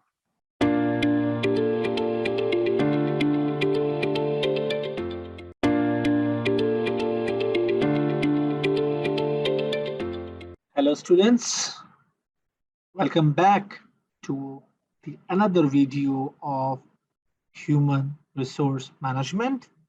We are done with the recruitment part. We understood what recruitment is, and now in this video we are going to learn and try to understand the introduction to selection, which is video 1 for this unit 9. Again, I'm your instructor, Dr. Anurag Singh, Assistant Professor, School of Business, University of Petroleum and Energy Studies, Dehradun. So we had a discussion on recruitment, which is considered as a positive process. And in this video, we are going to learn selection.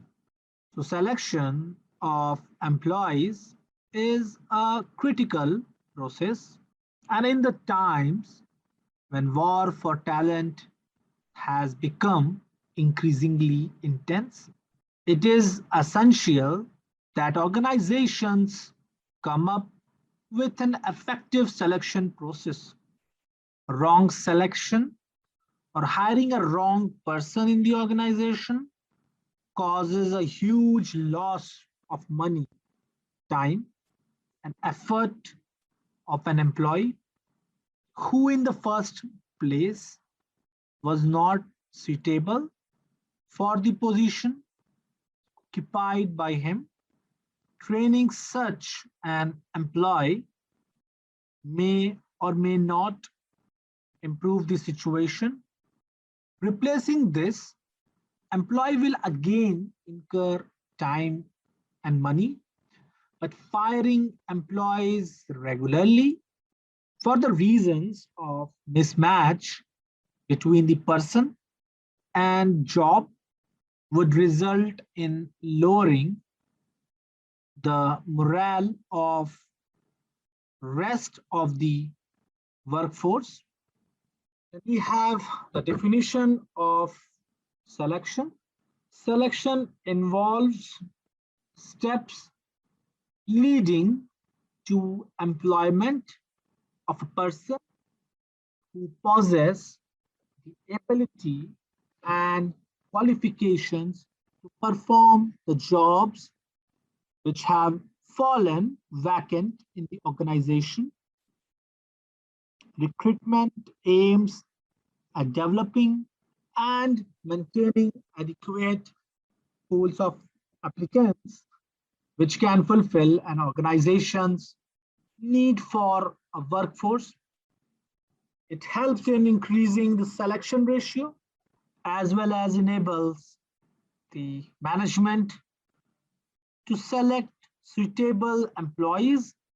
So selection, on the other hand, is a negative process.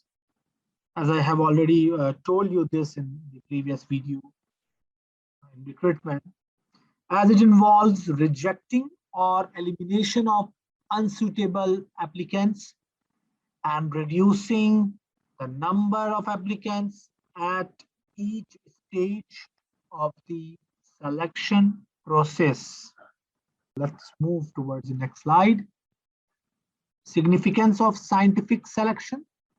So the selection process must be designed scientifically with a lot of care, because the mistakes committed at the time of selection can prove very costly to the organization, and wrong selection leads to high absenteeism and high turnover rates.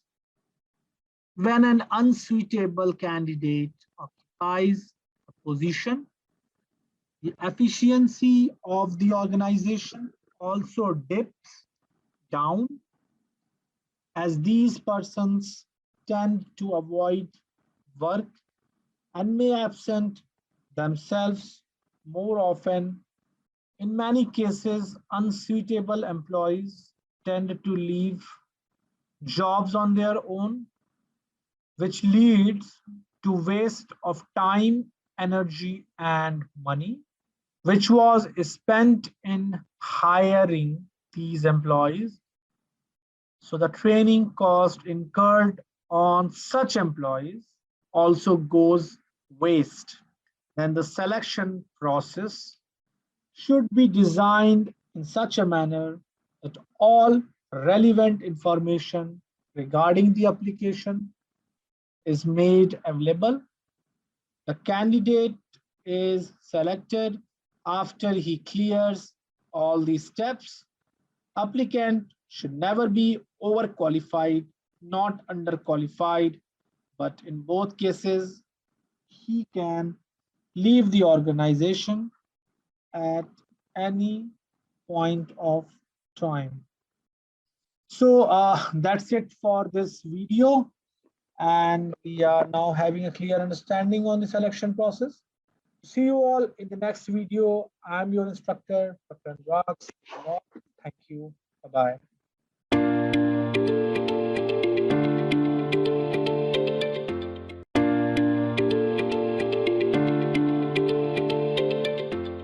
Hello, students.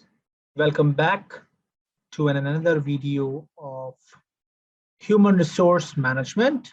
And in our last lecture, we discussed the introduction of selection, what selection is and how it is a negative process. Now, in today's class, today's video, we are going to discuss the steps involved in selection process. This is Unit 9, Video 2, and I'm your instructor, Dr. Anurag Singh, Assistant Professor, School of Business, University of Petroleum and Energy Studies, Dehradun. So let's start with the first slide of this video. So the selection process is quite lengthy and complex, as it involves a series of steps before making the final selection. The procedure of selection may vary from industry to industry, company to company, and even from department to department.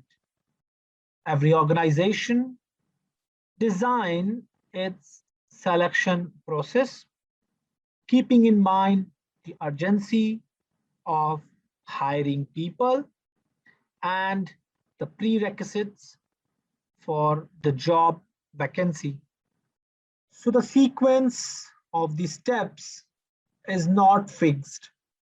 A lot depends upon the nature of the job to be filled and the financial budget for selection.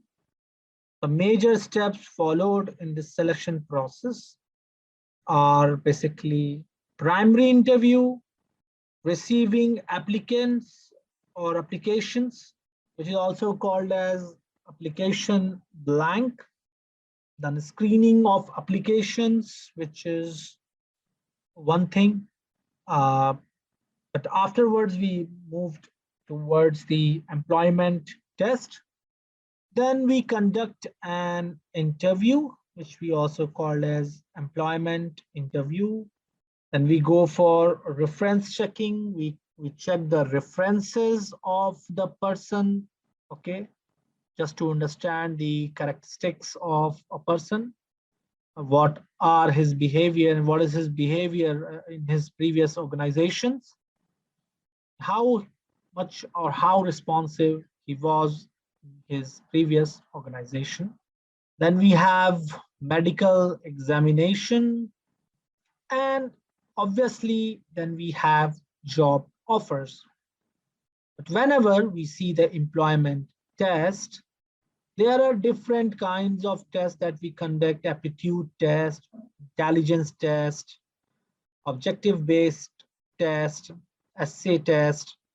So we have different kinds of employment tests on which we assess the aptitude and knowledge level of a person on any particular topic or on the job he has applied for.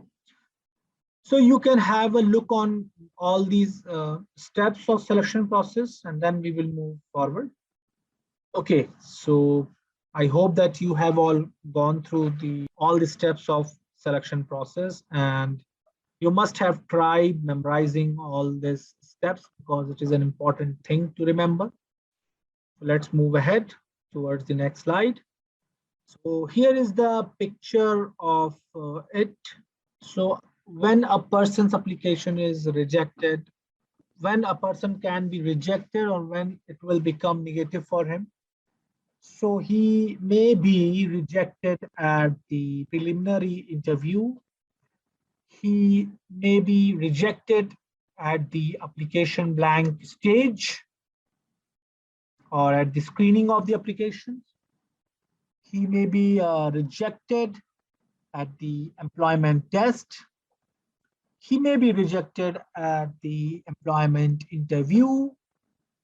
He might be rejected and during the reference check, and he also can be rejected at the time of medical examination. So in case if he is not rejected, will be offered with the job offer letter, and evaluation are done afterwards. So this is the selection process model. You can have a view on this. I'm giving you a bit of time. You can check it. So I think you are having a good understanding on this. Now let's move ahead. Okay, so we are done with this video.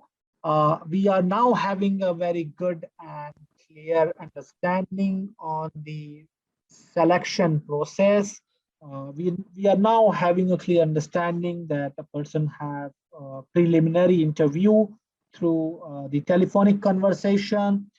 Then we receive applications for it, and in that we do the screening of the applications. Then we conduct different kinds of employment tests, which consist of intelligence test or aptitude test or logical reasoning based test, or any test which is on quantitative techniques. So these are the ways in which a person is moved forward, and then we call the selected person for the interview. And afterwards, once the interviews are completed, we go for a reference checking and medical examination, and then we select the person and move them towards the orientation stage. So this is the process of selection for us. We are done with this video, and I hope you're having a clear understanding of it now. So again, I am your instructor, Dr. Anurag Singh, Assistant Professor, School of Business, UPES, Dehradun, signing off. Stay tuned. We are going to meet again in the next video of this unit. Till then, bye-bye. Have a great day.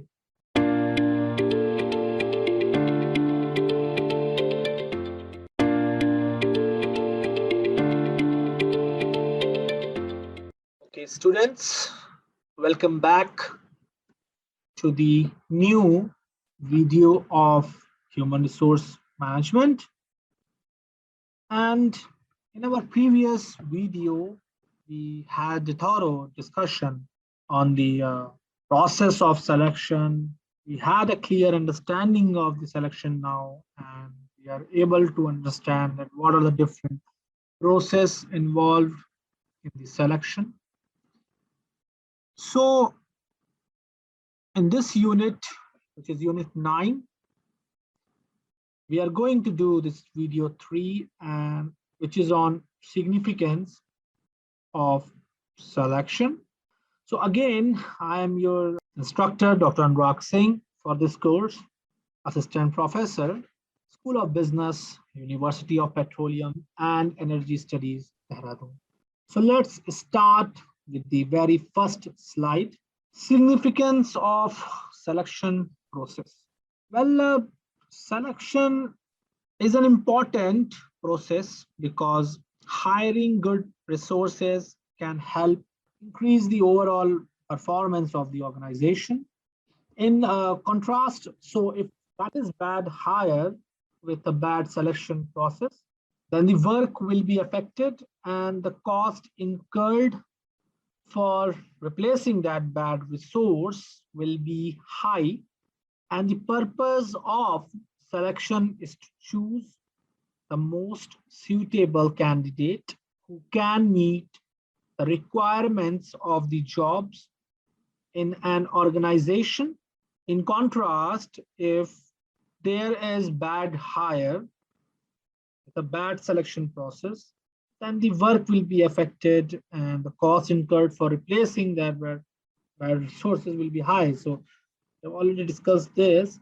So the purpose of selection is to choose the most suitable candidate who can meet the requirement of the jobs in an organization, who will be a successful applicant for meeting the goals of the organization.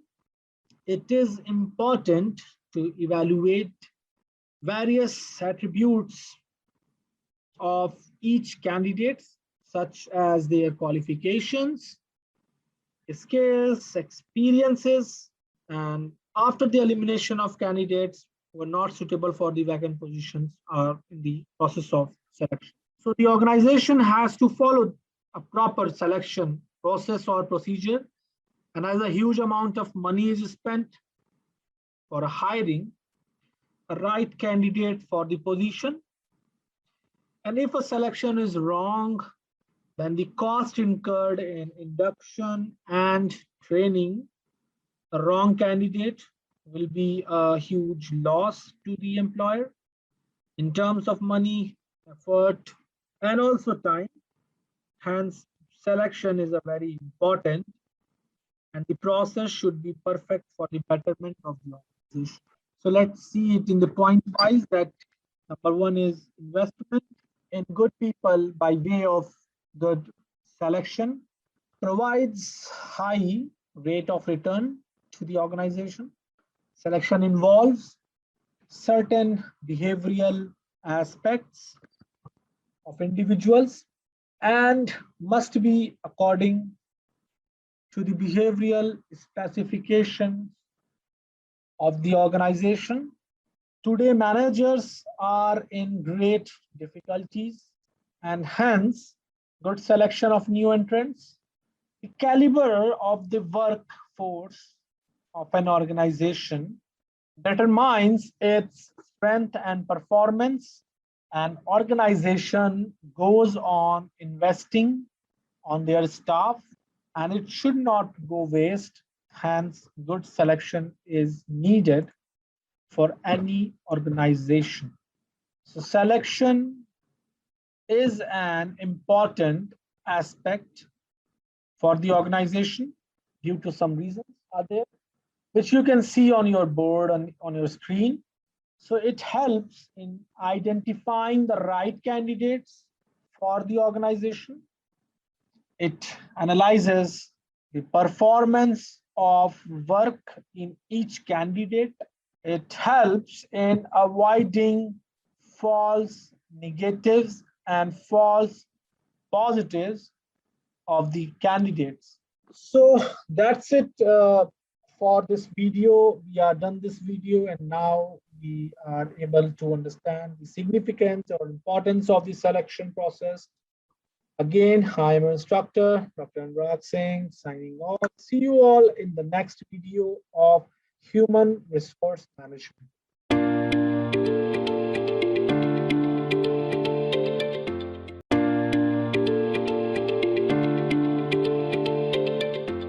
Hello students, welcome back to another lecture of human resource management.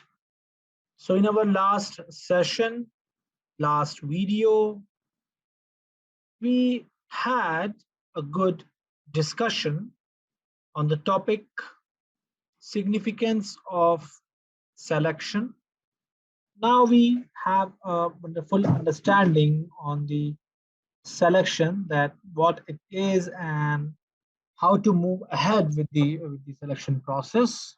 And now in this video, we are going to learn evaluation of selection. So again, this is unit 9 and the last video of unit 9. I'm your instructor, Dr. Anurag Singh, Assistant Professor, School of Business, University of Petroleum and Energy Studies, Dehradun. So let's move ahead. Let's have a clear understanding on that, what this topic is. Okay, evaluation of selection program. Selection process takes considerable time, energy, and other resources of the organization. And if properly done, it will ensure availability of required number and quality of employees at the right time. So here, to evaluate the effectiveness of the selection program, a periodic audit can be done. This audit must be conducted by people who work independent of the HR department. The audit can focus upon analyzing the entire selection program and is communicated to all those involved and affected by it. So the audit team can also review the program implementation and the feedback. Finally, it can also study the performance of the people hired by this process, the turnover which can be attributed to faculty selections, also the contribution of each selection tool used in the process. So results of this audit can be used to improve the selection process, further hiring cycles. So what are the basic barriers of effective selection? There are perception, fairness, validity, reliability, and pressure. So let's go and start with the perception thing. So during the whole selection process, there are various stages where an individual or a group of individuals is required to evaluate and compare different candidates with the objective of choosing the right person who can do the job.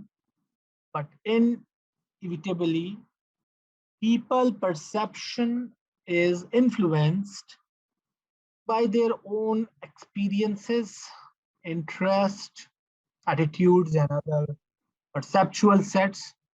And this may influence the results of selection process.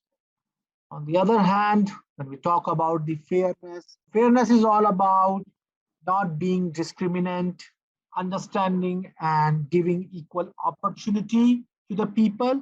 And the selection process needs to be clear to everyone. So the selection process should not discriminate between individuals on the basis of region, caste, race, or gender. but the low numbers of the women and other underprivileged selection sections of the society in middle and senior management positions suggest that possibly one has not been effective enough in making efforts to minimize this and maintain fairness in the work process. Then we have validity. So as explained earlier, a validated test can differentiate between the candidates who are better suited for the job than the one candidate who is not similarly suitable. It also increases the possibility of success in the job, reliability. So the tools used in the selection process needs to be reliable. In case if they are not, they fail to predict the job performance standards with the precision. And we have pressure. So many times pressure is brought on the selectors by political figures, bureaucrats, friends, relatives, peers to select a particular candidate. If candidates are selected because of compulsion, they may not be the right ones to perform the job. And such kind of pressure tend to more in public sector undertakings. Private organizations are also not immune to it. So what are the requirements of effective selection? Number one is simple. It should be simple and clear. It must be unbiased without giving preference to any special candidate. It must be based on the nature of the job. It should be economical, and it must contain complete information. So selection process should be easy and clear so that the candidates know what hurdles they are required to cross before the final selection. Selection process should be unbiased so that the right person is selected. And if the selection is biased, it damages the interest of the organization, where the person selected as well as the person not selected will have poor opinion about it. Selection process should be designed considering the nature of job so as to select the person who can actually do the job as required. And selection process should be such that it can be changed according to the requirements of the job as well as your organization, and it needs to be economical. Selection process should carefully use the resources of the organization to make it economical. Unnecessary tests must be eliminated from the process, and then you should have the complete information about it. So selection process should make available all necessary information about the applicant, and in this way alone qualified persons would be available. So we are done with this video, students. See you all in the next video. Now we are having a wonderful understanding on the selection, about the process of the selection, the methods of the selection, and how it is a negative process. And obviously, we are going to move ahead with some new and interesting things. So see you all in the next video. I'm your instructor signing off, Dr. Rak Singh. Take care and bye-bye.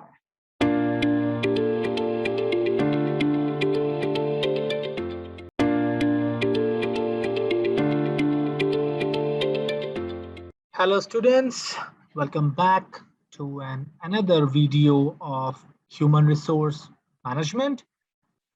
So in our last videos, we have gone through the selection and its process, methods, and now we are having a wonderful understanding of what selection is. In this video, we are going to do the introduction of orientation, which is the next step of selection. This is unit 11, video 1 of this unit, Introduction to Orientation.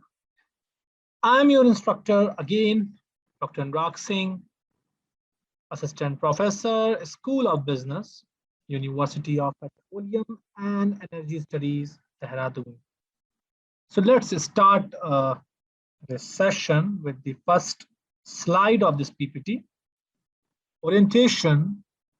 Let's start with introduction. So orientation or socialization is an important step in the management of human resources, but majority of the times it is overlooked with dismaying results and so on.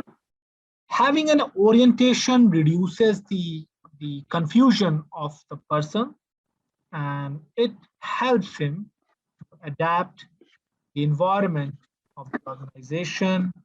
It helps him to settle down in the organization, and it's an important aspect for any successful recruitment.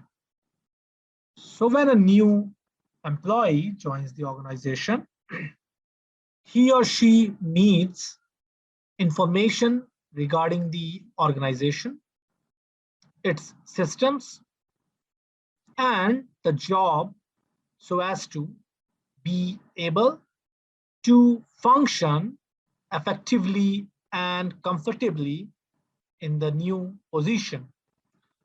So the process of providing information to the new employee is known as orientation or induction. A formal definition of orientation is introduction of employees to their jobs, their co-workers, and the organization. So it is like introducing a new employee with the existing employees, help him bugging up, help him socializing with them, help him understanding the policies and regulations of the organization. Now, what is the purpose of orientation? Orientation familiarizes the new employees to all the different aspects of the organization. It helps the new employees to become productive in their roles rather quickly. In addition to the above, good orientation program will create a favorable impression on the employee about the organization and its culture. A favorable first impression of the organization helps the employee to form a good relationships with the co-workers, the company, and their working procedures. As the employee starts on the right foot,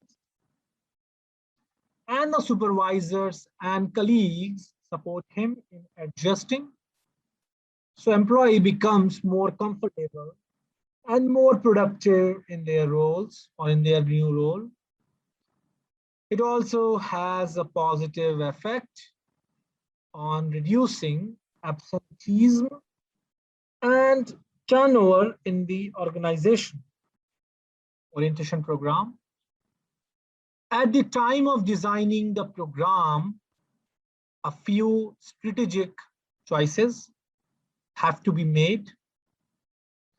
It needs to decide regarding the type of orientation it would like to provide to its new employees. It may go for different formats of orientation program, like formal or informal, individual or collective, serial or disjunctive, investiture or disinvestiture format. So what are the requisites of effective orientation program? prepare for new employee, for preparing your new employee to work in the organization, and determine which information new employees want to know, individuals or collective, completion of paperwork. Okay, so we are done with this video. Now we have a wonderful understanding on what orientation is. We learn a lot about the orientation, or which we also called as induction. Important aspects to look. You have to make your new employee familiar with the organization. You have to make him understand the environment of the organization. This helps him to settle down in it.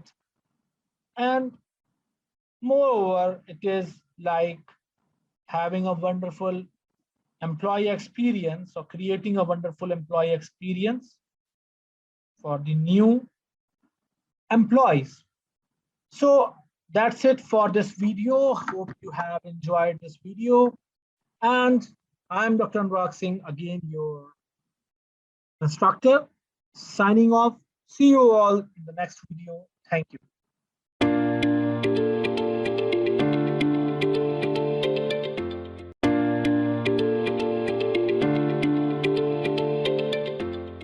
Hello, students. Welcome back to a new video of human resource management. In our last video, we had a discussion on introduction of orientation. We thoroughly discussed that why orientation is important, why a new employee needs to be inducted, and this will definitely bring fruitful results for any organization in the long run. So welcome back in the new video, and this video is Unit 11, video 2, evaluation of orientation program. Once again, I am your instructor, Dr. Anurag Singh, Assistant Professor, School of Business, UPES, Dehradun. So let's move ahead and let's discuss that. What do we have? The evaluation of orientation program. So let's start with the introduction. Most of the organizations ask their new employees to complete a questionnaire that evaluates the orientation program after its completion. However, it is desirable that the questionnaire is administered after some time so that the employee has sufficient perspectives about the job in the organization before he starts giving the feedback. Whatever approach is followed, the basic idea is that the management should be able to get a feedback regarding the effectiveness of orientation program, and that the point conveyed in the feedback can further be used to have a better orientation program for the next batch of new hires.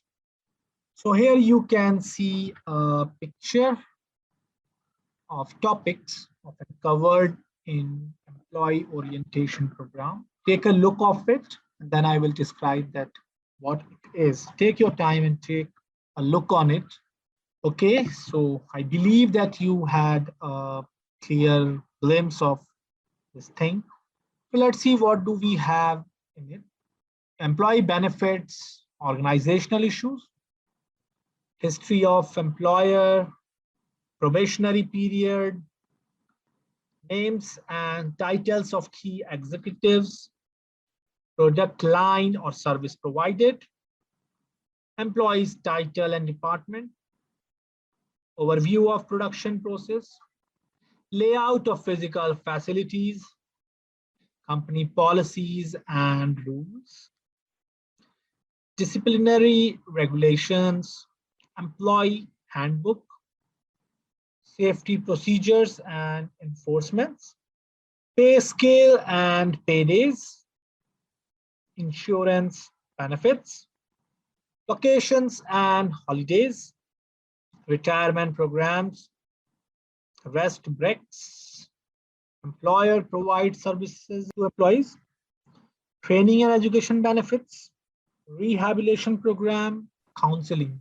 Then in the introduction section covers to supervisors, to co-workers, to trainers, to employee counselors, and job duties, job locations, job task, job safety, requirements, overview of job, job objectives, relationship to other jobs, and so on. So we have completed this unit and we learned a lot in this unit. We now have a good and clear understanding on evaluating an orientation program. So we are done with this video. So see you all in the next video. I'm your instructor, Dr. Anurag Singh, signing off. Bye-bye and have a great day.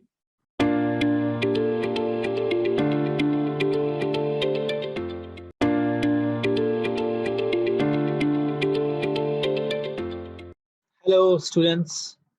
Welcome back to another video of human resource management. In our last video, we had a thorough discussion on the orientation program, and we tried to understand different issues related to the orientation program and the evaluation of the orientation program, understanding and fetching out that what are the outcomes of the orientation programs that we conducted. So again, I welcome you in this new video. So this is the unit 11, video 3rd, orientation issue. Again, I'm your instructor, Dr. Anurag Singh, Assistant Professor, School of Business, University of Petroleum and Energy Studies, Dehradun. So let's start orientation issues. Though orientation is an important step at the time of hiring, very scant attention is paid to this process in most of the organizations. As a result, many times the orientation program may go wrong. Some of the reasons for its going wrong are the responsibility of orientation program is given to a supervisor who is either not trained for the job or is too busy to devote time to it. This role lies to the human resource management department, and they may be the first point of contact or first point of responsibility holder to conduct the orientation programs and giving it to a supervisor who is not trained for the job, and if he is a busy person, will not fulfill the objective of orientation. So what are the issues lies with the orientation or orientation issues? Too much of information is provided to the employees in a very short time, which causes them a difficulty of grasping the things The new hire feels overwhelmed with information, which also defeats the purpose of orientation. There are so many forms to be completed, sometimes numbering the 40, 50 in one day. It is such a long drawn orientation that it discourages the employee's interest in the job. Sometimes the orientation is also conducted for the sake of conducting only. Orientation time period is too quick with too much of activities to be covered and not giving much time to comprehend it. This can lead to an employee developing wrong perception about the organization. So now we understand the importance of orientation, giving orientation programs, conducting responsibility to a person who is not well trained or a busy person will not fulfill the objectives of orientation. Understanding this thing, this responsibility must lies with the human resource department.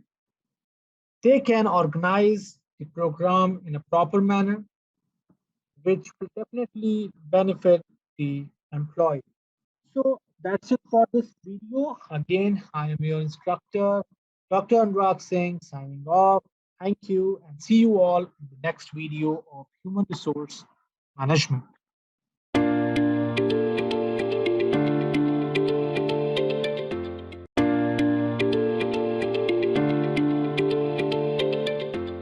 So hello students, welcome back to the another video of human resource management.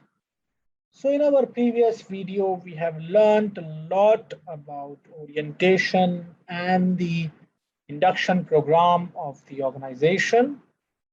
We come to know that orientation program must not be given to a person who is not well trained or not having much job experience or a busy person who cannot give time for the orientation. This will not fulfill the purpose of orientation program. So again, I welcome you in this new video of orientation. Again, unit 11, last video, video 4 on placements. And again, I am your instructor, Dr. Anurag Singh, Assistant Professor, School of Business, University of Petroleum and Energy Studies, Dehradun. So let's move towards the next slide and let's see what we are having in it. Okay, so we are starting with introduction. Once employee has been hired and oriented, he needs to be placed in the right job, as we discussed in the human resource planning, that right person at the right job is the main objective of human resources or planning. So placed in the right job for which he had applied for. Placement is understood as the process involving allocation or allocating of job roles to the employee. This is about or reassignment of an employee to a new or a different job placement. It also includes initial assignments to the new employees, as well as transfers and promotions for the present employees. Assignment of a new hire for the job for which he had applied for seems to be simple process. Employer has put up advertisement inviting applications for particular post. The advertisement contains the entire description about the job and required qualification. When a candidate is selected, it is logical that they should be placed in the position for which they have applied for, but this task may not be as simple as it looks. Sometimes there are changes in the task structure, or there might be some pressure from external sources or the individual himself. So they may have preference for certain tasks. Keeping all these in mind, employee is provided an option to go for the task which is of his interest and is available in the organization. Nowadays, applicants are considered for several job roles rather than one, so that if an individual is not able to meet the minimum requirements of one job, then he or she can be considered for other jobs available in the organization. And we have placement. So placement is about finding an appropriate fit between the people and the positions available in an organization. When the employee completes the orientation program successfully, the next step is his placement in the job. Depending upon his past work performance and his behavior in the orientation program, management may choose not only the appropriate job, but also appropriate supervisor for placing these employees. What are the challenges in placement? Cultural and behavioral incompatibility, nature of the job, and level of adaptability. Facts are there. So orientation is planned introduction of newly hired employees to the organization. Importance of this step stems from the fact that it provides the new hire with necessary information to start with that reduces their anxiety levels. Orientation can be done in a formal or informal way. Formal orientations are designed and delivered by the HR department in a structured manner. Orientation functions can be used to sustain the existing culture or introduce a new employee to the changes being implemented in the organization. While conducting orientation, it needs to be ensured that employees get all the necessary information in a comprehensive manner. We have wonderfully completed the orientation unit. We are now having a clear understanding on what orientation is, why it is important, what are the different issues and challenges that one faces while conducting orientation program. Then in the end, or in this unit, we want the placement, that putting the right person, the right job is a very important aspect of any management system. So we are done with this unit, and again, I'm your instructor, Dr. Anurag Singh, signing off, and see you all in the next video of human resource management. Hope you all enjoyed this video. Bye-bye and take care.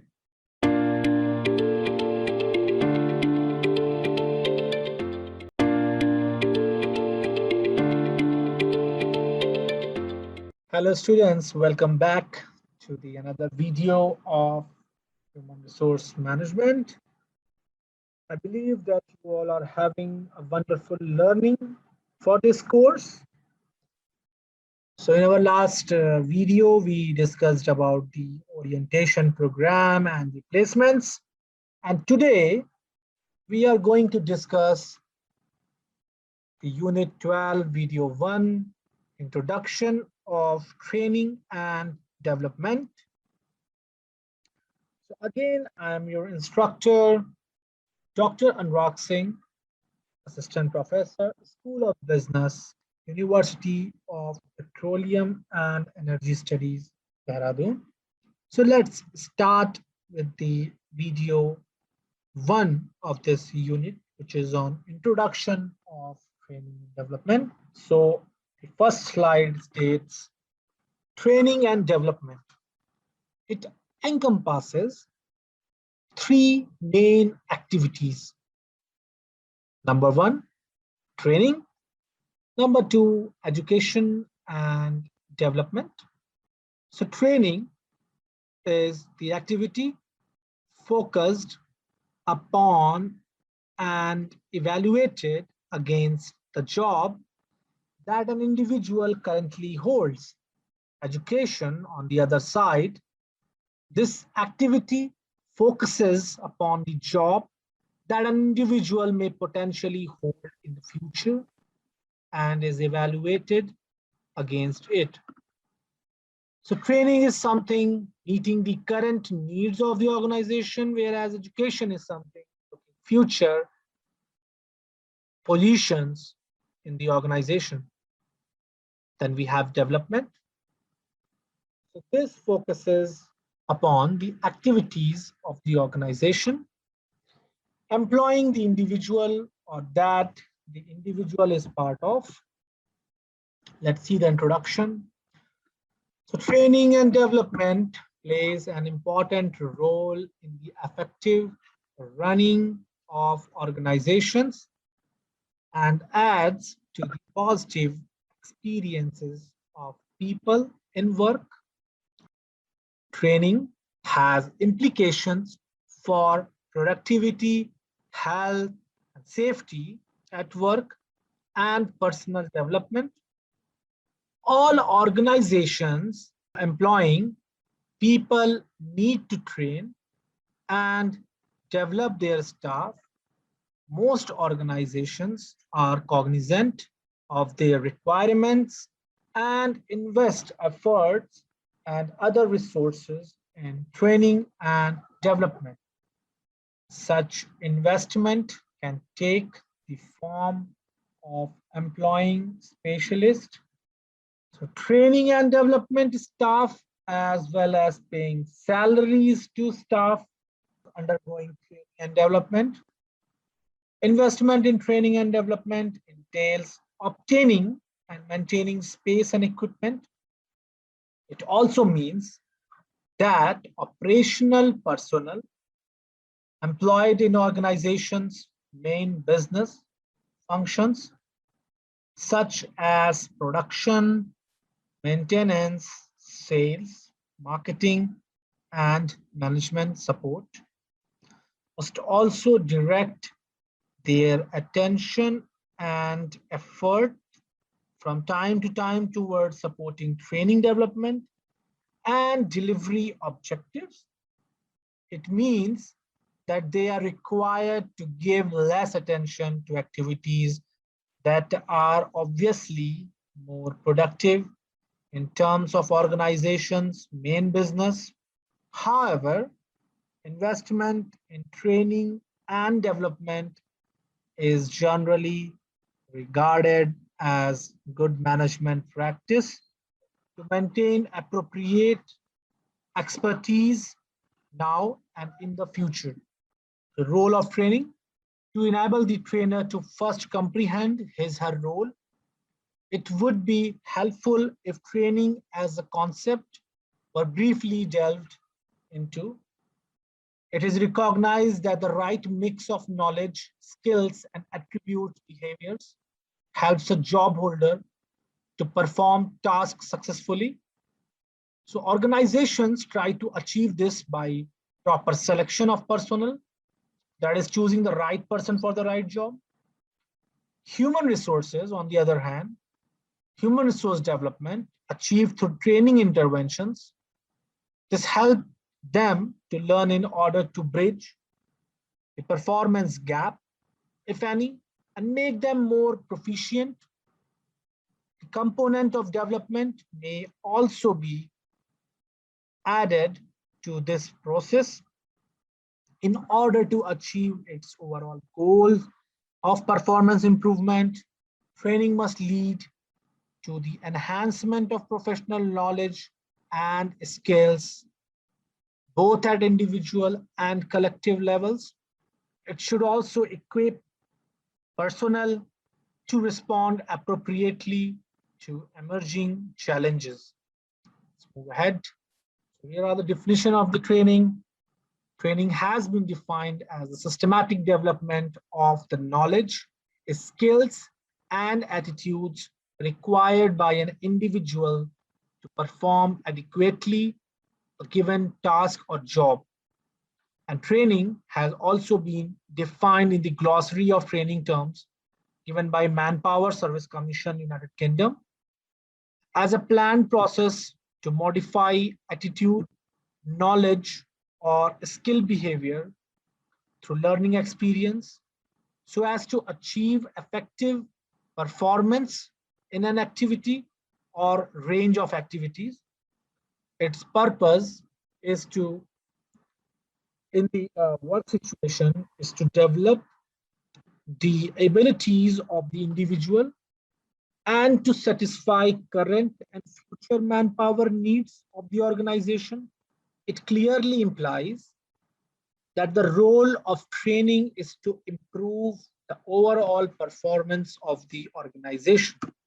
That's it for this video. We had a wonderful learning on the introduction of training. We come to know that how training is different from the development. Training, it is done for meeting the current needs of the organization, current learning some new skills to meet the current and future requirements, whereas development is basically future oriented, looking at the future roles of the organizations. So that's all for the today, and see you all in the next video. I'm your instructor, Dr. Anurag Singh, signing off. Thank you.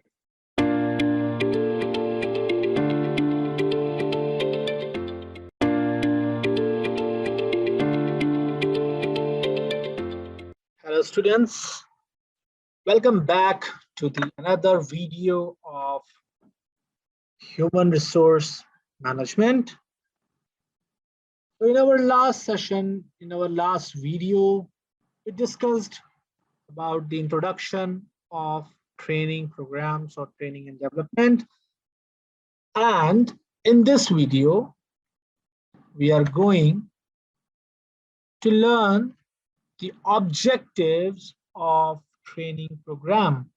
This is unit 12, video second, objectives of training program.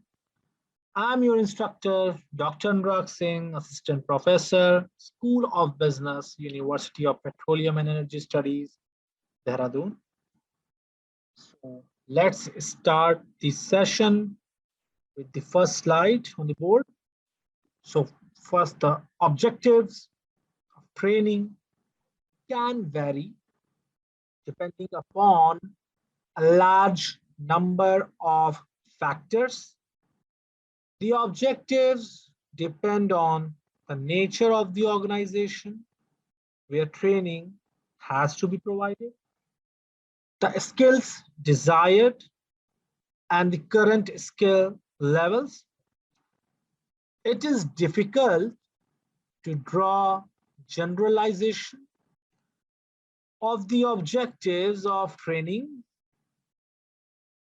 Still, they can be stated as given on your screen. Number one, to increase knowledge of workers in doing specific jobs,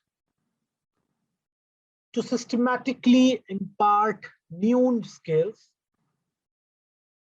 to the human resources so that they learn quickly, to bring about changes in the attitude of workers, towards fellow workers, supervisors, and organization to improve the overall performance of the organization, to make the employees handle materials, machines, equipments efficiently, and thus to check wastage of time and resources, to reduce the number of accidents by providing safety training to the employees, and to prepare employees for higher jobs by developing advanced skills in them. What are the benefits of training to employers? Faster learning of new skills. So there are some new skills required to be acquired by the employee depending on the current and future needs. So it helps in learning the new skills faster, increased productivity. So it also increases the productivity of a person, standardization of procedures. So it also helps in standardizing the procedure, then lesser need for supervision, because once a person got trained, he becomes efficient and a lesser need for supervision arises. And economy of operations also there, higher morale of the employee. So morale of an employee also increases with the training. And last, managerial development. The person able to develop managerial skills in himself. These are the benefits of training to employers. So we are done with this slide, this video. We had a wonderful discussion on the benefits of training, that how it helps a person to cope up with the changes, learning new skills, help the organization to meet the future and current challenges, and it also makes a person efficient. It also increases the productivity of a person, and in that case the person is he is able to contribute more and more towards the development of the organization, more and more towards the growth of the organization. So in this manner, we can proceed further for our next video. So we are done with this video, and see you all in the next video of human resource management. I'm your instructor, Dr. Anurag, signing off for now, and see you all in the next video. Thank you, everyone. Thank you so much.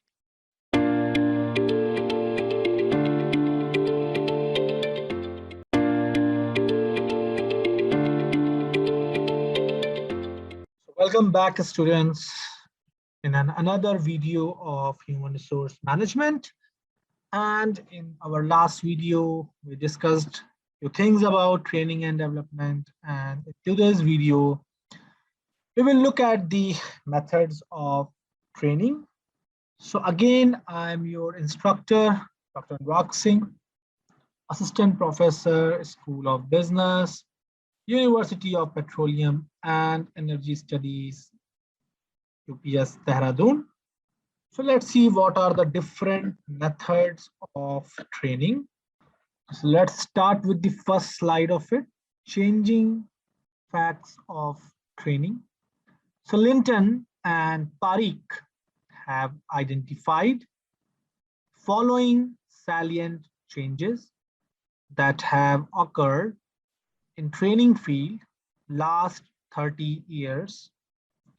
Training has changed training individual to training teams of people comprising of members across the hierarchy.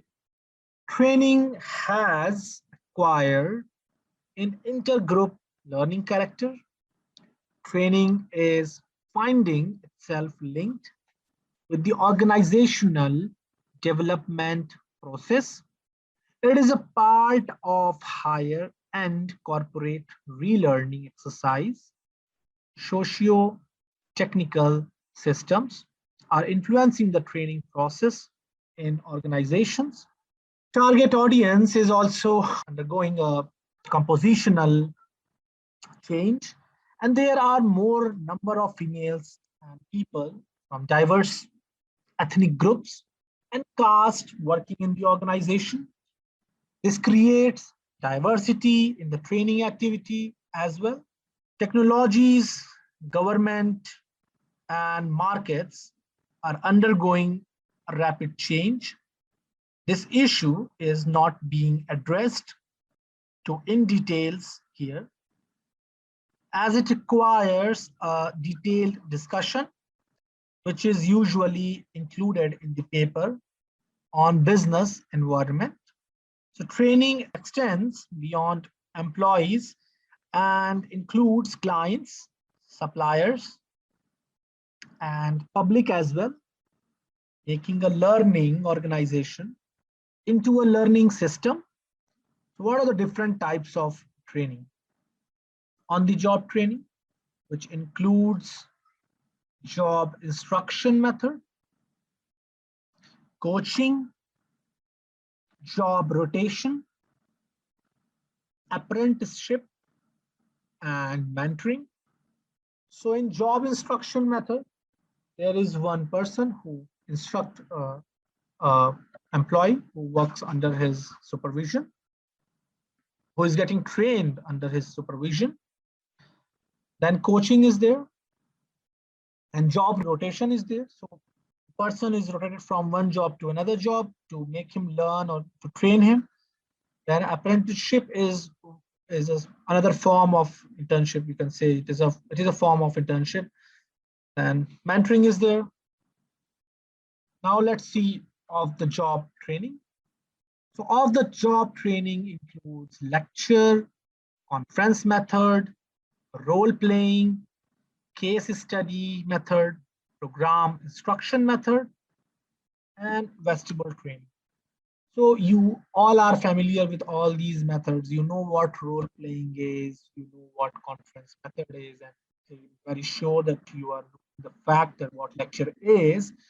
You also know that case study method is something in which we pick some cases from the companies and we try to explore that cases.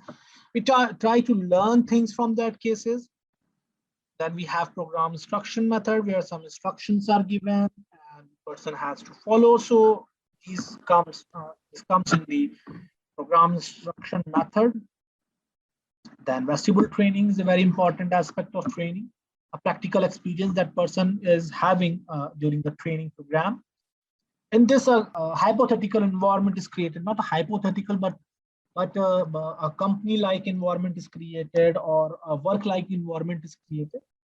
So this is what we call vestibular training. So that's it for this video. Now we have a clear understanding on different methods of training. And now we can understand and we can use all these methods in the real life as well. We know what are the different methods of training. So that's it for this video. Thank you everyone for your patience hearing. See you all in the next video of human resource management. Till then, bye-bye. And I'm Dr. Anurag Singh signing off.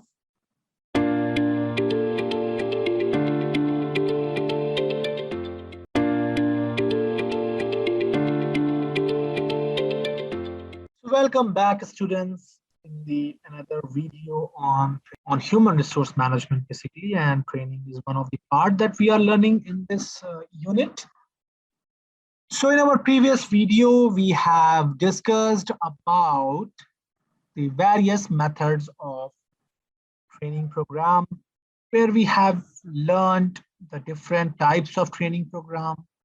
Significantly, we have seen on the job and off the job training programs are there, and on the job in which one does or learn things while working on the job, whereas in off the job, they are not at the work or in some hypothetical created situation, and they try to learn from off the job, and they try to learn things from the perspective of the organization, but not in the very practical manner, but in a more knowledge acquiring way of doing this. So let's see what we have in this video. So now we are going to discuss the systematic approach to training. This is unit 12 and last video 4 of this unit 12. And again, I'm your instructor, Dr. Anurag Singh, Assistant Professor, School of Business, University of Petroleum and Energy Studies. So let's see what we got in this. Let's start with the very first slide. Model of systematic approach to training, which is also called as SAT. So to operate training in a systematic manner, it has to cover interrelated stages and process.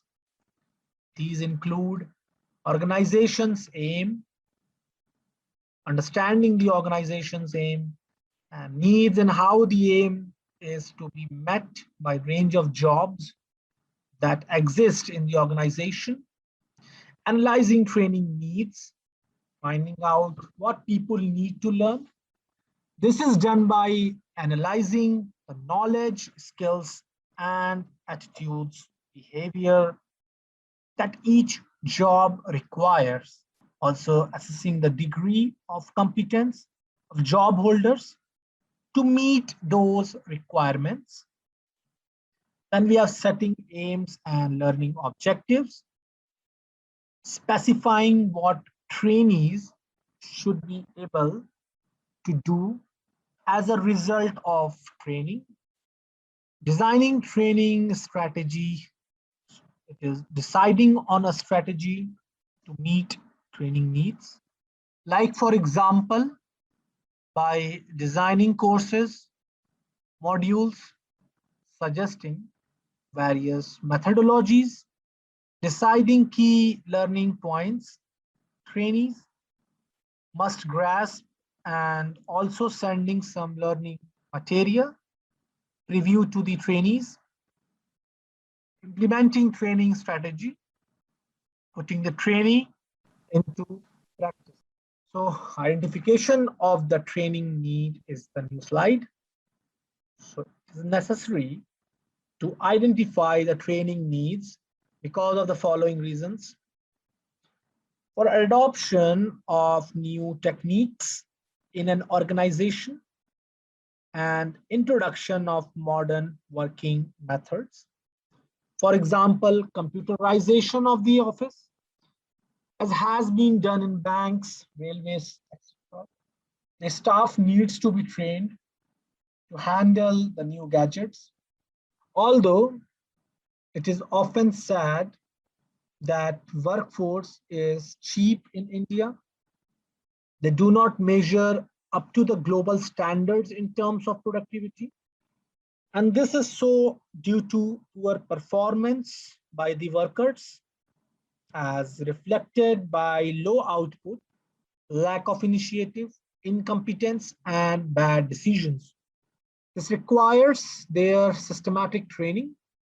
Wide gaps exist between what workers should be doing and what they are doing. Analysis of the strengths and weaknesses of the organization may pinpoint the areas of weaknesses. And training needs can be identified from an organization's human resource plan. While preparing plans, the current skills will expected needs for future should be kept in mind, and the deficiencies need to be highlighted. Some organizations prepare skill inventories, classifying employees according to their qualifications, technical knowledge, experience, and various other skill set. The gap between the existing and required level of knowledge, skills, performance, and attitudes should be specified. The issue areas that can be resolved through training should also be identified.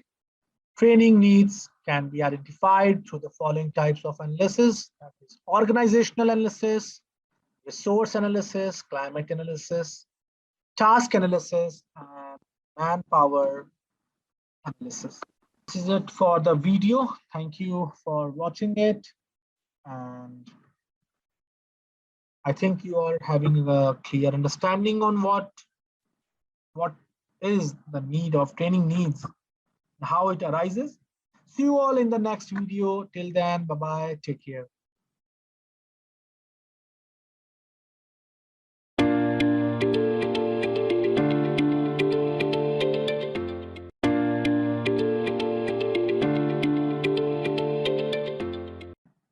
So hello students, welcome back to the another video of human resource management.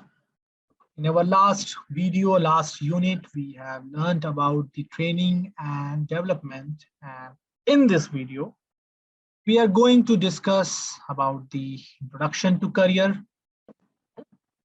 This is your new video. And it is Introduction to Career and Unit 13. I'm your instructor, Dr. Anpak Singh, Assistant Professor, School of Business, University of Petroleum and Energy Studies, Dehradun. So let's see what we got in it. So the first slide is on introduction of it. Effective human resource management encompasses career planning, career development, and succession planning. An organization without career planning and career development initiatives is likely to encounter the highest rate of attribution, thus causing much harm to their futuristic plans and programs. Similarly, without succession planning, the managing of vacancies, particularly at higher levels, becomes difficult. There are examples of many organizations that had to suffer for not being able to find a right successor for their key positions. So with the increased scope for job mobility and corporate race, for global headhunting of good performers, it is now a well-established fact that normal employment span for key performers remain very short. So today, as the term career planning and career development are being used interchangeably in the most of the organizations, it would also be correct to say that, but for their subtle difference in the definitional context, their process remains the same. So let's see the next slide. So here we have the definition of career planning. So career is a sequence of attitudes and behaviors associated with the series of job and work-related activities over a person's lifetime. Yet in another way, it may be defined as a succession of related jobs arranged in hierarchical order through which a person moves in an organization. So let's see what we have in the next slide. So career planning generally involves getting to know who you are, what you want, and how to get there. You need to keep in mind that career planning is a continuous process that allows you to move from one stage to another stage. As your life progresses, learning to negotiate the career planning process is now essential considering most people will change careers several times in a lifetime. If a career plan is to be effective, it must begin with an objective. When asked about career objectives, most managers will probably answer by saying that they want to be successful. What is success? The definition of success depends on personal aspirations, values, self-image, age, background, and other different factors. Success is a personally defined concept. In order to plan your career, you need to have an idea of what constitutes career success. So a sensible early step is career planning is to diagnose, diagnose where you yourself need to answer questions like what types of position and career experiences do I need so as to achieve my goals?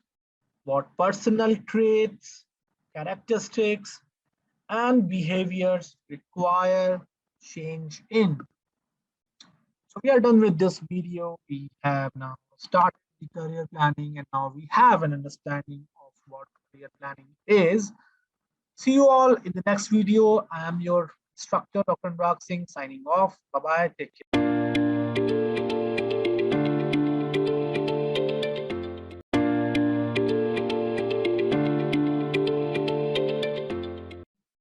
Hello students, welcome to the new video of human resource management. In our last video, we had an understanding on career planning. And today in this unit 2, unit 13, video 2, we are going to discuss and differentiate between career planning and human resource planning. So again, I'm your instructor, Dr. Anurag Singh, Assistant Professor, School of Business, University of Petroleum and Energy Studies, Dehradun. So let's see what we got in this video. So here is the first slide on introduction. Human resource planning is the process of analyzing and estimating the needs for and availability of employees. Through human resource planning, the personnel department is able to prepare a summary of skills and potentials available within the organization. Career planning assists finding those employees who could be ignored or who could be groomed for the higher level positions on the strength of their performance. Human resource planning gives valuable information about the availability of human resources for expansion, growth, etc. Expansion of facilities, construction of a new plant, opening a new branch, launching a new product, etc.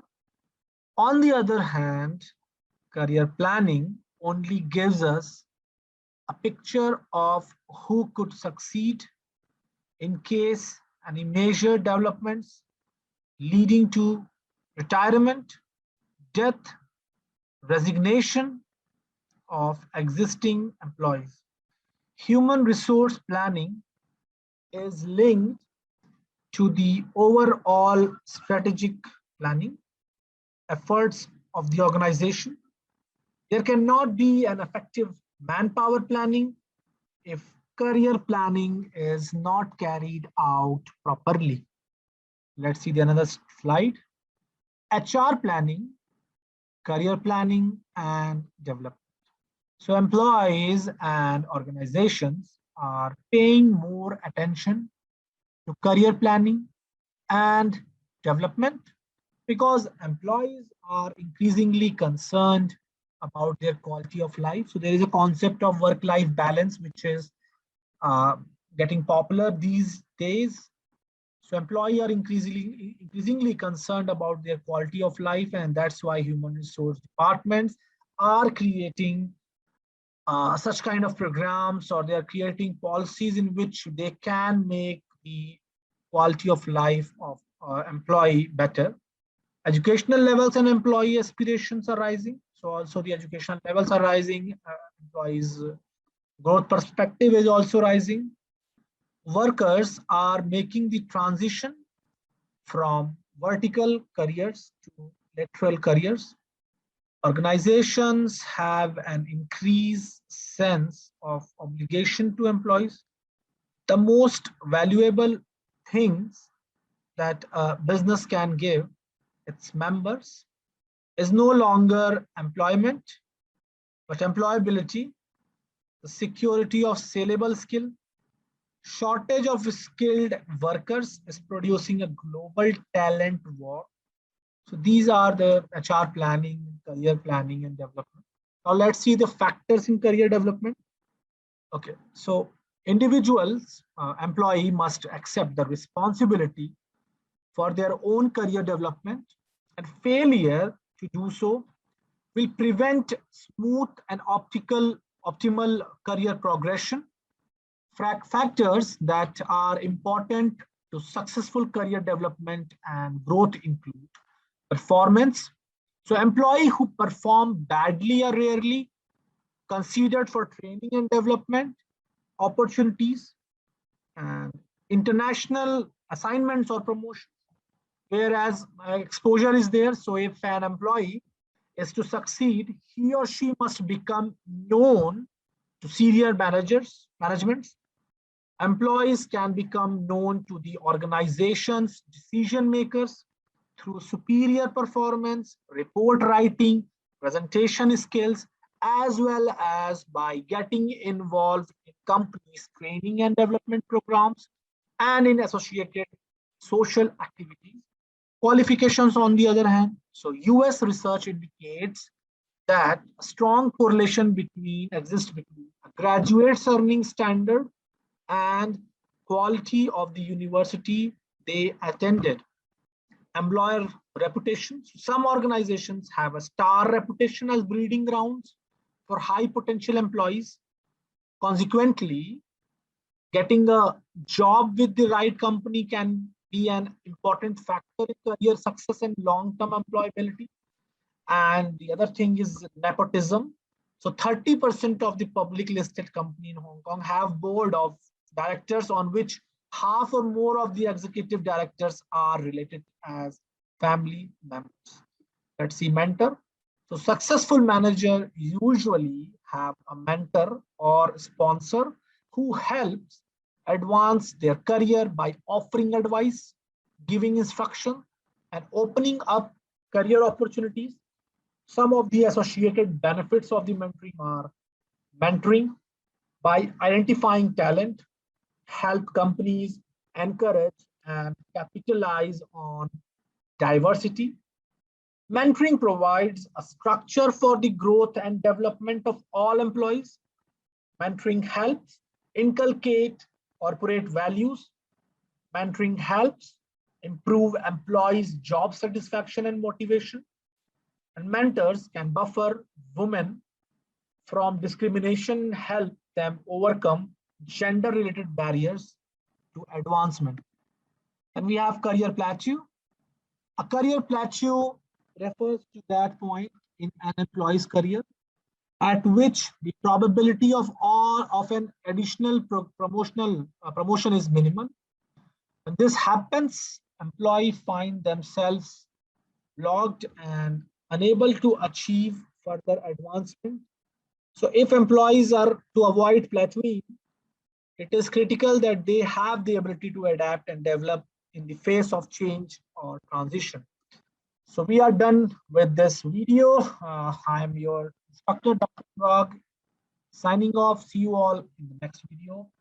Thank you so much for your patience hearing, and we will again learn new things in our next video for sure.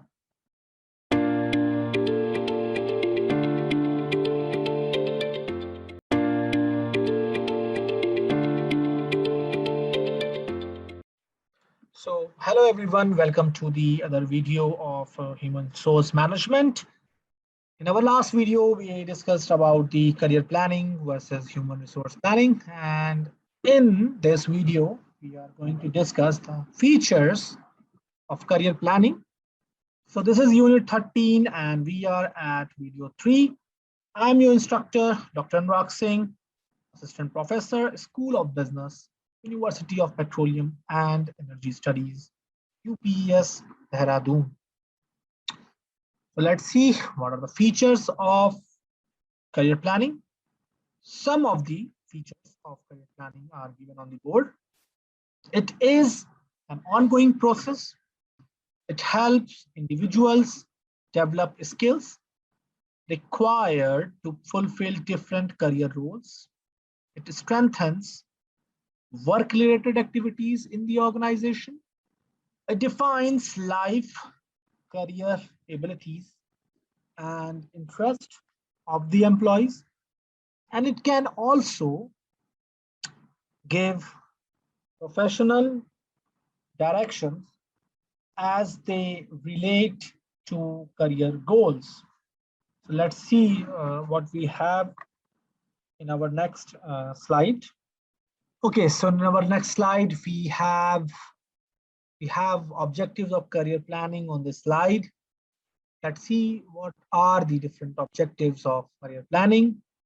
So the major objectives of career planning are given below, and you can see to identify positive characteristics of the employees, to develop awareness about each employee's uniqueness, to respect feelings of other employees, to attract talented employees to the organization, to train employees towards team building skills, to create healthy ways of dealing with conflicts, emotions, and stress. These are the basic objectives of career planning that we need to understand. We need to explore what it is. Then what are the benefits of career planning? You can see some benefits of career planning on the board, the most selected one. So the major benefits of career planning are: career planning ensures a constant supply of promotable employees. It helps in improving the loyalty of employees. Career planning encourages an employee's growth and development. It discourages a negative attitude of superiors who are interested in suppressing the growth of the subordinates. So it ensures that senior management knows about the caliber and capacity of the employees who can move upwards. It can always create a team of employees prepared enough to meet any contingencies. And career planning reduces labor turnover as well. So every organization prepares succession planning, towards which career planning is the first step. So we are done with this video, and we have learned a lot about the career planning till now. And we are done with this video 3. In our next video, we are going to see the video 4, which is the last video of this unit. So I hope that you all enjoyed the video. See you all in the next session, in the next video. Till then, I am your instructor, Dr. Anurag, signing off. Thank you.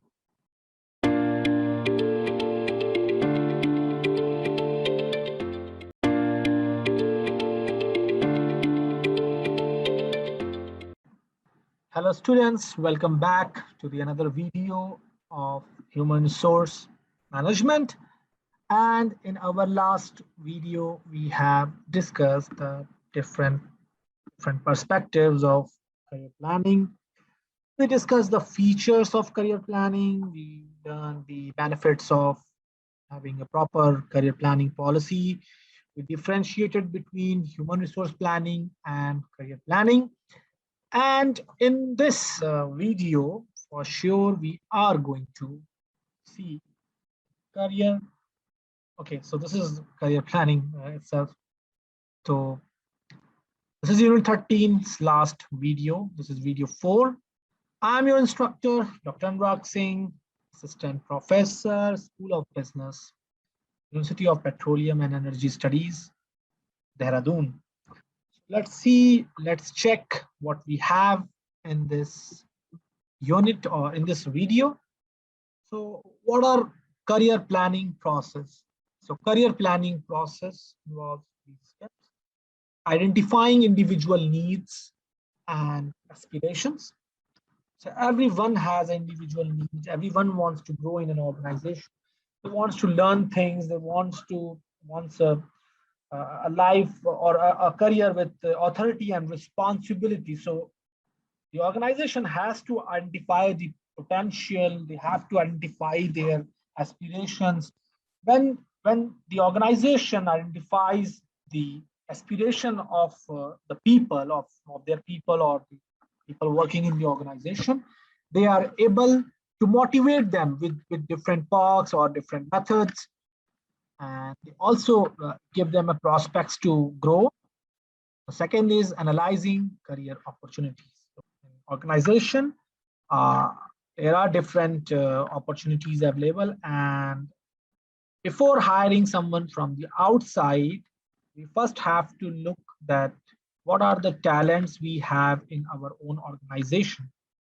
So yes, if we identify there are few opportunities available, and if we can offer them to the person who is working in your organization, so definitely we have to give first preference to the person who is working in our own organization. So analyzing career opportunities is also one of the major component of career planning process. Then aligning needs and opportunities. So we have to look what kind of need the people are having in the organization, what kind of opportunities that we can offer to them.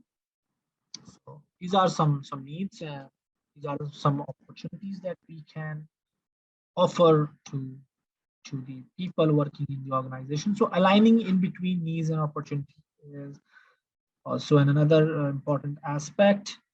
And yes, last one is action plans and periodic review. So reviewing things, giving feedbacks, and checking out the action plans is a very important aspect in any career planning process, because once we are able to evaluate things, we will be able to measure things, we will be able to control things in accordance to it.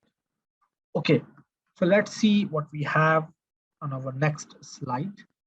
So the career planning model, or we also call as it SODI, career planning model. So the model encapsulates four concepts, which are self-awareness, individuals having knowledge about and understanding of their own personal development. Self-awareness in a career context involves an understanding of kind of personal resources, both actual and potential, they bring to the world. Opportunity awareness, so understanding of the general structures of the world of work, including career possibilities and alternative paths, decision making and planning.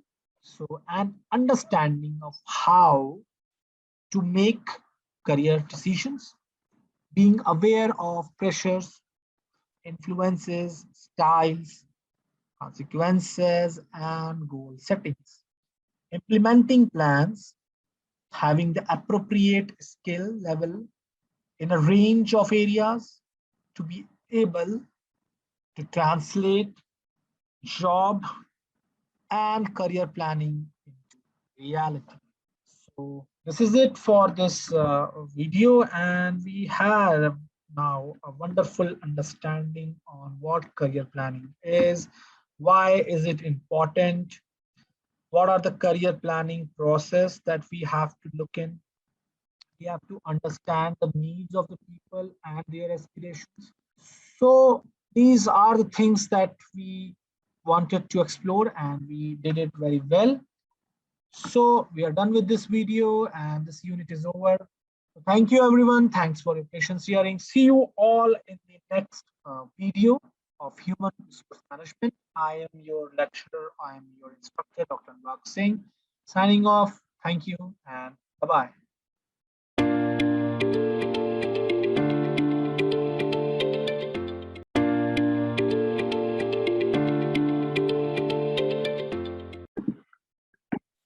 Welcome back, students. So in our previous lectures, previous videos, we have discussed about the career planning. We have differentiated between career planning and human resource planning. And we got a good overview of training and development. We understood what training and development is, and so on. So now I would like to welcome you in a new video. That is the Unit 14th, Introduction to Performance Appraisal, Video 1. Again, I'm your instructor, Dr. Anurag Singh, Assistant Professor, School of Business, University of Petroleum and Energy Studies, UPS, Dehradun. So let's start with the very first slide. So let's discuss about the performance appraisal from the very first slide, introduction.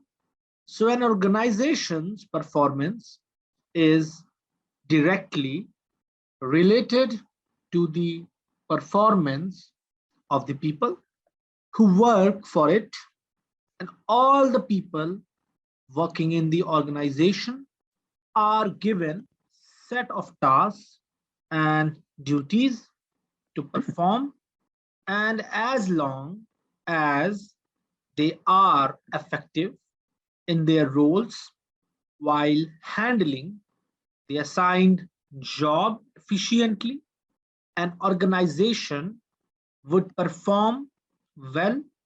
Therefore, it is an important task for the management to assess the performance of all the people working in the organization. Assessment of employee performance is one of the fundamental jobs of human resource management, but not an easy one though. So this chapter is all about performance appraisal. So let us discuss the process and nature involved in the conducting of performance appraisal.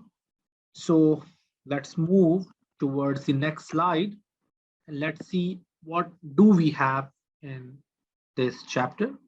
So now we are going to discuss the definition of and meaning of performance appraisal. So performance appraisal is systematic rating of employees' excellence in matters pertaining to his present job and his potential for a better job. So this definition is given by Edwin B. Filippo.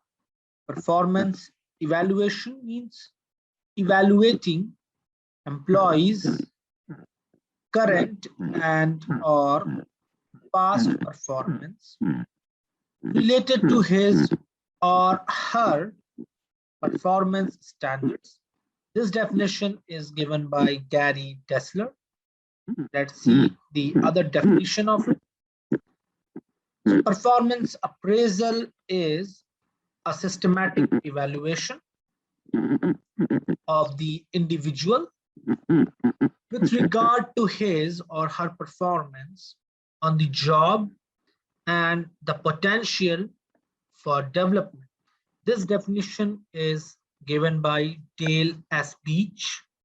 The performance appraisal is a formal, structured system of measuring and evaluating an employee's job-related behaviors and outcomes to discover how and why the employee is presently performing on the job, and how the employees can perform more effectively in the future, so that the employee, organization, and society all benefited from it. So now we have a very good and clear understanding of performance appraisal. Now we all can assess and can understand the definition of performance appraisal. We know what performance appraisal is. This much for this video, and see you all in the next video of performance appraisal. I'm your instructor, Dr. Anurag Singh, signing off, and see you all in the next video of performance appraisal. Till then, bye-bye and take care.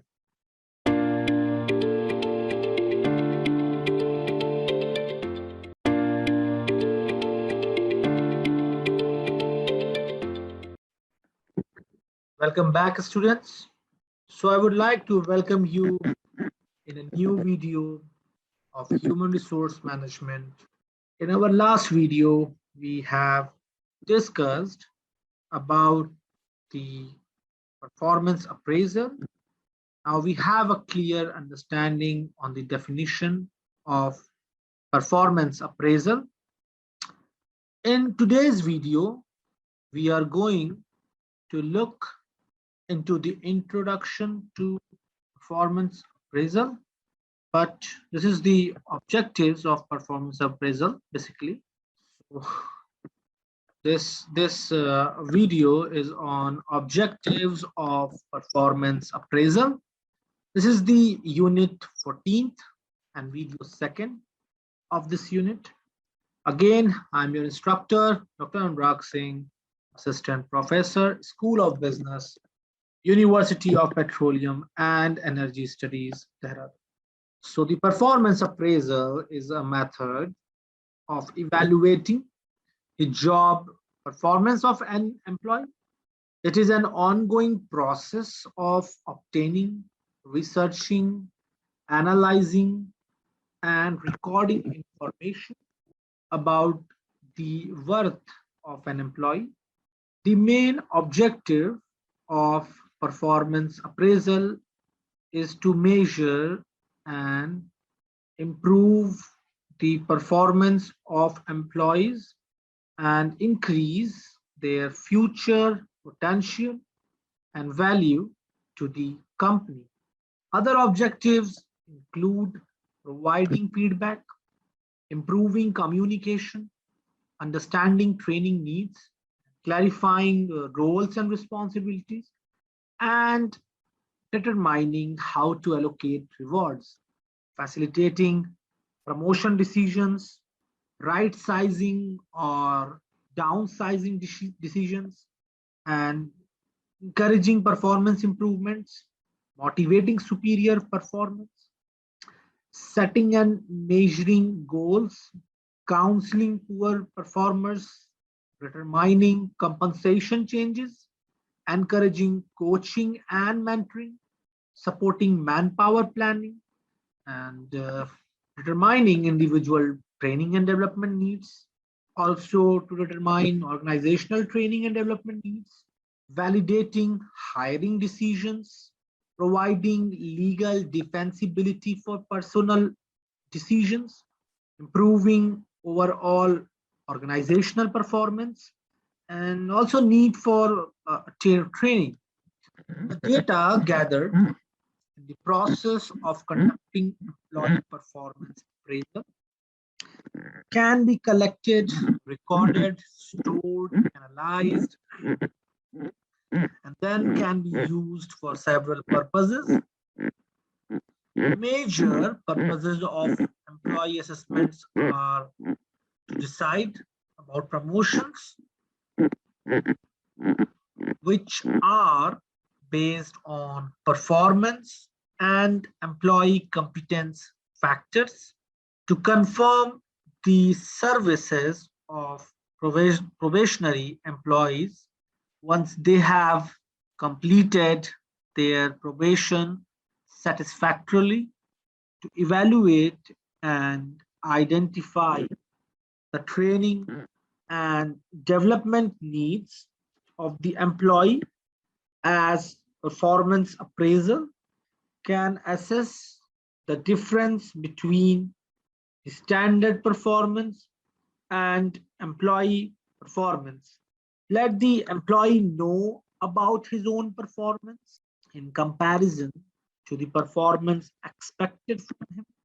Performance appraisals can also be a method of improving communication, as a supervisor has to provide feedback to the employees, and the employees can also ask supervisor about their performance.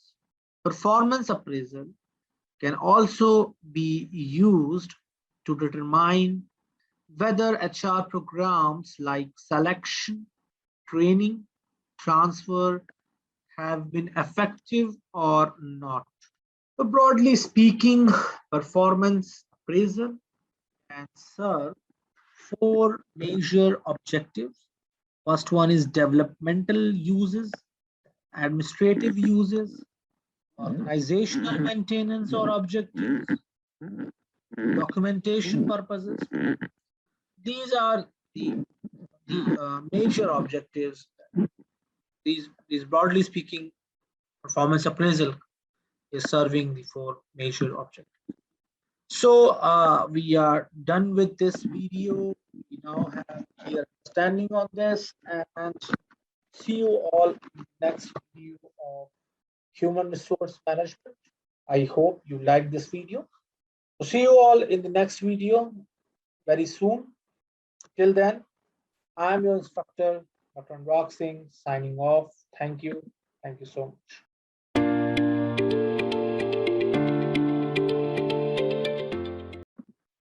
Welcome back, students, to the another video of human resource management. In our last video, we discussed about the objectives of performance appraisal or performance evaluation. I would like to welcome you in another video, which is on performance appraisal process. It is video 4th of this unit, which is the last video, I must say. I'm your instructor, assistant professor, School of Business, University of Petroleum and Energy Studies, Dehradun. So let's check that what we are going to have on our first slide. So we will start with the introduction of it. So performance appraisal of employee is one of the most crucial functions performed while managing human resources. It is also one of the most important aspects of HR management, and not only the management, but the employees also look forward to this HR process. Almost all organizations conduct performance appraisal. All employees in the organization are concerned with this process and its outcome as their career, and a lot of associated benefits are attached to the results that are achieved through this process. But in spite of the fact that this is such a crucial function, many organizations do not give appraisal process and the due importance it deserves.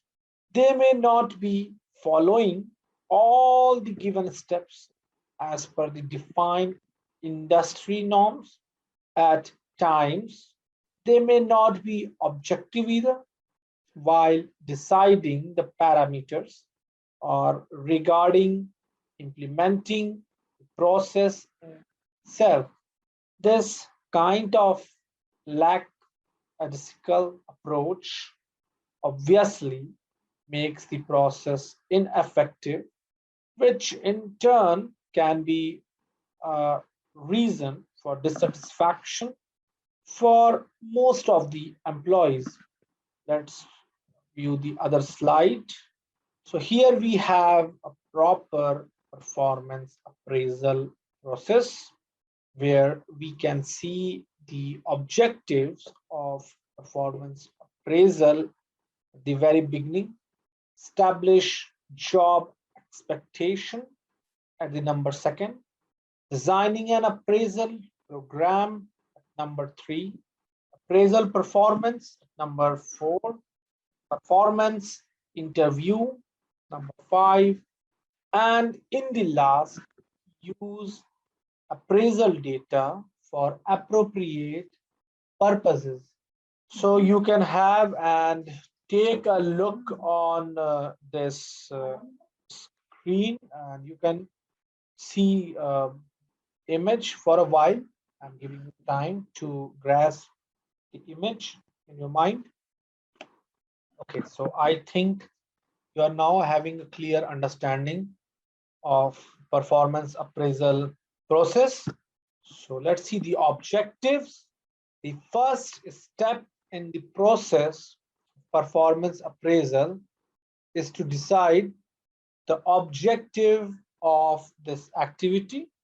Traditionally, the objective of this activity is to assess an individual's performance with an intention to correct it and makes up for any shortcoming. This approach of assessing individual performance can be appropriate, but in future, as the objectives becomes to improve the performance, systems approach would be more suitable. So these are the objectives of this performance appraisal process. Now, establishing job expectations. Second step in the process of performance appraisal is to set the standards of performance which are to be taken care of by the employee while he is on job.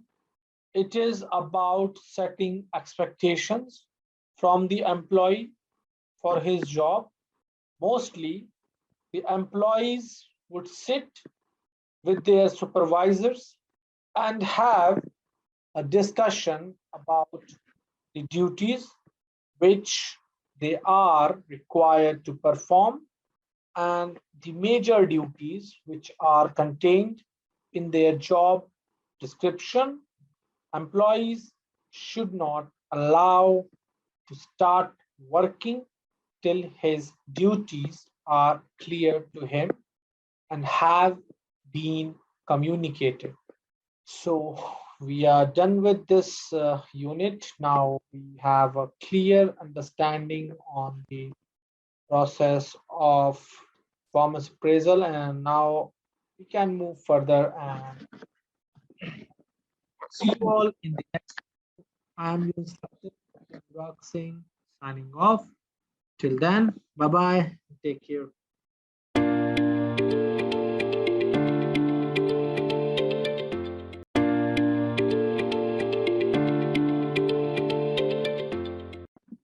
So welcome back to another video performance appraisal.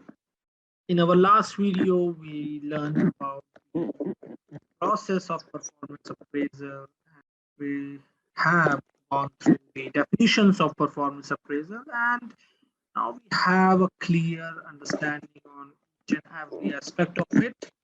So in this video, unit 14th, last video it is, we are going to learn designing performance appraisal. Again, I'm your instructor, Dr. Anurag Singh, Assistant Professor, School of Business, University of Petroleum and Energy Studies, Dehradun. So let's see what we got on our first slide. Designing performance appraisal process. So after setting the objectives of the appraisal and then communicating job expectations to the employee, the third step is designing the appraisal program. As the appraisal program is designed by the HR department, there are certain questions which need to be answered at the time of designing the format. The design depends upon the philosophy of the management, their management strategies, emphasis on HR management, and their working procedure. So let's move towards the other slide and see what do we have on our other slide. So at the time of designing the appraisal program, the decisions has to be taken, to be made out, formal versus informal appraisal. Number second, whose performance is to be assessed. Number third, who are the raters? Number four, what problems are encountered? Number fifth, how to solve these problems? Number six, what should be evaluated? Number seven, when to evaluate?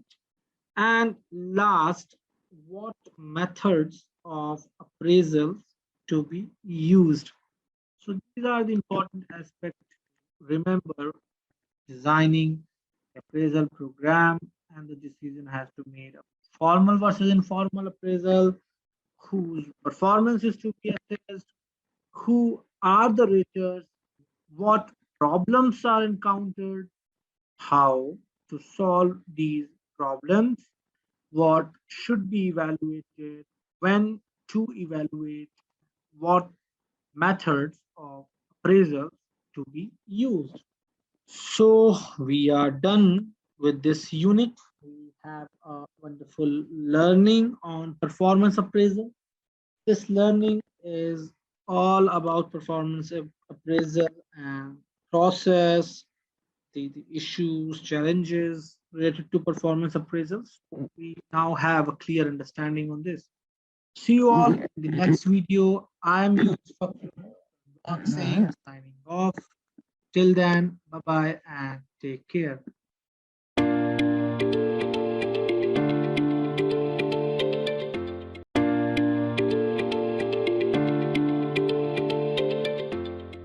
Welcome back, students, in a new video of human resource management.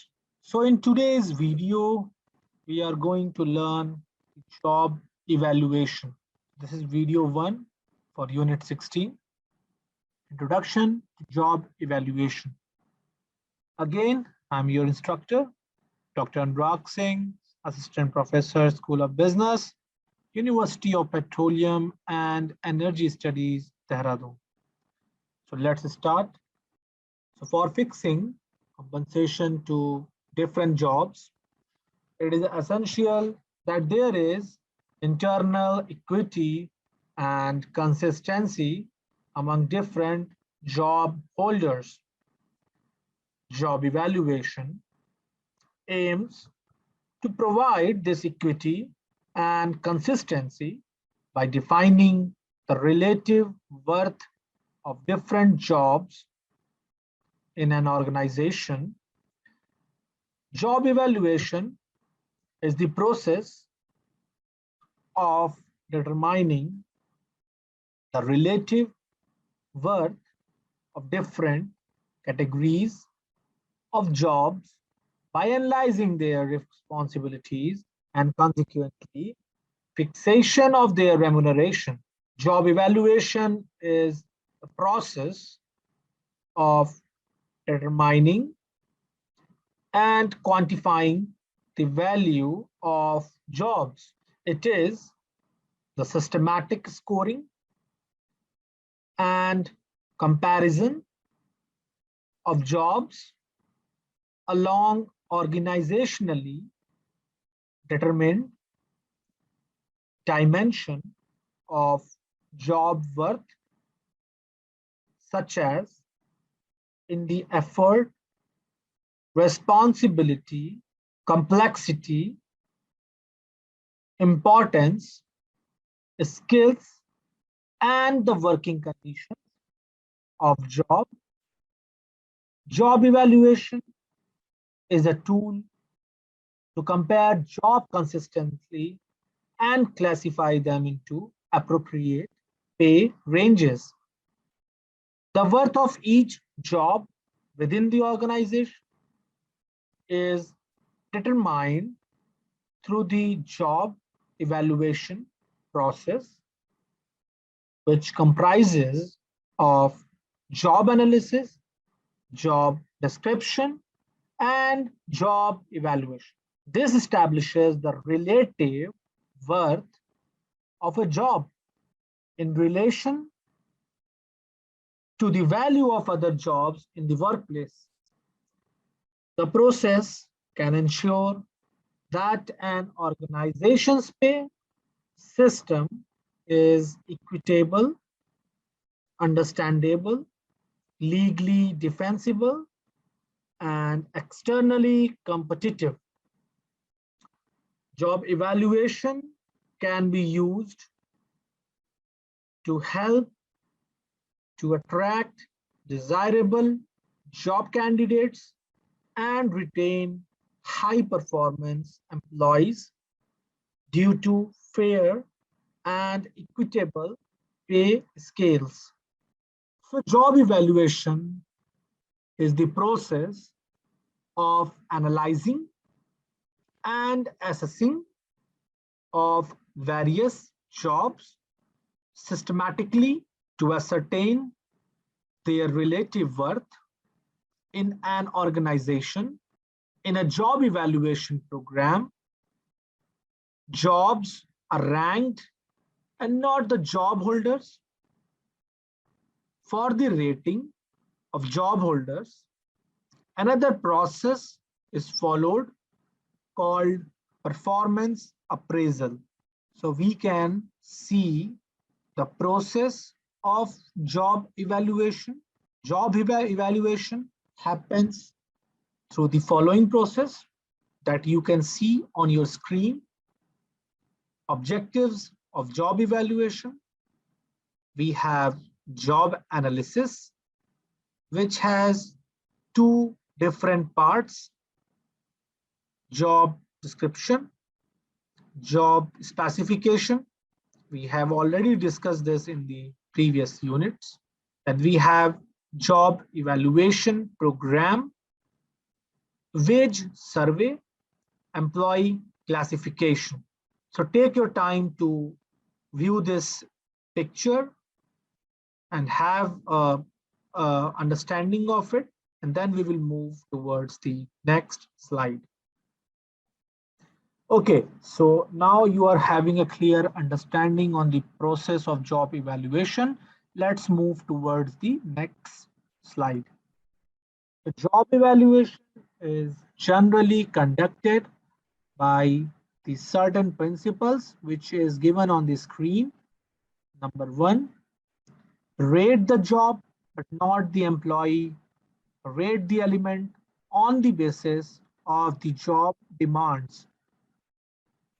Second, the elements selected for rating should be easily understood. Third, the elements should be defined clearly and properly selected. Fourth, employees and supervisors concerned should be educated and convinced about the program.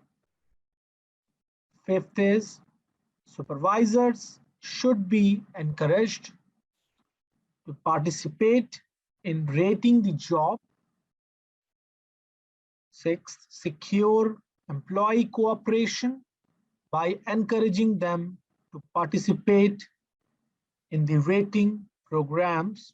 Discuss with the supervisors and employees about rating, but not about assigning money values to the point. And eighth, do not establish too many occupational wages. Move ahead. So now we have a very good understanding of job evaluation. We are now having understanding of the process of job evaluation and what job evaluation is. So that's it for the video. I'm Dr. Anurag Singh signing off. See you all in the next video. Thank you.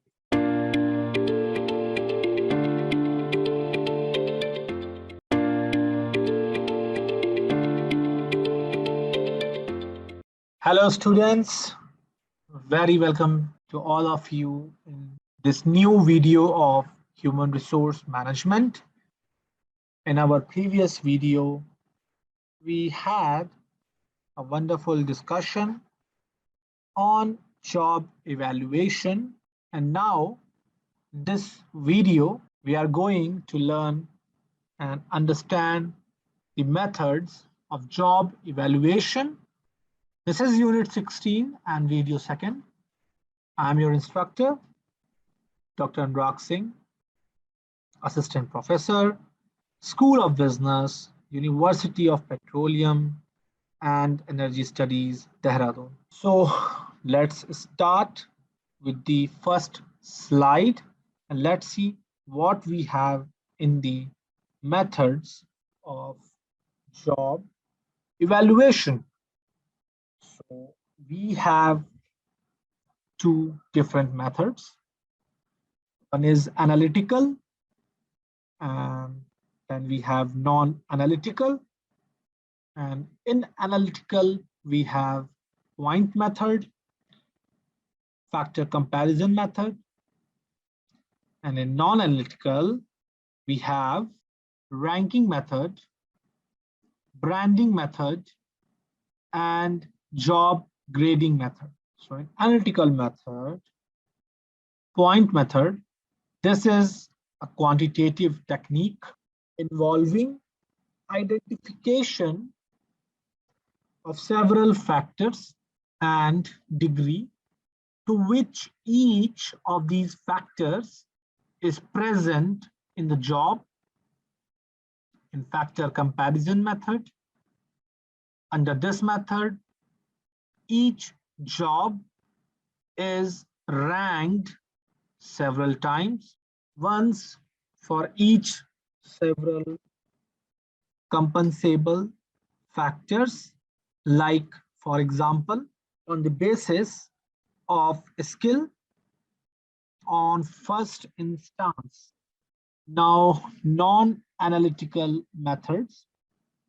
So in non-analytical method, first of all, we have ranking method, and basically this method ranks jobs in order based on each job's perceived value in relation to the others. So under this method, rater categorizes jobs into groups, and all jobs in each group are of roughly the same value for pay purposes. Ranking is the most straightforward method of job evaluation. Jobs, people, or even teams can be ranked from the ones adding most value to least value to the organization, then banding method. So this is an approach to reduce the complexity of a compensation system by consolidating a large number of pay grades into a fewer number of broader grades or bands. Banding procedure takes place when jobs are grouped together by common characteristics. Characteristics used to group jobs are like exempt versus non-exempt, professional versus non-professional, union versus non-union, key contributor versus non-key contributors, line versus staff, technical versus non-technical, and so on. Then we have job grading. Under this method, jobs with comparable points together reflect the hierarchy of jobs within the company and establish pay rates as in the ranking method. This method does not call for a detailed or quantitative analysis of job factors and is based on the job as a whole. Only difference between the two is that in the ranking method, there is no yardstick for evaluation, while in the classification method, there is such a yardstick in the form of job classes or grades. How to improve job evaluation? So the various measures can be taken for improving the work of evaluation program, which is given on your screen. Number one, a job evaluation scheme should be chosen cautiously. It should be devised and administered on the basis of employment market, demand for labor, bargaining power of the parties, and involved job conditions. The details of the scheme should be drawn up in such a way that they do not conflict with other provisions of a collective agreement.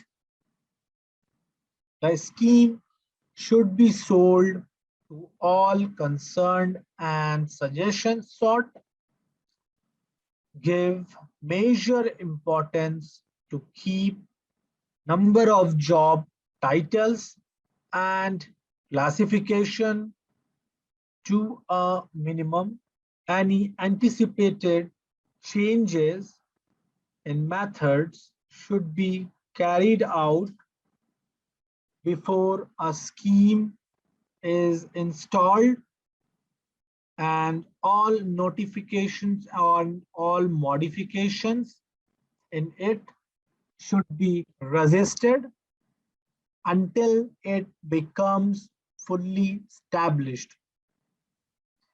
In preparing job description, it is sound practice to emphasize the things which makes one job different from another, rather than to find a comprehensive statement of all the duties of the job.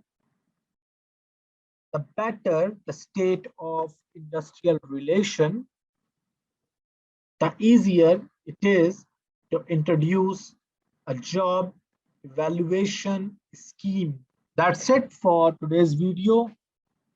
Thank you everyone for your patience hearing, and see you all in the next video. I'm your instructor, Dr. Anurag Singh, signing off. Bye-bye and have a great day.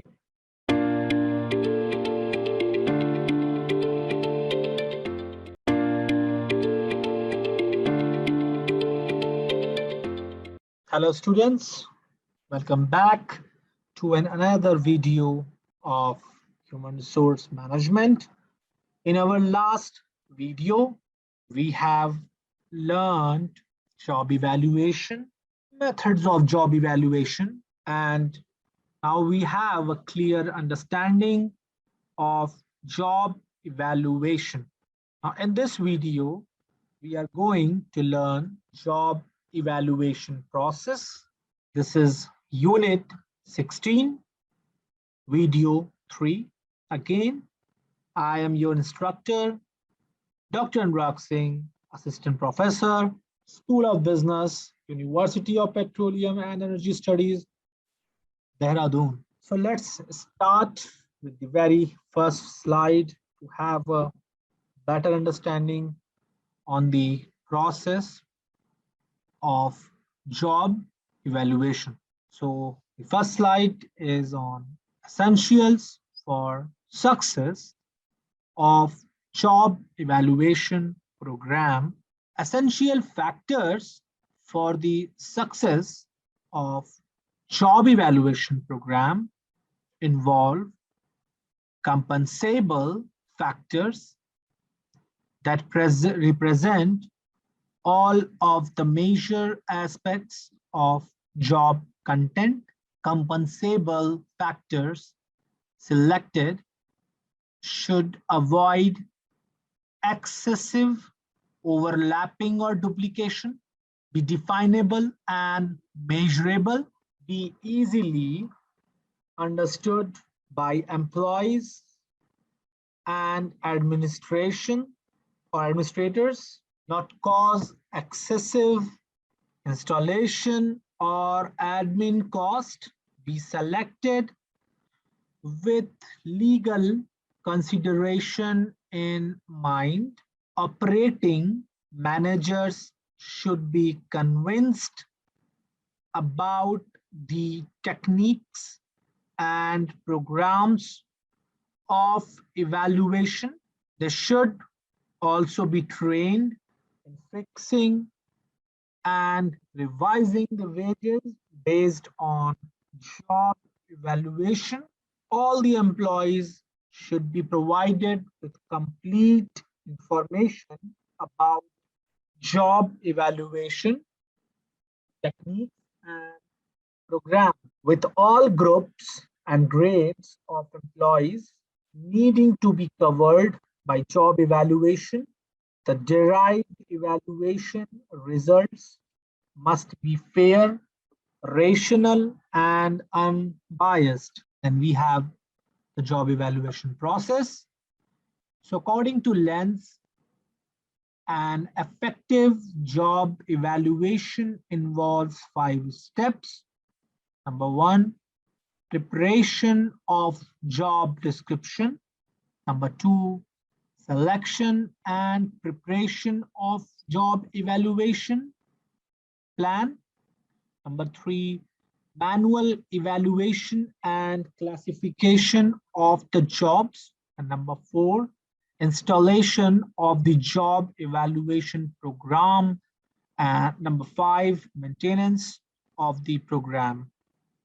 Then B, a job evaluation process may consist of following stages, that is, select the program, plan the program, analyze the jobs, internal evaluation, external evaluation, designing of salary structure, grading of jobs, development and maintenance procedure, and the last one, the process to be taken for job evaluation according to the Indian Institute of Professional Management are as follows.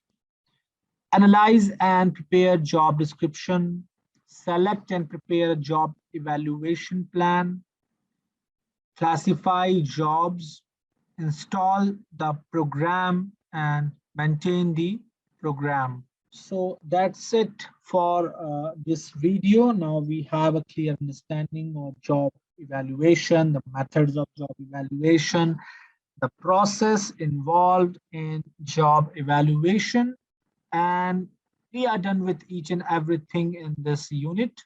See you all in the next unit. I am your instructor, Dr. Anurag Singh, signing off. Thank you and see you all soon in the next video.